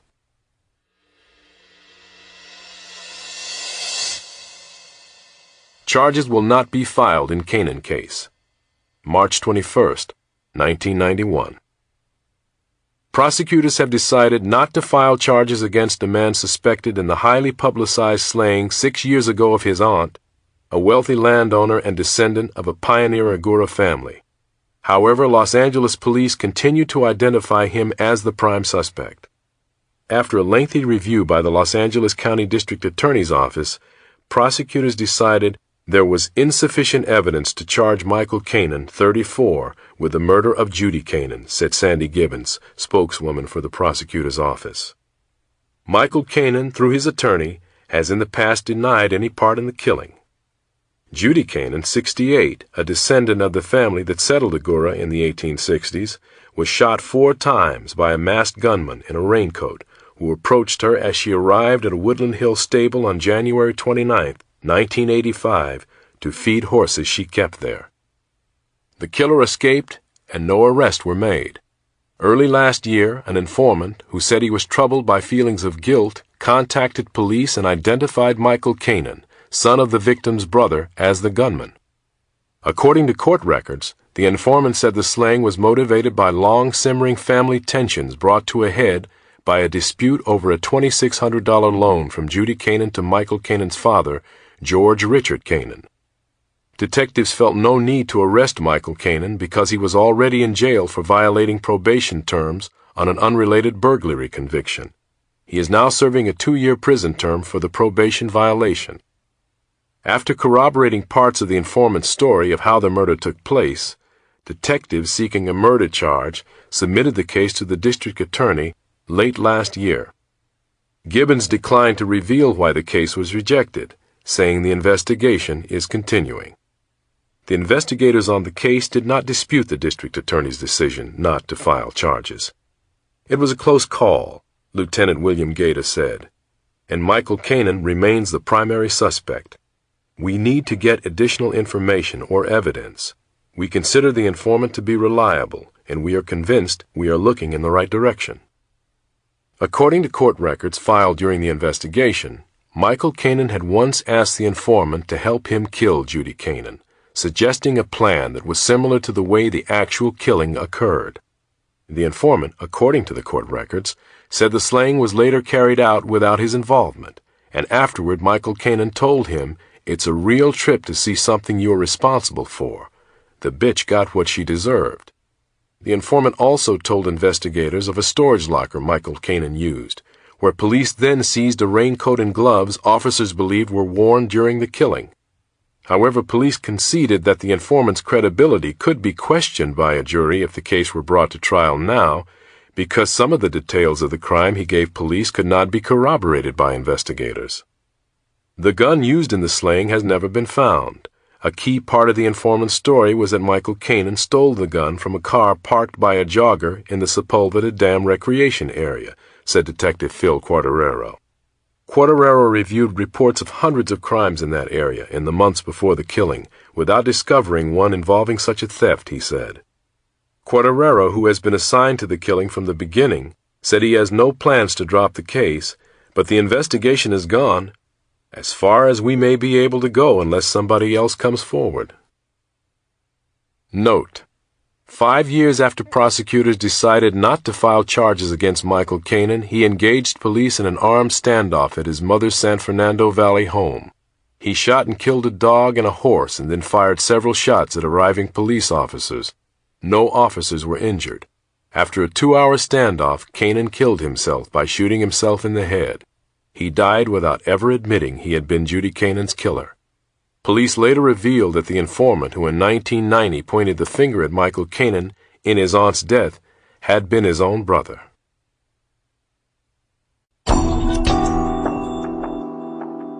Hollywood homicide. Los Angeles Times, June 25, 1989.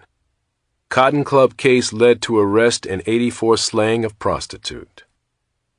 5 years ago, June Mincher, a 245-pound prostitute with a lavender Rolls Royce, was shot to death on a Van Nuys sidewalk by a swift and efficient killer, setting off an investigation that unearthed a bizarre cast of characters and seamy tales, but convicted no one. This month, some of the mystery appears to be unraveling in a court hearing into another killing a world away, the world of the Cotton Club slaying, with its Hollywood celebrities and high-finance film and cocaine deals. Testimony in the Cotton Club hearing and related documents filed with the court contain accusations that both slayings were carried out by some of the same hired killers who boasted of their work to an informant wearing a tape recorder for investigators. The question of who might have hired them to kill Mincher is still open, but at least one document filed with the court quotes an informant as saying that it was the grandmother of the man who had been acquitted of the killing. An attorney for the woman, a Beverly Hills investment executive, denied the accusation. Police say they are still investigating and will not comment. Mincher, who billed herself in local sex-oriented publications as a sexy black and Indian goddess with a 56-inch bust, was shot to death May 3, 1984. 2 years later, Gregory Allen Cavalli, a 24-year-old bodybuilder from a prominent Beverly Hills family, was charged with her murder. Authorities said he drove the getaway car after a hitman killed Mincher. But at Cavalli's trial, prosecutors could not produce or even name the hitman, and the chief witnesses against Cavalli included a former cocaine addict, a transsexual performer in pornographic films, and a woman recovering from a nervous breakdown suffered after her son killed her mother. Fast vote for acquittal. At the end of a 3-week trial in 1986, Cavalli walked out of the Van Nuys courthouse a free man. It took a jury less than an hour to find him not guilty. But now, 3 years later, the Mincher murder case begins a new chapter.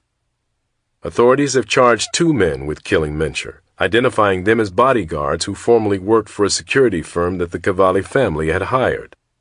Detectives now say Cavalli was not the getaway driver and was not even present the night of the killing. The question of who ordered Mincher's killing remains, but authorities say Cavalli is not a target of the investigation because he can't be tried for the same crime twice. Never, said Los Angeles Police Sergeant Ed Entwistle. He has been tried, and that is it. Investigators will not discuss whom they consider suspects, but in a summary of the investigation filed with Los Angeles Superior Court in connection with the Cotton Club case, the key informant in the case is quoted as telling officers that one of the suspects told him that Mincher had been bothering a wealthy Italian family, and the grandmother contracted the hit. Attorney Mitchell W. Eggers, who represents the Cavalli family, identified grandmother as a reference to Mary Bowles, a partner in the Beverly Hills real estate investment firm of Bowles & Associates. There is no other grandmother with a part in this case, he said, denying that anyone in the family had anything to do with the Mincher killing.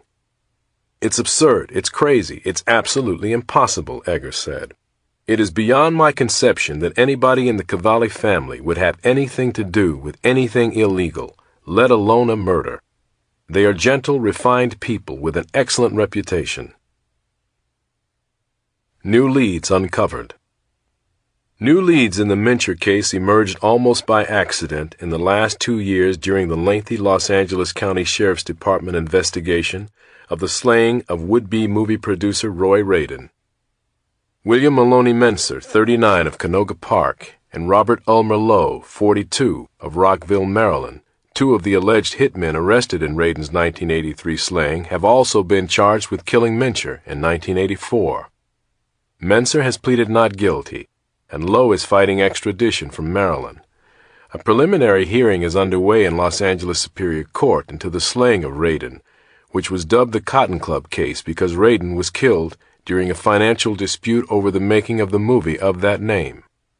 Although the Mincher murder is involved in the hearing, it has been overshadowed by the headline-grabbing testimony in the Radin killing, which has involved cocaine deals, limousines, and accusations involving movie producer Robert Evans. But investigative records filed with the court and the statements of prosecutors and detectives about the Mincher case weave a portrait of an investigation that was started and stopped 2 different times before the present inquiry began. According to stories told by friends and associates at the time of her death, June Mincher, 29, parlayed advertisements in underground newspapers offering sexual services into a lucrative lifestyle. Friends told investigators that she had spent at least $20,000 on cosmetic surgery to alter her face and hips and enlarge her bust. She drove a lavender Rolls-Royce and carried as much as $12,000 in a case beneath her wig.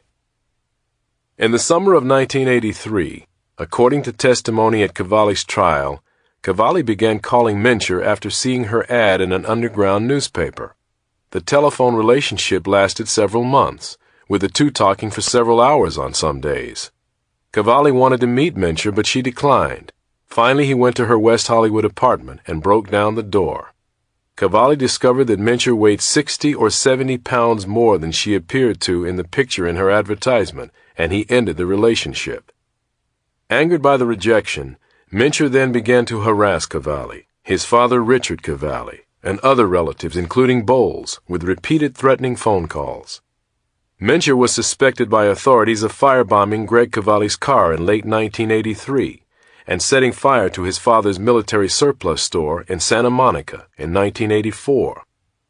The Cavalli family spent $200,000 on private security guards to protect them from Mincher, according to trial testimony, and Gregory Cavalli moved to Phoenix to get away from her.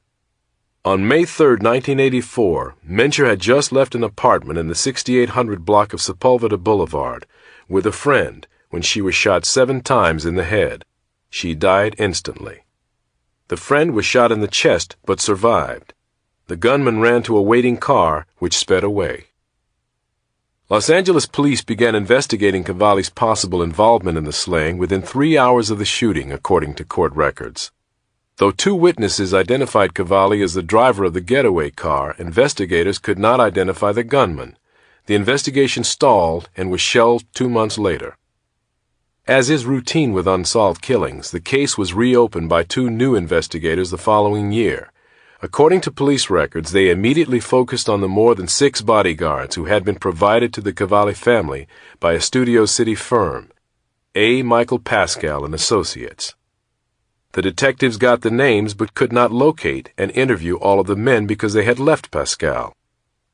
At that particular time, we were trying to get all the bodyguards identified, Entwistle said recently.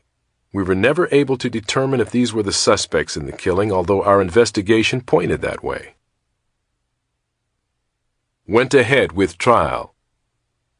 2 of the bodyguards they could not find were Lowe and Menser.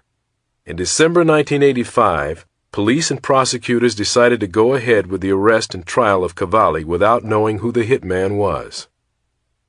During the trial in June 1986, a transsexual pornographic film performer, who was a close friend of Mincher's, testified about the relationship between Cavalli and Mincher. But the case relied most heavily on the 2 witnesses who had identified Cavalli as the getaway driver. However, on the stand, one of those witnesses admitted that at the time of the shooting, he was a cocaine addict and could have made a mistake. The other witness, Cavalli's attorney brought out, had originally told police that he could not see the driver. Jurors later said the witnesses lacked credibility and chose to believe the defense's contention that Cavalli was in Phoenix and had made phone calls from there when the killing took place. Cavalli was acquitted, and the Mincher case was shelved once again. Meanwhile, sheriff's investigators working on the Radin killing of 1983 were investigating Menser and Lowe. Radin, 33, of Long Island, disappeared May 13, 1983, after getting into a limousine in Hollywood to go to a dinner engagement to discuss the financial backing for Cotton Club. His decomposed body was found a month later on a wilderness shooting range south of Gorman. Menser and Lowe were among the possible suspects identified in the slaying, but the sheriff's investigation moved slowly until 1987 when deputies contacted William Ryder, a former security chief for Hustler magazine publisher Larry Flint. Ryder knew Mincer and Lowe from security jobs. Slaying described. Ryder, according to court records and testimony in the Cotton Club case, told investigators that Mincer and Lowe had told him about murders they had been involved in. One was the Radin killing. Another was the slaying of a woman in Van Nuys who the men apparently thought was a transvestite. Ryder told the investigators of a 1986 conversation he had with Lowe while they were on a security job in Texas. Lowe began drinking heavily and told Mr. Ryder about Mincer murdering a black transvestite, a sheriff's investigative report says, and continued. Lowe said that he drove the getaway vehicle and that Mincer shot the victim several times while standing on Sepulveda Boulevard in the San Fernando Valley. Mincer also shot the victim's companion, but the companion survived. Lowe stated Mincer began calling the murder victim names and kicking her after the shooting, and Lowe, who was in the driver's seat of their vehicle, had to call to Mincer to get in the car so they could get away before the police arrived. Gun matched to slugs. The investigators connected the facts Ryder gave to the Mincer slaying. Ryder later told investigators that he had unknowingly lent Mincer the gun used in the killing and turned over a .22 caliber semi-automatic pistol equipped with a silencer. According to the court records, investigators matched the gun to the slugs that killed Mincer. Ryder next went undercover for the sheriff's investigators, agreeing to meet with Lowe, Mincer, and a third former bodyguard for the Pascal firm, Robert Leroy Derrimer, 38, while the conversations were secretly tape-recorded. In May 1988, while sitting with Ryder in a car in Frederick, Maryland, according to sheriff's records, Derrimer spoke about the Mincer killing and said he drove Mincer by the murder scene shortly after the shooting so that Mincer could see what police were doing. The next day, Ryder met with Lowe at a bar in the same city, and while the conversation was secretly recorded, Lowe told of his part in the killing, the records say. 2 months later, it was Mincer's turn. Ryder met him in Los Angeles and steered the tape-recorded conversation toward the murder. According to the records, Mincer said that in the weeks before the murder, he had placed a bomb under Mincer's car, but it failed to go off. He said he had also broken into Mincer's apartment and pistol-whipped her. In another conversation, Mincer said he used hollow-point bullets during the killing because he believed erroneously that they were impossible to match to a weapon. The tapes of the conversations, along with testimony by Ryder, are expected to be key evidence against Mincer and Lowe if they come to trial. Authorities said last week that Derrimer has agreed to testify against his 2 fellow bodyguards and will not be charged in the case. While authorities are confident that they finally know how Mincer was killed, the question of who ordered her death remains unclear. Third look into case. Earlier this year, Los Angeles police began their third look at the case after the sheriff's investigation broke it open. We're following up on loose ends, Entwistle said. There are still people out there that were involved. Authorities declined to comment on who the suspects are, but one thing they are sure of is that Gregory Cavalli cannot be tried again. As far as Mr. Cavalli is concerned, the case is over, said Deputy District Attorney Andrew W. Diamond, who headed the unsuccessful prosecution in 1986. He can't ever be prosecuted again for killing June Mincer. Deputy District Attorney David P. Kahn, who is handling the case against Mincer and Lowe, would not comment. I don't want to speculate on Gregory Cavalli's role, Kahn said. He has been acquitted. Cavalli, who has moved back to Southern California since his trial, could not be reached for comment. Pascal, whose security firm is now in Beverly Hills, confirmed last week that Mincer and Lowe worked for his firm when it was hired by the Cavalli family. But he would not comment further. Pascal has not been charged with any crime.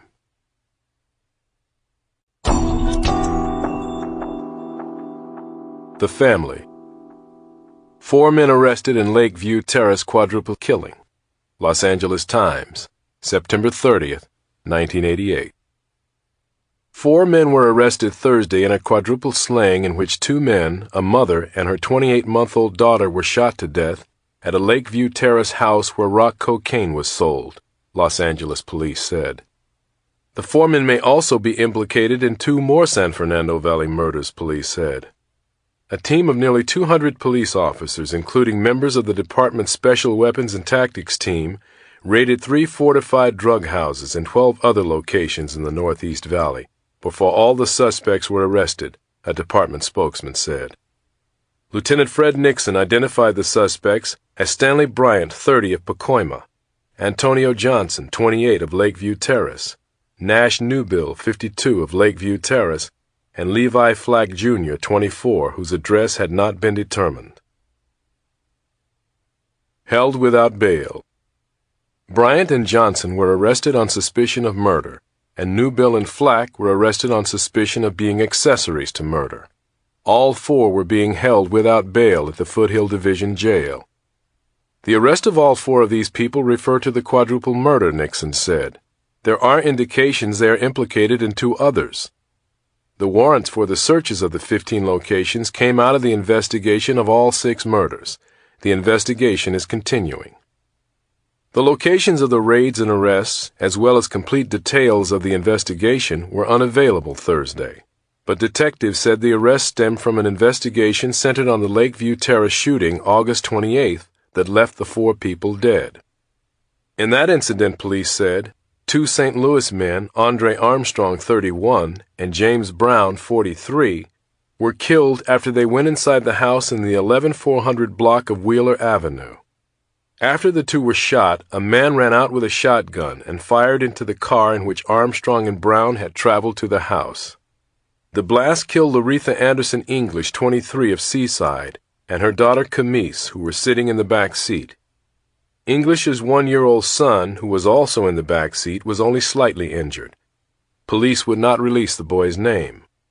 After the shooting, police said, the man with the shotgun jumped into the car and drove about a mile away from the house before abandoning it in an alley. The bodies and the injured child were still inside.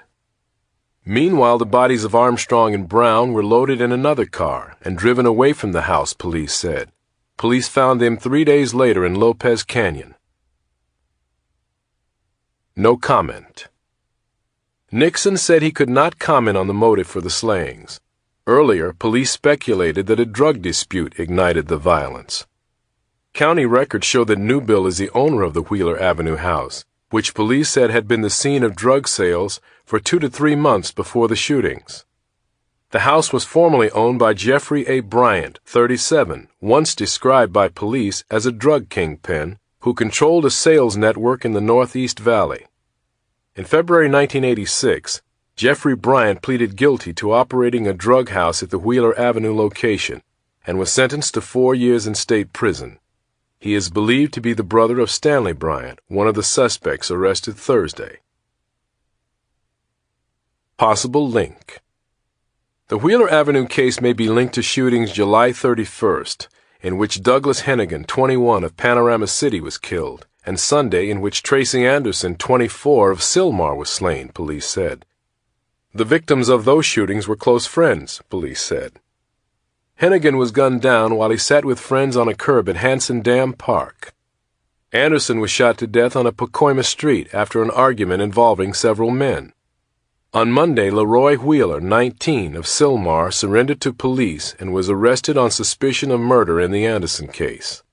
Police declined to discuss the motives for the Hennigan and Anderson killings or how they may relate to the other 4. However, Nixon said Wheeler is also suspected of involvement in the quadruple slaying.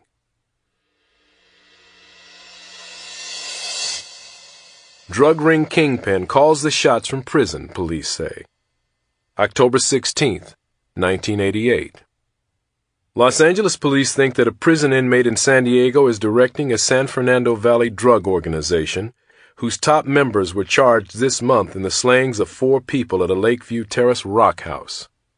Investigators said they think that the inmate Jeffrey A. Bryant, 37, of Pacoima, is the leader of a drug ring with as many as 200 members that has controlled the sale of rock cocaine in the Northeast Valley for nearly a decade. Bryant is serving a 4-year sentence at the Richard S. Donovan Correctional Facility for a 1986 conviction for operating a drug house. We believe he calls the shots from prison, said Lieutenant Bernard D. Conine, Chief of Foothill Division Detectives. Linked to statewide gang. Authorities said Bryant and other top-level members of his organization have been linked to the Black Guerrilla Family, a gang formed in California prisons in the early 1970s. The BGF, as it is more commonly known, at first focused on revolutionary politics, but now is accused of operating a statewide drug network, authorities said.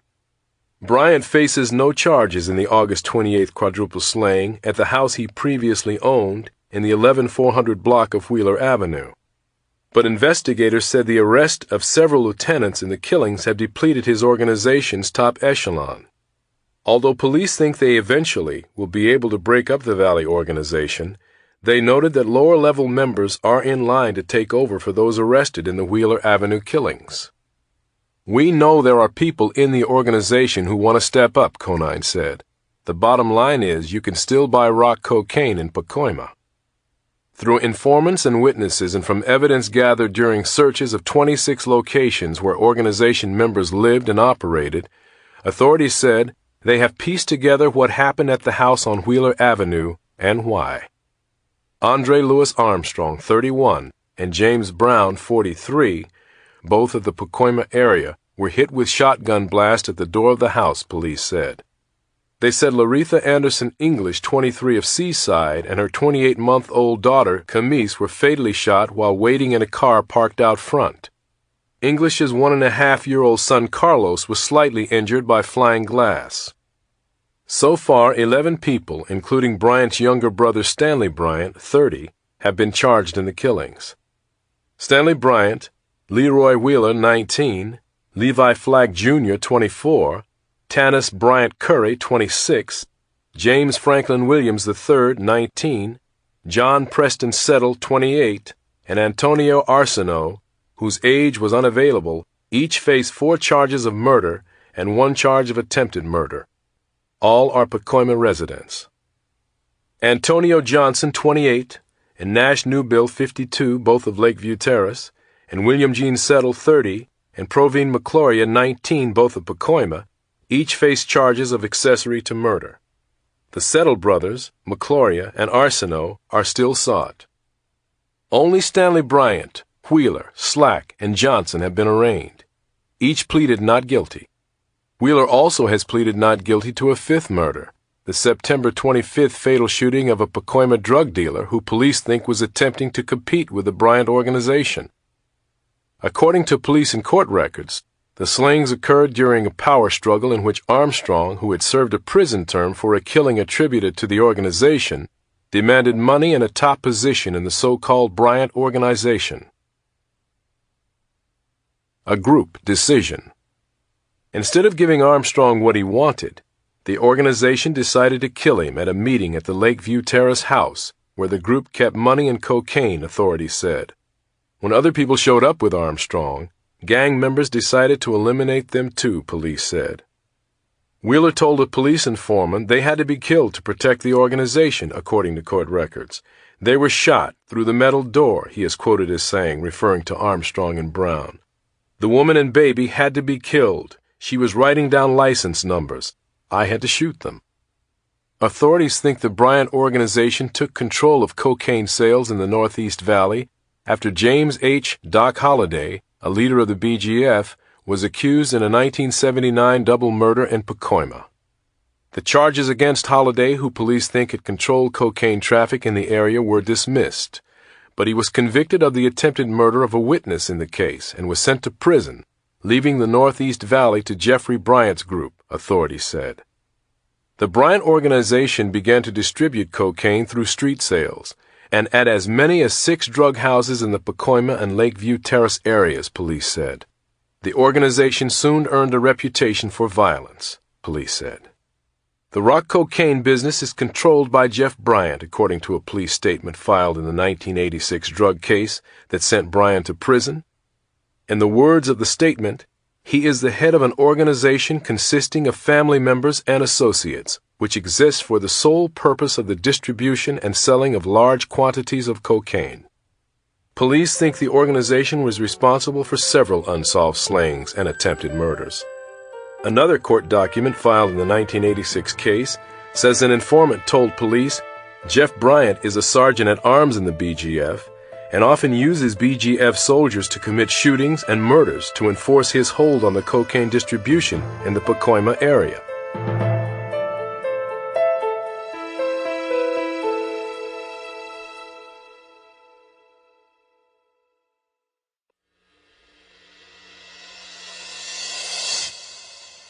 Chance to network. Bryant served time in prison in the mid-1970s for a bank robbery conviction and may have become associated with the BGF then, police said. Our intelligence shows the Bryant organization is closely aligned with the BGF. In fact, it claims to be the BGF, Connelly said. Bryant and his brother Stanley, who police say is second in command of the Valley drug gang, were charged in 1982 in the contract killing of a man who vandalized one of their cars after buying $150 worth of cocaine that he thought was of poor quality, according to court records.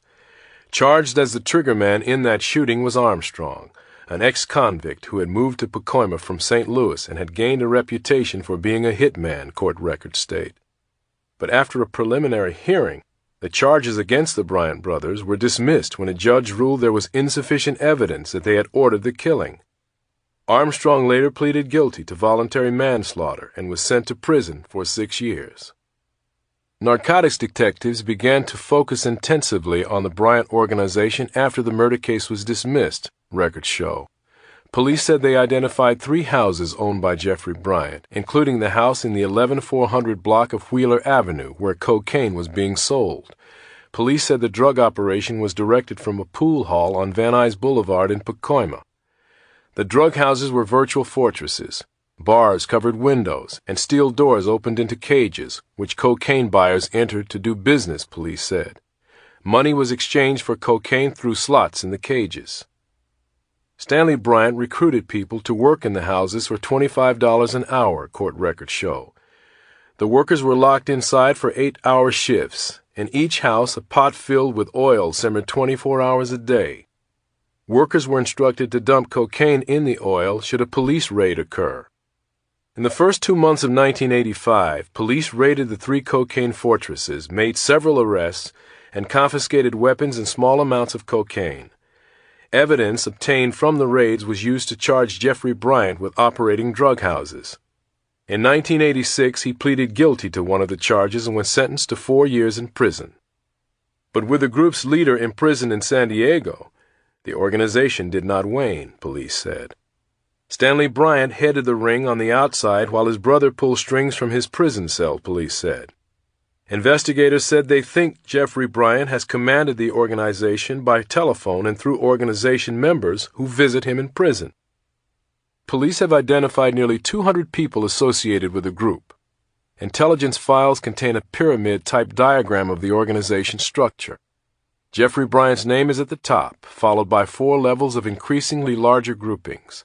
Those listed on the diagram range from organization lieutenants to drug distributors, rock house operators, and finally, street salespeople.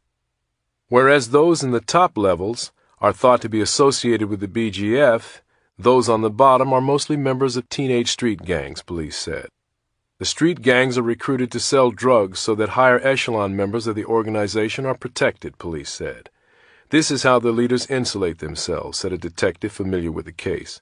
The people on the bottom are just fodder. If they get arrested, it's easy to get someone to take their place. But the insulation broke down with the August 28th killings at the Wheeler Avenue house, police said. Detectives said the cause of the 4 killings relates to the 1982 killing that resulted in a dismissal for the Bryants and imprisonment for Armstrong. Armstrong was released from prison in April. Police said he returned to St. Louis briefly, but early this summer moved to the Pacoima area with a friend, James Brown. Investigators think that Armstrong was angry with the Bryant organization because it had reneged on a promise to support his wife while he was in prison. Police said a meeting was scheduled between Armstrong and the top members of Bryant's group, at which Armstrong intended not only to demand a top spot in the organization, but the money he thought his wife should have received. But before the meeting took place, Armstrong, Brown, English, and her daughter were ambushed. Their bodies were quickly removed from the property and dumped elsewhere. The house was empty by the time police arrived, after receiving calls from neighbors. It was another 4 weeks before police had gathered evidence of what happened and began arresting the lieutenants in the Bryant organization. Time staff writer Claudia Puig contributed to this story.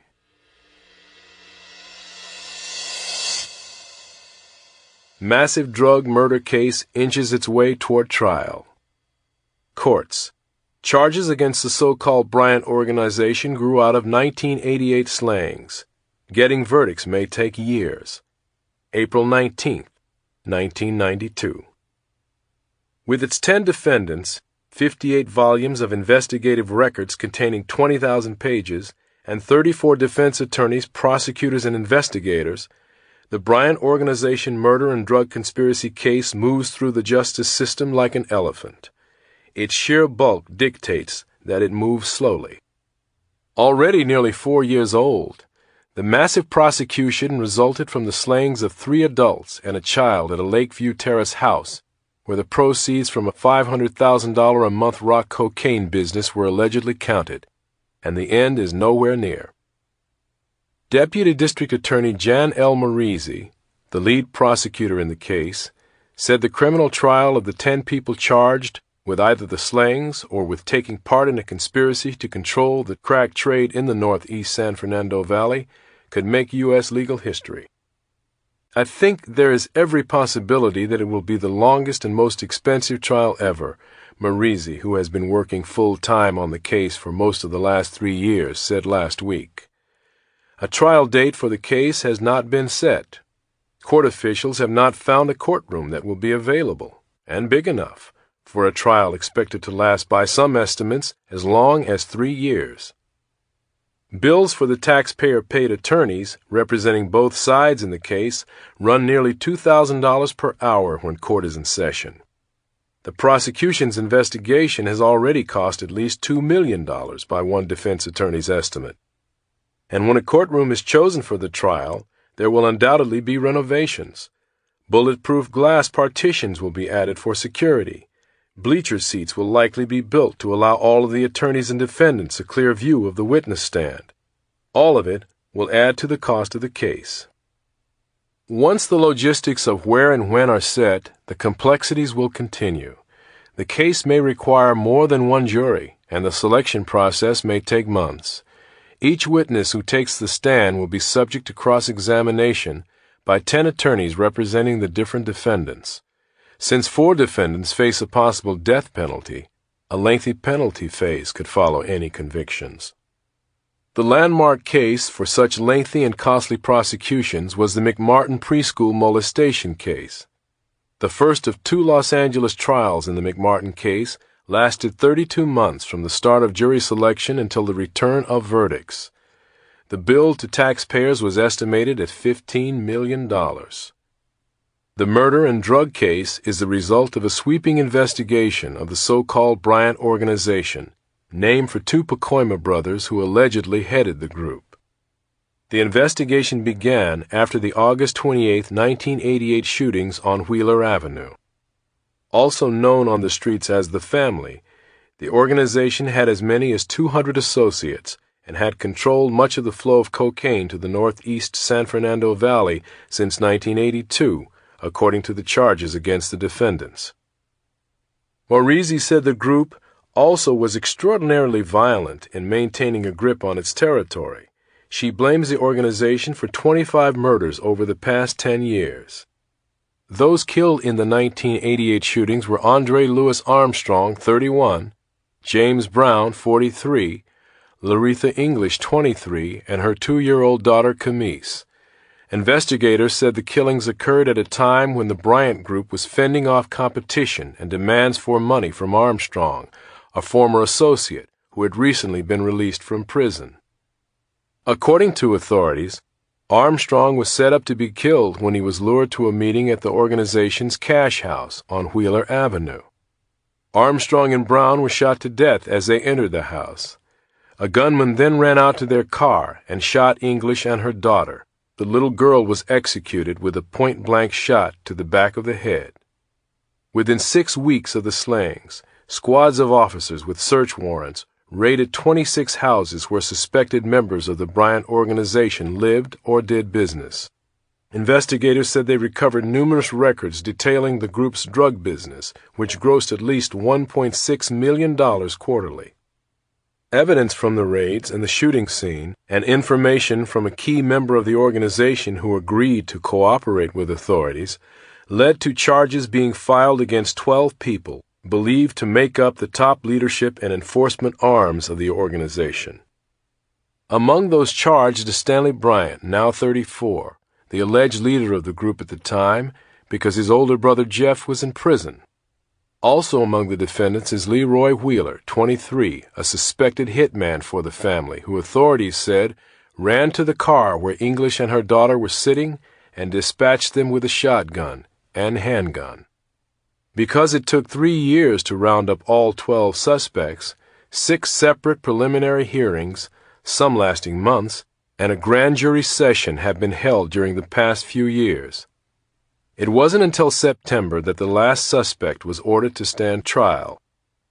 Earlier this month, 2 of the defendants pleaded guilty to drug and aiding and abetting charges, the first convictions in the case. One was put on probation after spending the last 18 months in jail. The other has not yet been sentenced. What remains to be decided on is a date for the trial and a venue. "We still haven't found a home," said Morisi, explaining that a Los Angeles Superior Court judge who has been hearing pretrial motions in the case has been reassigned to civil matters, leaving the Bryant case without a courtroom.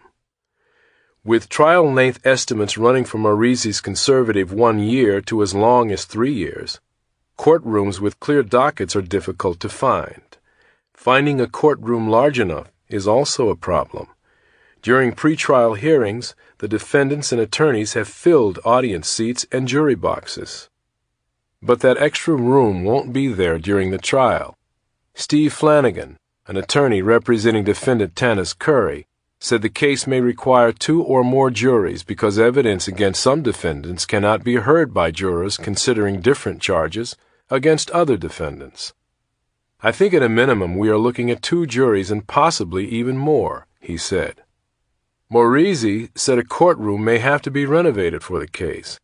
She also said all of the logistic problems may make it so unwieldy that the defendants will have to be tried separately, possibly in simultaneous trials.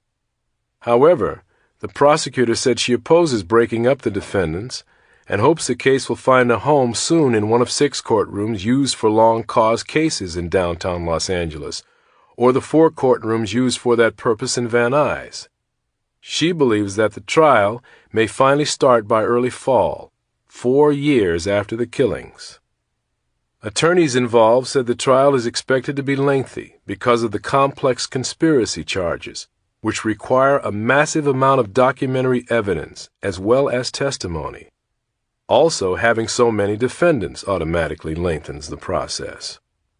With 10 defendants, there could be 10 attorneys conducting cross-examinations of every witness, Morisi said. The more defendants you have, the length of trial increases geometrically, not arithmetically, said Ralph Novotny, who represents defendant Donald Smith. "I think somebody even said this would last 4 years. I think 1 to 2 years is realistic." Flanagan said jury selection alone could take months. Between the prosecution and all of the defendants, there will be more than 200 challenges to jurors allowed, he added. "I have no idea how long it will take," Flanagan said of the trial. "As a general rule, a prosecutor's estimate is conservative. If she says 1 year, I would at least double it." In addition to the defendants, the case has a massive attachment of attorneys and investigators. There are 17 defense attorneys, all court-appointed. 7 defendants have been granted 2 attorneys each because they face the death penalty or life in prison if convicted. Each defendant also has at least 1 court-appointed investigator. On the prosecution side, Morisi heads a team of 4 deputy district attorneys and 4 investigators, including Los Angeles Police Detective James Vitecchi, the lead investigator since the beginning of the case. Most of the prosecutors and investigators have been working full-time on the case for a year or longer. They primarily work out of an office near the San Fernando courthouse, its location kept secret for security reasons. In the course of the investigation, Members of the team have traveled to 11 states to interview witnesses and gather evidence. While most murder cases result in investigators accumulating reports and other documents that fill 2 or 3 thick blue binders called murder books, the Bryant case has filled 58 so far. During one preliminary hearing, they were lined up in the unused jury box so they could be easily referred to by prosecutors. Side by side, they stretched more than 10 feet. "It's a nightmare when you try to get everything collated," Flanagan said. "I have attempted to computerize everything, but there is so much. There are approximately 20,000 pages. There are thousands and thousands of telephone numbers. It is difficult to estimate how much has been spent on the case or how much taxpayers will eventually have to pay. The investigation of the shooting involved numerous law enforcement agencies, and at times as many as 200 officers were brought in to conduct searches. Flanagan estimated the investigation has cost more than $2 million. Marizzi said that estimate could be in the ballpark, but she could not confirm it. The true costs of the case would include the salaries of prosecutors, police investigators, bailiffs, judges, and court staff. The defendant's attorneys are each paid about $100 an hour. At that rate, a year in trial, minus a 2-week vacation, will cost taxpayers more than $3.5 million for defense attorneys alone. Defense attorneys said the cost of the trial should not be criticized because the defendants are constitutionally guaranteed competent counsel and a fair trial. They said the prosecution has set the stage for the lengthy and expensive battle by alleging complicated conspiracy charges. "Millions have been spent on their investigation," Flanagan said. "I don't think anybody can quibble over the money spent on defense attorneys." Novotny said that if the prosecution dropped some of the garbage charges against the defendants, such as the allegation that the organization was involved in a drug conspiracy, the trial and costs would be greatly trimmed. "The cost of justice sometimes is expensive," Novotny said. "This is a mega case. I have a client who faces a possible death penalty. I have an obligation to prepare the best defense possible. It's an expensive proposition." Citing confidentiality, he declined to say what his defense team has been paid in the 1.5 years he has been on the case.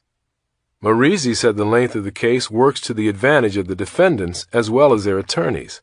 As a case drags on, the prosecution's evidence can unravel. "Memories fade to a certain extent. Evidence can be lost or destroyed," she said. "In this case, there has always been a great danger factor to our witnesses." Fatecki said one of the case's defendants, Nash Newbill 56, had been free on bail awaiting trial but was then jailed in September when he allegedly directed an assault against a witness in the case. Newbill was charged with assault for allegedly ordering 2 men to hold down the witness and inject an hallucinogenic drug into her tongue with a hypodermic needle. During the alleged attack, Newbill called her a snitch, police said. Defense attorney Flanagan countered that the slow movement of the case causes defendants an enormous hardship. "It's a nightmare for those individuals," he said. "There is a presumption of innocence, but they languish in jail. I don't think it is anybody's fault. There is an investigation that has been done by both sides. I don't think anybody is trying to hold it up." Note: the sheer size of the prosecution spawned by the quadruple murder in Lakeview Terrace proved to be unmanageable. The case was eventually pared down and split. Still, over the next 5 years, there were several prosecutions and convictions of members of the Bryant family organization for crimes ranging from murder to drug dealing and money laundering. Stanley Bryant and 2 others were eventually sent to death row for the killings. His brother Jeffrey Bryant was returned to prison as well after being convicted of drug-related crimes. By 1997, the organization most responsible for bringing rock cocaine to the Northeast Valley was completely dismantled and irrelevant, according to police and federal authorities.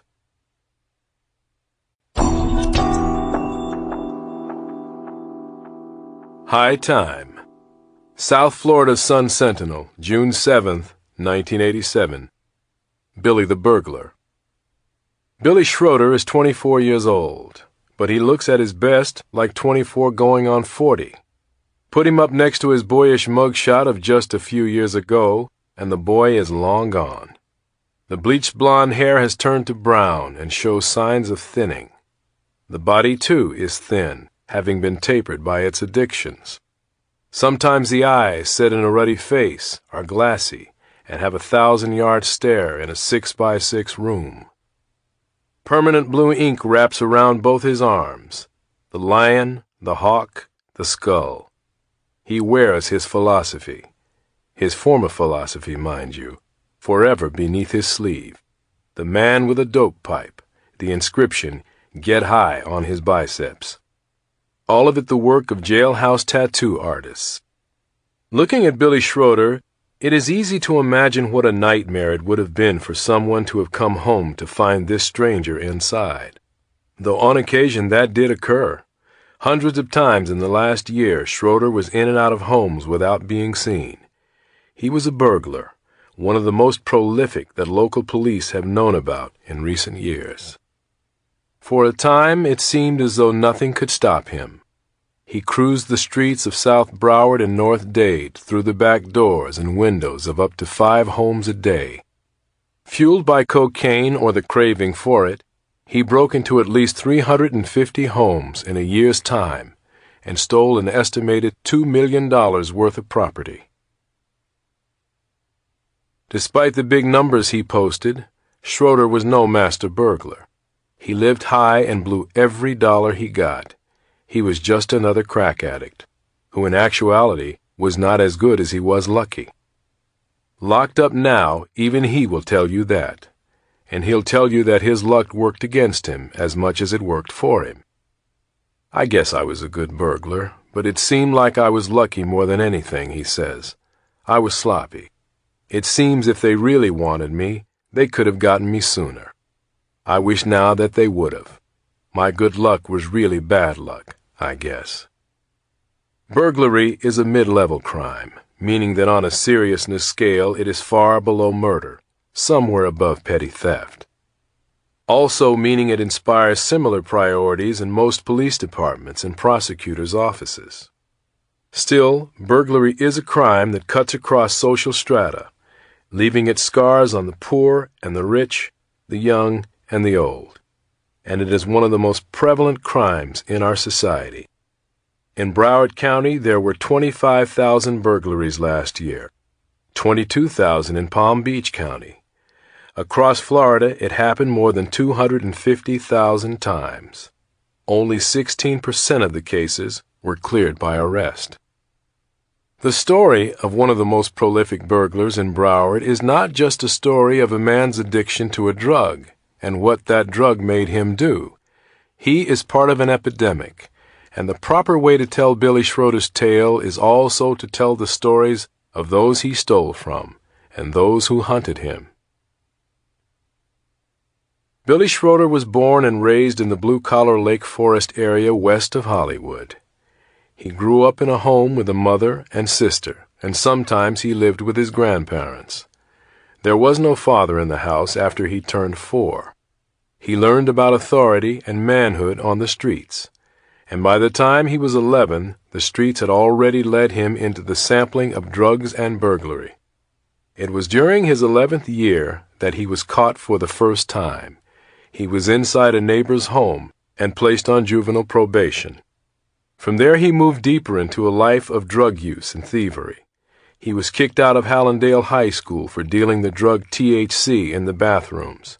He was arrested selling Quaaludes to an undercover cop.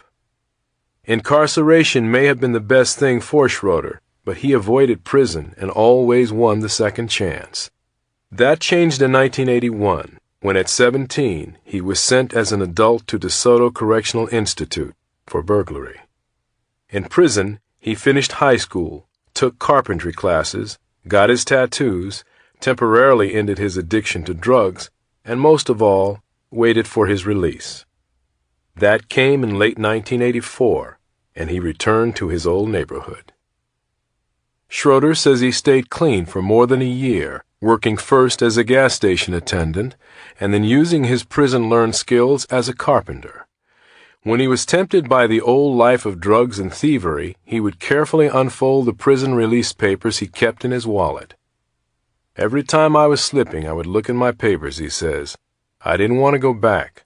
I looked at them and said I'd earned my freedom and paid my debt. But by the end of 1985, Billy Schroeder had misplaced his papers, and he started slipping. And one night a friend came by his apartment and introduced him to cocaine in the form called crack. Within 24 hours of smoking his first rock, all that Schroeder had learned was gone. So was his TV and stereo and living room furniture, all traded for crack. A week later the job was gone too. Urges controlled Billy Schroeder again. His first break-in was into the house next door. Schroeder quickly became re-addicted to both drugs and burglary. The two were the all-consuming parts of his life. He could not have one without the other. He began cruising the neighborhoods of South Broward, wearing a phony Florida Power and Light shirt and carrying a screwdriver. On Easter Sunday 1986, Gladys Jones became one of Billy Schroeder's statistics. The revelation came to her like a cold finger running down her spine when she opened the front door of the home where she lived alone, near Hollywood. Immediately she saw the doors of the dining room buffet standing open, and its contents spilled on the floor.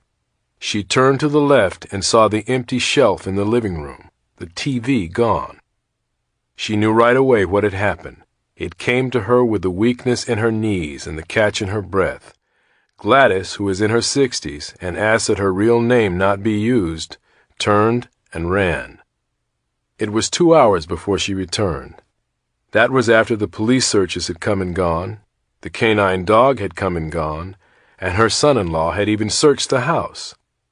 Gladys walked unsteadily into her home to learn what the invader had taken.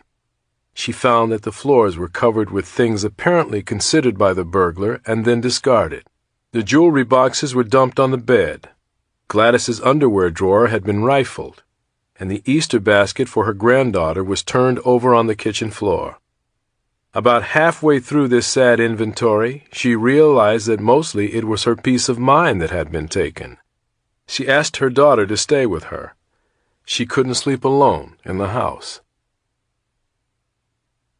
Broward County Sheriff's investigator Bill Cloud has worked burglary cases for 9 years. His experience has taught him two constants: that nowadays almost all burglars break into homes to get money for drugs, and that drug-fueled burglars do very careless work, to the point of hitting homes in their own neighborhoods before moving on to other areas. When in early 1986, Cloud began getting a number of similar Lake Forest burglary cases dropped on his desk, he figured he had one burglar out there hitting homes at a fast pace. So he took to the neighborhood streets and culled a list of suspects' names from the steady cast of informants he maintains. One of the names was Billy Schroeder's. Cloud ran it through the crime computer and learned of Schroeder's rap sheet. He then asked the sheriff's office crime lab for a zone run, a comparison between Schroeder's fingerprints and those found at burglaries in the patrol zone that included Lake Forest. It was a request that would take weeks because of the backlog of requests to the crime lab. While he was waiting, Cloud distributed flyers bearing Billy Schroeder's 1983 mugshot to deputies in South Broward police departments, and he went out looking. Billy Schroeder worked enviable hours, usually less than 5 hours a day. He worked when he had to, when the cocaine ran low and his body's craving for it ran high. He would put on the FPL shirt and cap that he had had made at a flea market T-shirt concession and clip a can of mace to his belt. The get-up made him a meter reader. He would drive a borrowed car through neighborhoods before and after lunch, 9 to 11 and 2 to 4. The best times of finding empty homes. After spotting a target house, he would just knock on the front door. If somebody answered, Schroeder was ready with a variety of lines and would then move on. But if the knock went unanswered, he'd go around back, a meter reader doing his job, and break in after checking for alarm systems. With his screwdriver, he was an expert at breaking locks and window panes, removing jalousie windows. He knew how to pop a sliding glass door in just the way that it would crumble into a pile of glass dust without noise enough to alert a neighbor. Once inside, first to consider was a refrigerator, full of all the food he had neglected while binging on crack. After a snack, he'd grab a bag or a pillowcase, and then there were all those drawers and cabinets and hiding places to find. It was a quick operation, 10, maybe 15 minutes max.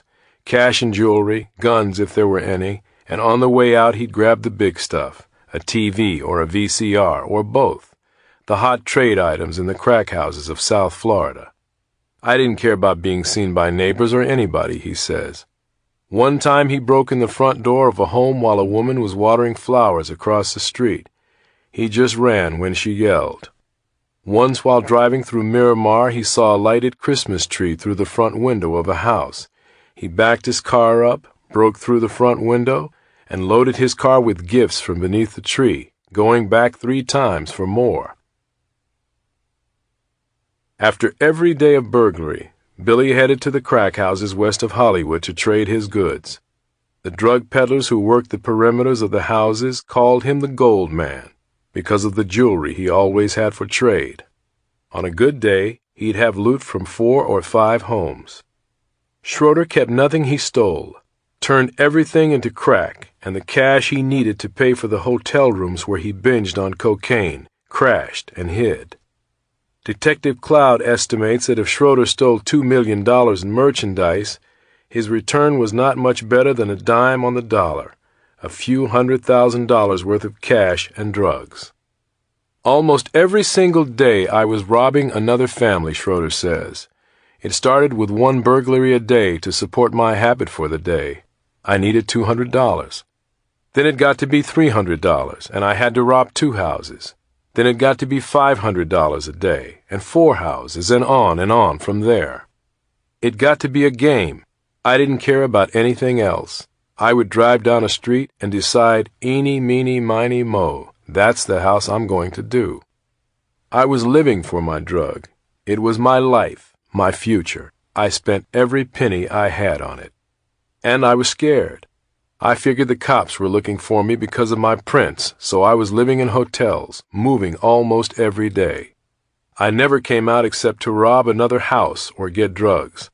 I would stay in the room behind a chain, a deadbolt, and a desk pushed up against the door. The zone run with Billy Schroeder's fingerprints that Detective Cloud had asked for came back with several positive IDs.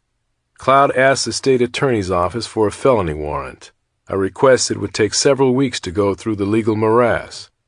Still, Cloud was now sure who his man was. He just had to find him. Meanwhile, detectives in other departments, Hollywood, Hallandale, Miramar, and North Miami, were learning that Schroeder was an increasingly active break-in artist. It got so that I could pick up a burglary report and be able to tell Billy had been there, says Hallandale Detective Dermot Mangan. When it was a daytime job with the place ransacked and food eaten, it was usually him. We were all looking for him, recalls Cloud. I once got word that he was going to a certain store to cash a check. I waited in there, and when he saw a man in a jacket and tie, he ran. He was so paranoid, anybody in a suit was a cop. That time he just happened to be right. We kept just missing him like that. At the motels on the streets, sometimes by minutes, it became a mission to get him. Gladys Jones spent the time after the burglary arranging for new lights to be placed outside her home, having the bushes cut away from the windows, putting steel mesh screens over every window. I hate it, she says. The house looks awful and it makes me feel like I'm the prisoner when I'm the victim. I'm still afraid to be here by myself. One night long after the burglary, Gladys was dressing for an evening out when she reached into her jewelry box for a certain gold necklace. It was gone, one of the belongings she hadn't noticed missing after the burglary. The discovery brought the whole thing, the intrusion, the loss, the anger, all back down on her. Most of all, it rekindled the fear. Gladys started counting the days left until her retirement from her office job in 2 years. That would be when she would put her house up for sale and move away from South Florida. But still at night, she would lie awake in bed and listen. She would return from outings, unlock the door, stand there, and listen. Often when home alone, she found herself asking, "Did I just hear a noise out there, or is it my imagination?" The legacy of fear that Billy Schroeder left behind will remain with her always, she says. Billy Schroeder could have gotten away. On one job in North Dade, he hit the jackpot, a pile of jewelry that he converted to bags of cash and crack. "I ended up with $20,000 cash in my hands," he recalls. "I said to my girlfriend, let's get out of here. I have the money now. Let's go to a rehab center and get off this." They decided on New Jersey, even got the airline tickets. But on the way to the airport, Billy and his girlfriend went to a friend's house to say goodbye, and they celebrated the goodbye with one more rock. Within a few hours, Billy checked into a Hilton suite with a bag full of rocks. Within days, the jackpot money was gone. Schroeder wouldn't get another chance to get away. His habit was growing and costing him close to $1,000 a day. He was breaking into more homes each day, and the risks were getting greater while he was getting sloppier. He even stopped wearing his phony FPL uniform. On February 26, 1987, Davie police got a call about a possible burglary in progress. Officers went to the home and saw an open window and a screen leaning against the outside wall. The screen was the giveaway. A few minutes later, the cops entered the house and found a burglar hiding in a bathroom shower stall. He said his name was William Burns.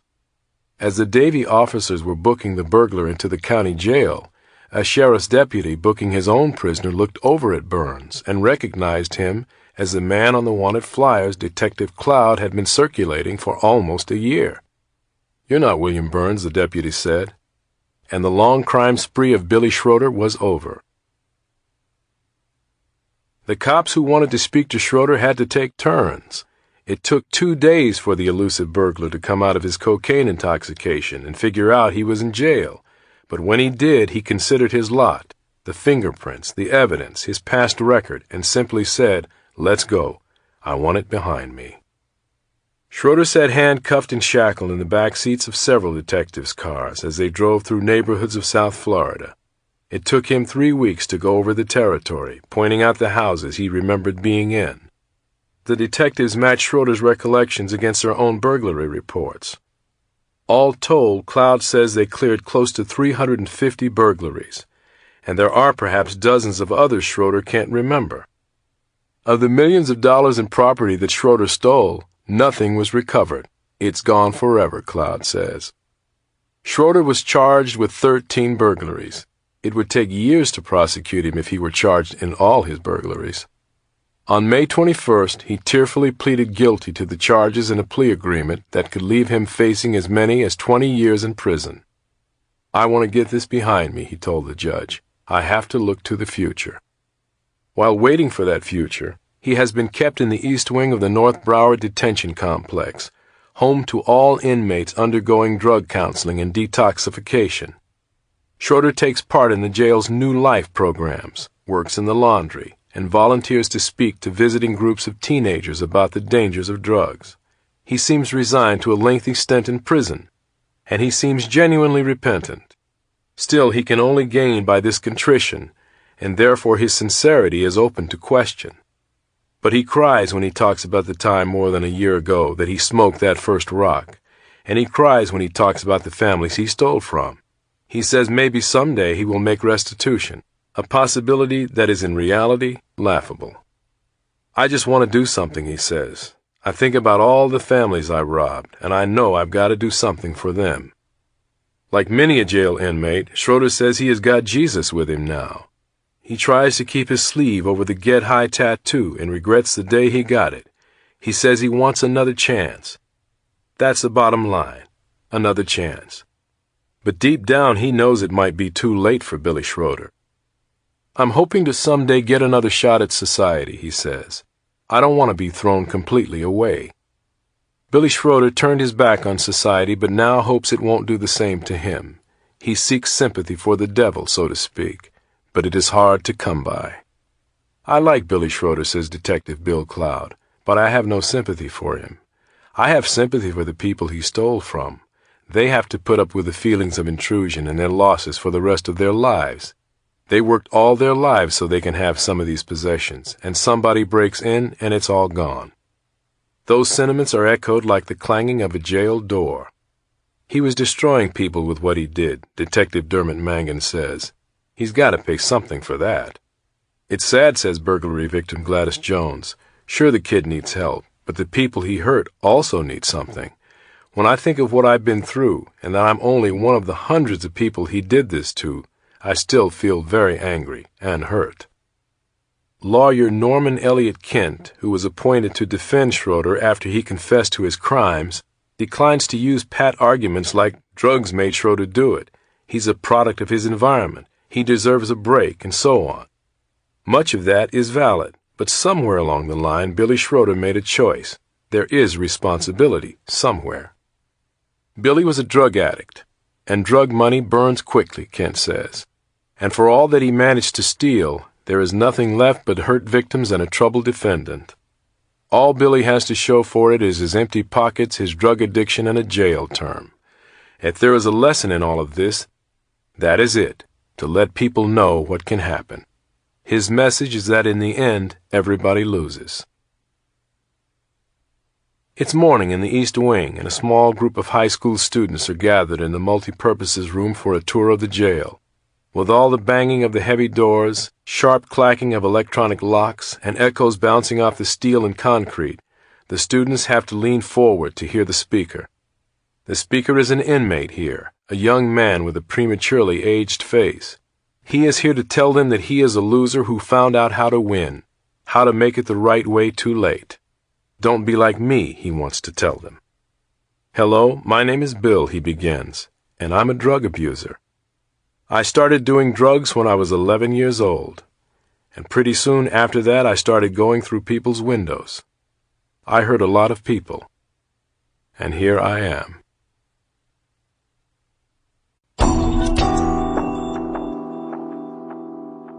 Lying in Wait. Los Angeles Times, February 23, 1989. Ambush shooting. Nurse killed trying to aid man on street. A private nurse who stopped her car in the hills above Studio City and apparently got out to help a man lying in the street was fatally shot Wednesday when the man stood up and pulled a gun, Los Angeles police said. No arrest was made in the ambush killing of 40-year-old Lucille Marie Warren at Montcalm Avenue and Woodrow Wilson Drive in an exclusive neighborhood of hillside homes. Warren was shot at 6:45 a.m. while on her way home to Inglewood, police said. She had left a house on Montcalm where she worked as a night nurse. Investigators said there were indications that she was the specific target of the fatal attack and may even have known her killer. Detectives are investigating whether Warren, who was divorced and lived with her 2 teenage children, was involved in any personal disputes that could have led to the shooting. This doesn't appear to be a random encounter, said homicide detective Mike Coffey. Motive unknown. While the motive for the shooting was unknown, police said the killer may have been in the street because he knew that Warren was approaching and would stop if she thought someone needed help. She was a nurse, said Lieutenant Ron LaRue. If you knew she was a nurse, you could find a way to make her stop. The suspect was lying in the street, and she stopped. Warren had been working at the home in the Montcalm cul-de-sac at least 2 months, police said. Officials of a Van Nuys-based registry of nurses, through which police said Warren was referred to jobs, declined to comment. Detectives would not name the person for whom Warren worked. Los Angeles real estate records list a large gated property where police said she cared for a patient as belonging to Miklos Rocha, 81, a composer and 3-time Academy Award winner for the musical scoring of films. After finishing her night's work, Warren was leaving the cul-de-sac when she stopped at Woodrow Wilson Drive after seeing the man in the middle of the street, police said. Gun pulled from clothing. When Warren got out and walked toward the front of the car, The man stood up and pulled a handgun out of his clothing. Police said they do not know whether the pair spoke before the man fired several times at Warren. Warren was hit by gunfire at least twice, including once in the head, and fell mortally wounded in the street, police said. One other shot hit the windshield of her car, which eventually rolled into an embankment on the other side of the street. Police said the gunman ran to a car parked nearby and sped away. The victim was not robbed. A resident called police on a car phone after seeing the woman in the street. Coffey said several residents saw parts of the crime and provided police with descriptions of the gunman, his car, and the sequence of events. Warren was taken to St. Joseph Medical Center in Burbank, where she died at 10:48 a.m., police said. As police cordoned off the area, residents gathered nearby or watched from their windows. Police said the shooting, which occurred near a corner house owned by artist David Hockney, was unusual in the quiet, affluent neighborhood. Violence is getting common all over the city, said a man who declined to give his name. People pay a lot of money to get away from it, but it doesn't always work. Time staff writer Amy Pyle contributed to this story. Note: Lucille Warren's former boyfriend was arrested, tried, and convicted of murdering her. A former probation officer, he was sentenced to 27 years in prison. Of note in the sentencing was that the killer avoided the death penalty because the judge in the case ruled that he had not been lying in wait, a special circumstance that would have made him eligible for the death penalty. The judge ruled that the lying in wait statute was drawn in regard to killers who hide and then surprise their victims. Since the killer was lying on the street in plain sight when Warren approached, he was not hiding, and was therefore not lying in wait.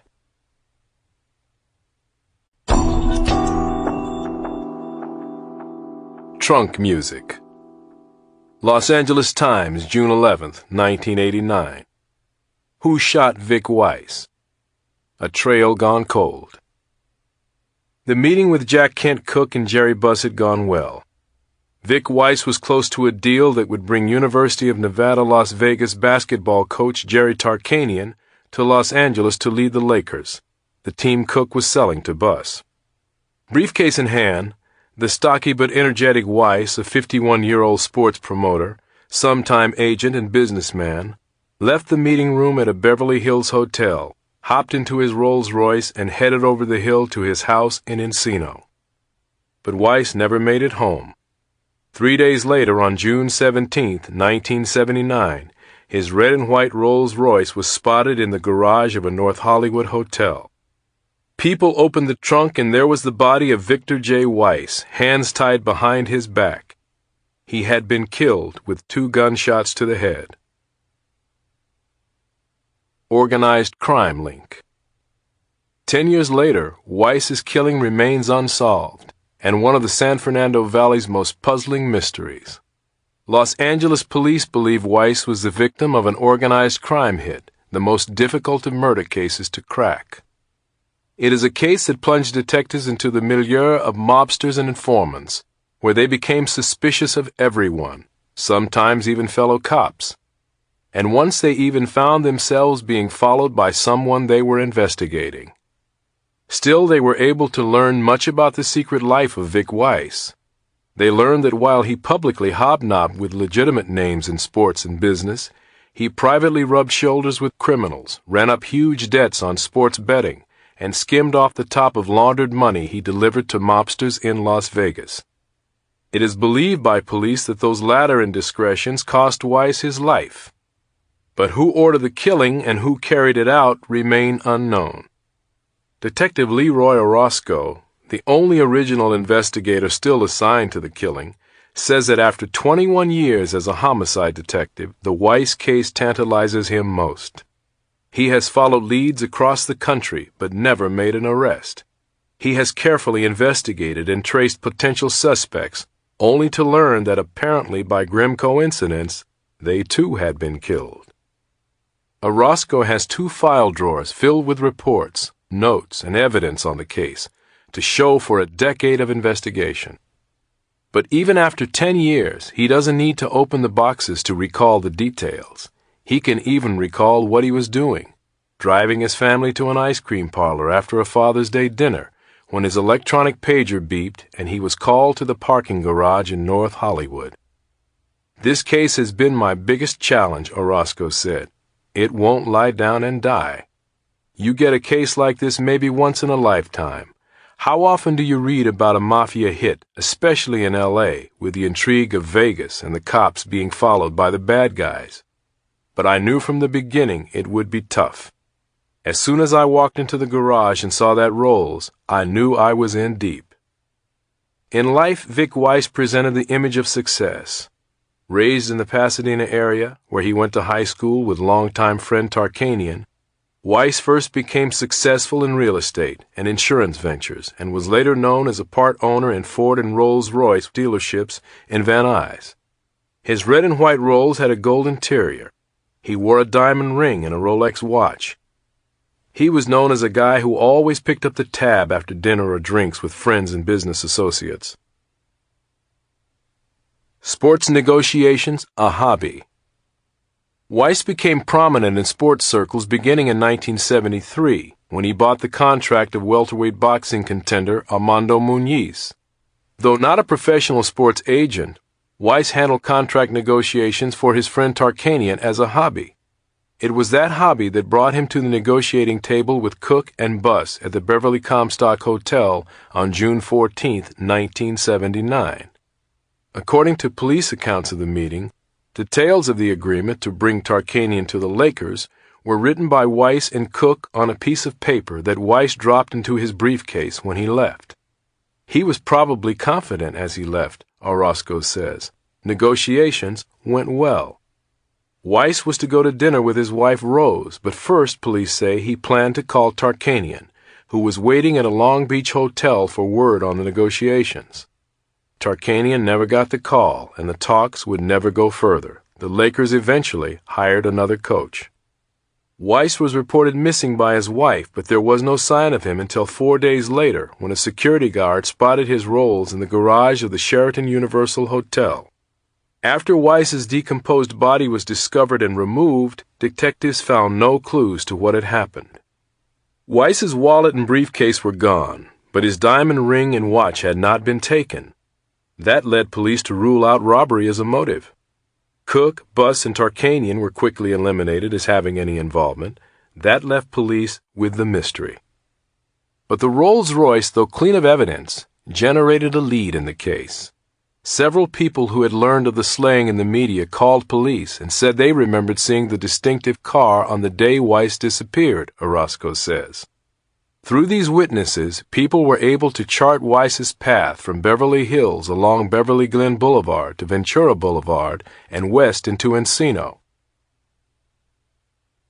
Mysterious tall man. A witness told police that he had seen the Rolls pull to the curb on a street in Encino, and a white Cadillac with 3 men in it stopped behind. The witness said Weiss got out of his car, and 2 men, one described as a 6'6" blonde, got out of the Cadillac. The witness said the blond man angrily pointed a finger in Weiss's face as he spoke to him. After a few moments, Weiss got back in his car. The blond man got in the back seat behind him, and the third man got in the front. Then the Rolls and the Cadillac drove away. As detectives delved into Weiss's background, they became confident that the witness had seen Weiss's killers. They learned that Weiss maintained a lifestyle that belied his true financial worth. They learned that many of his associates were involved in organized crime. Orozco says that Weiss had no financial interest in the car dealerships he reportedly owned. He was merely a paid consultant or promotions man. An associate owned the house where he lived in Encino, and his Rolls-Royce was leased. When he died, he had some insurance, but that was about it, Orozco says.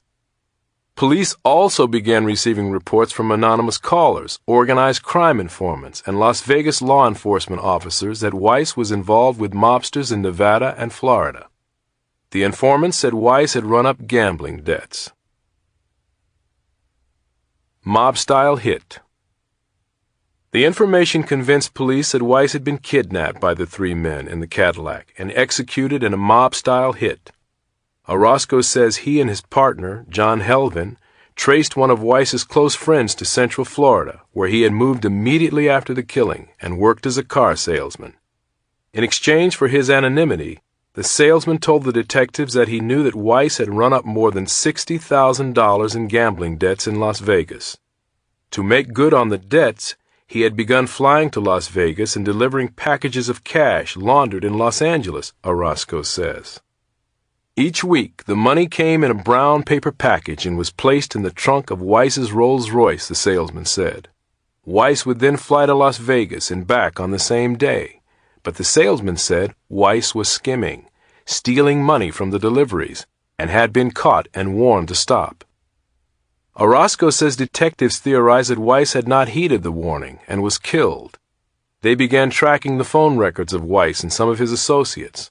They documented connections to organized crime figures and went to Las Vegas and Newport Richey, Florida, to serve search warrants on the homes of people believed associated with the killing. Search fails. In Las Vegas, the detectives got a search warrant from local authorities, but the house they planned to search was empty on the morning they arrived. Orozco speculated that the suspect had been tipped off and moved out. In Newport Richey, things also went poorly.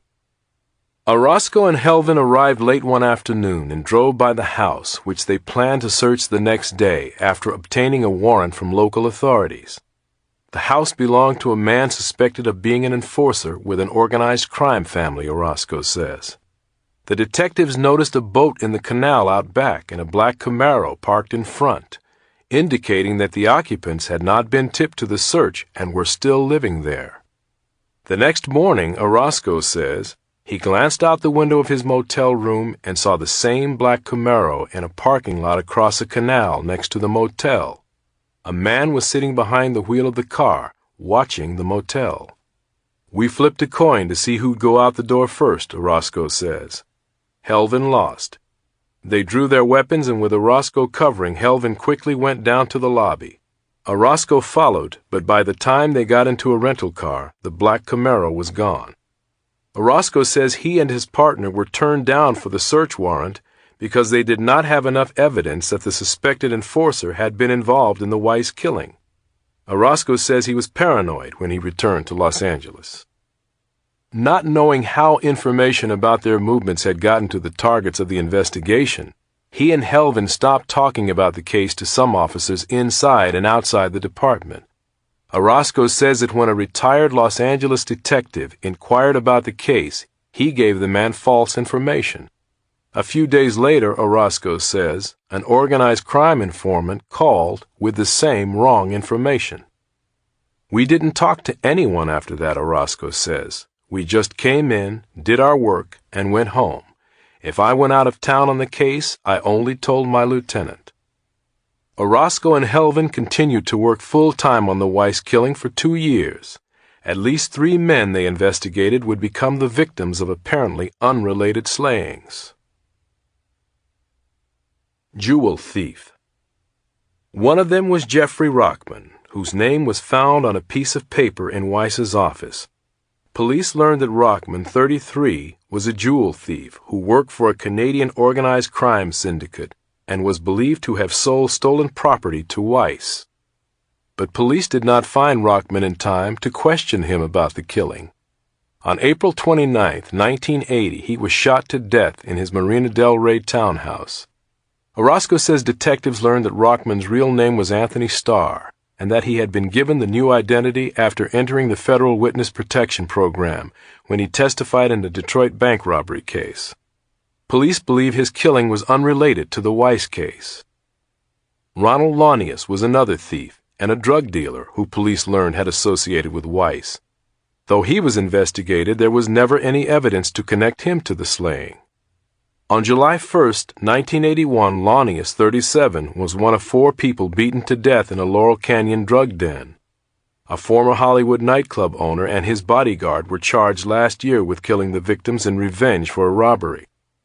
Orozco says Launius earlier had been associated with Horace McKenna, a former California Highway Patrol officer who operated a string of bars featuring nude dancers. McKenna was believed by police to have ties to prostitution, counterfeiting, narcotics, and gambling in the Los Angeles area. Investigators in the Weiss case attempted to learn whether McKenna was connected to the Weiss killing, but never were able to establish that the two men knew each other. McKenna was killed March 9th at the gate of his Orange County estate when a gunman fired a machine gun into the back of the limousine in which he was riding. The slaying remains unsolved. Through the years, names contained in the Weiss case files have often come up in unrelated cases, Orozco says, but detectives have never put a name on the tall blond man, although a mob informant once told police that the men who killed Weiss were themselves killed to maintain organized crime's veil of silence. Orozco believes the killers may still be alive and free. Helvin has retired and Orozco handles other cases, but he still gets calls from informants offering street information on the Weiss killing, and sometimes he hears from law officers who have heard of the case in the course of other investigations. In other unsolved cases, you usually hit the wall, where you've exhausted your investigation and you put it away, he says.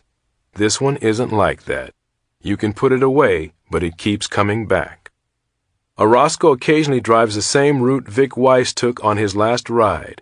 He is waiting for the piece of data that will lead to an arrest or the name of the blond man.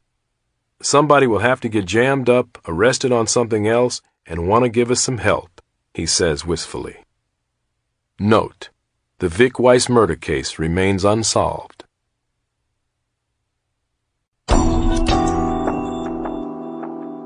Open Unsolved. Los Angeles Times, May 25, 1992.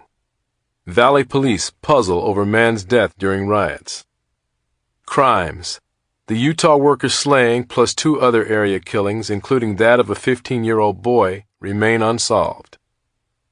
Something made John Willers go back out there, but the reason is a mystery folded silently within a mystery.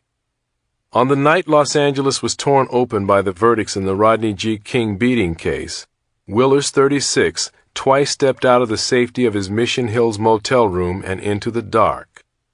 The first time was with other guests, curious about a car collision that was followed by shots being fired. The second time, he was alone. His body was found later in the middle of Sepulveda Boulevard. He had been shot to death in one of the most curious slayings to take place during the riots. Now the detectives assigned to the April 29th killing, Willers' family, and the Salt Lake City construction crew he had come to Los Angeles with are left to wonder who killed the quiet but friendly tile setter and why. Most of all, however, they puzzle over what drew him out into the dangerous night while most everyone else stayed safely inside. Los Angeles police have stopped short of classifying the killing as riot-related.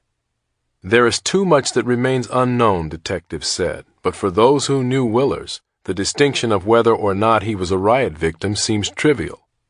It doesn't matter, said the foreman of the construction team that Willers worked on. Somebody shot him for no reason at all. Los Angeles is a pretty place, but you can keep it. I'll be damn happy when this job is over, and I'll be out of here. And I will not be back. There is just no way to cope with this. It's like being the victim of a terrorist act. The night of April 29th, Willers, who was divorced and lived by himself in Salt Lake City, was staying at the Mission Hills Inn on Sepulveda, near Chatsworth Street. He had moved through several states in the West in recent years, going wherever the work was, his foreman said. He and the other 7 members of the Curbs Construction Company crew had come to Los Angeles 3 days before the riots to do the tiling work at a supermarket under construction in Mission Hills. Willers' foreman and another tile setter he worked with agreed to discuss the incident if their identities were not revealed. They believed that they could be targeted as witnesses, even though neither actually saw the shooting or the gunman. They said members of the Curbs crew were in their motel rooms watching reports of rioting on television when they heard cars racing outside on Sepulveda. They then heard the crash of cars colliding, followed by shots. Police Detective Woodrow Parks said the crash occurred about 10:45 p.m., when 3 people in one car chased 2 robbery suspects in another car. The fleeing vehicle circled the motel parking lot and then collided head-on with the other car on Sepulveda. The suspected robbers fired shots at the 3 people trapped in the car that was chasing them, but missed. The gunman then fled on foot. The incident brought many guests to the motel outside, some just to look, some to help the injured or to direct traffic around the scene. Willers was in the crowd, according to fellow workers. He stayed outside until the injured motorists were taken by ambulances to a hospital, and the police, operating under alert status because of the riots, quickly moved on. The two wrecked cars were pushed into the median of the road and left. Willers and the other guest returned to their rooms, police said. But about half an hour later, Willers decided to go back out. He dropped by the room of two of his co-workers on the way out. "We had the TV on and knew what was happening with the riot," said one of the men Willers visited. "We told him he better stay inside. He didn't say anything. He just left. He wanted to go out." A few minutes later, co-workers in several rooms heard shots outside. "It was him. They killed him," Willers' foreman said. "People went out on the balcony and saw him lying out there in the street. He had made a bad judgment going back out there.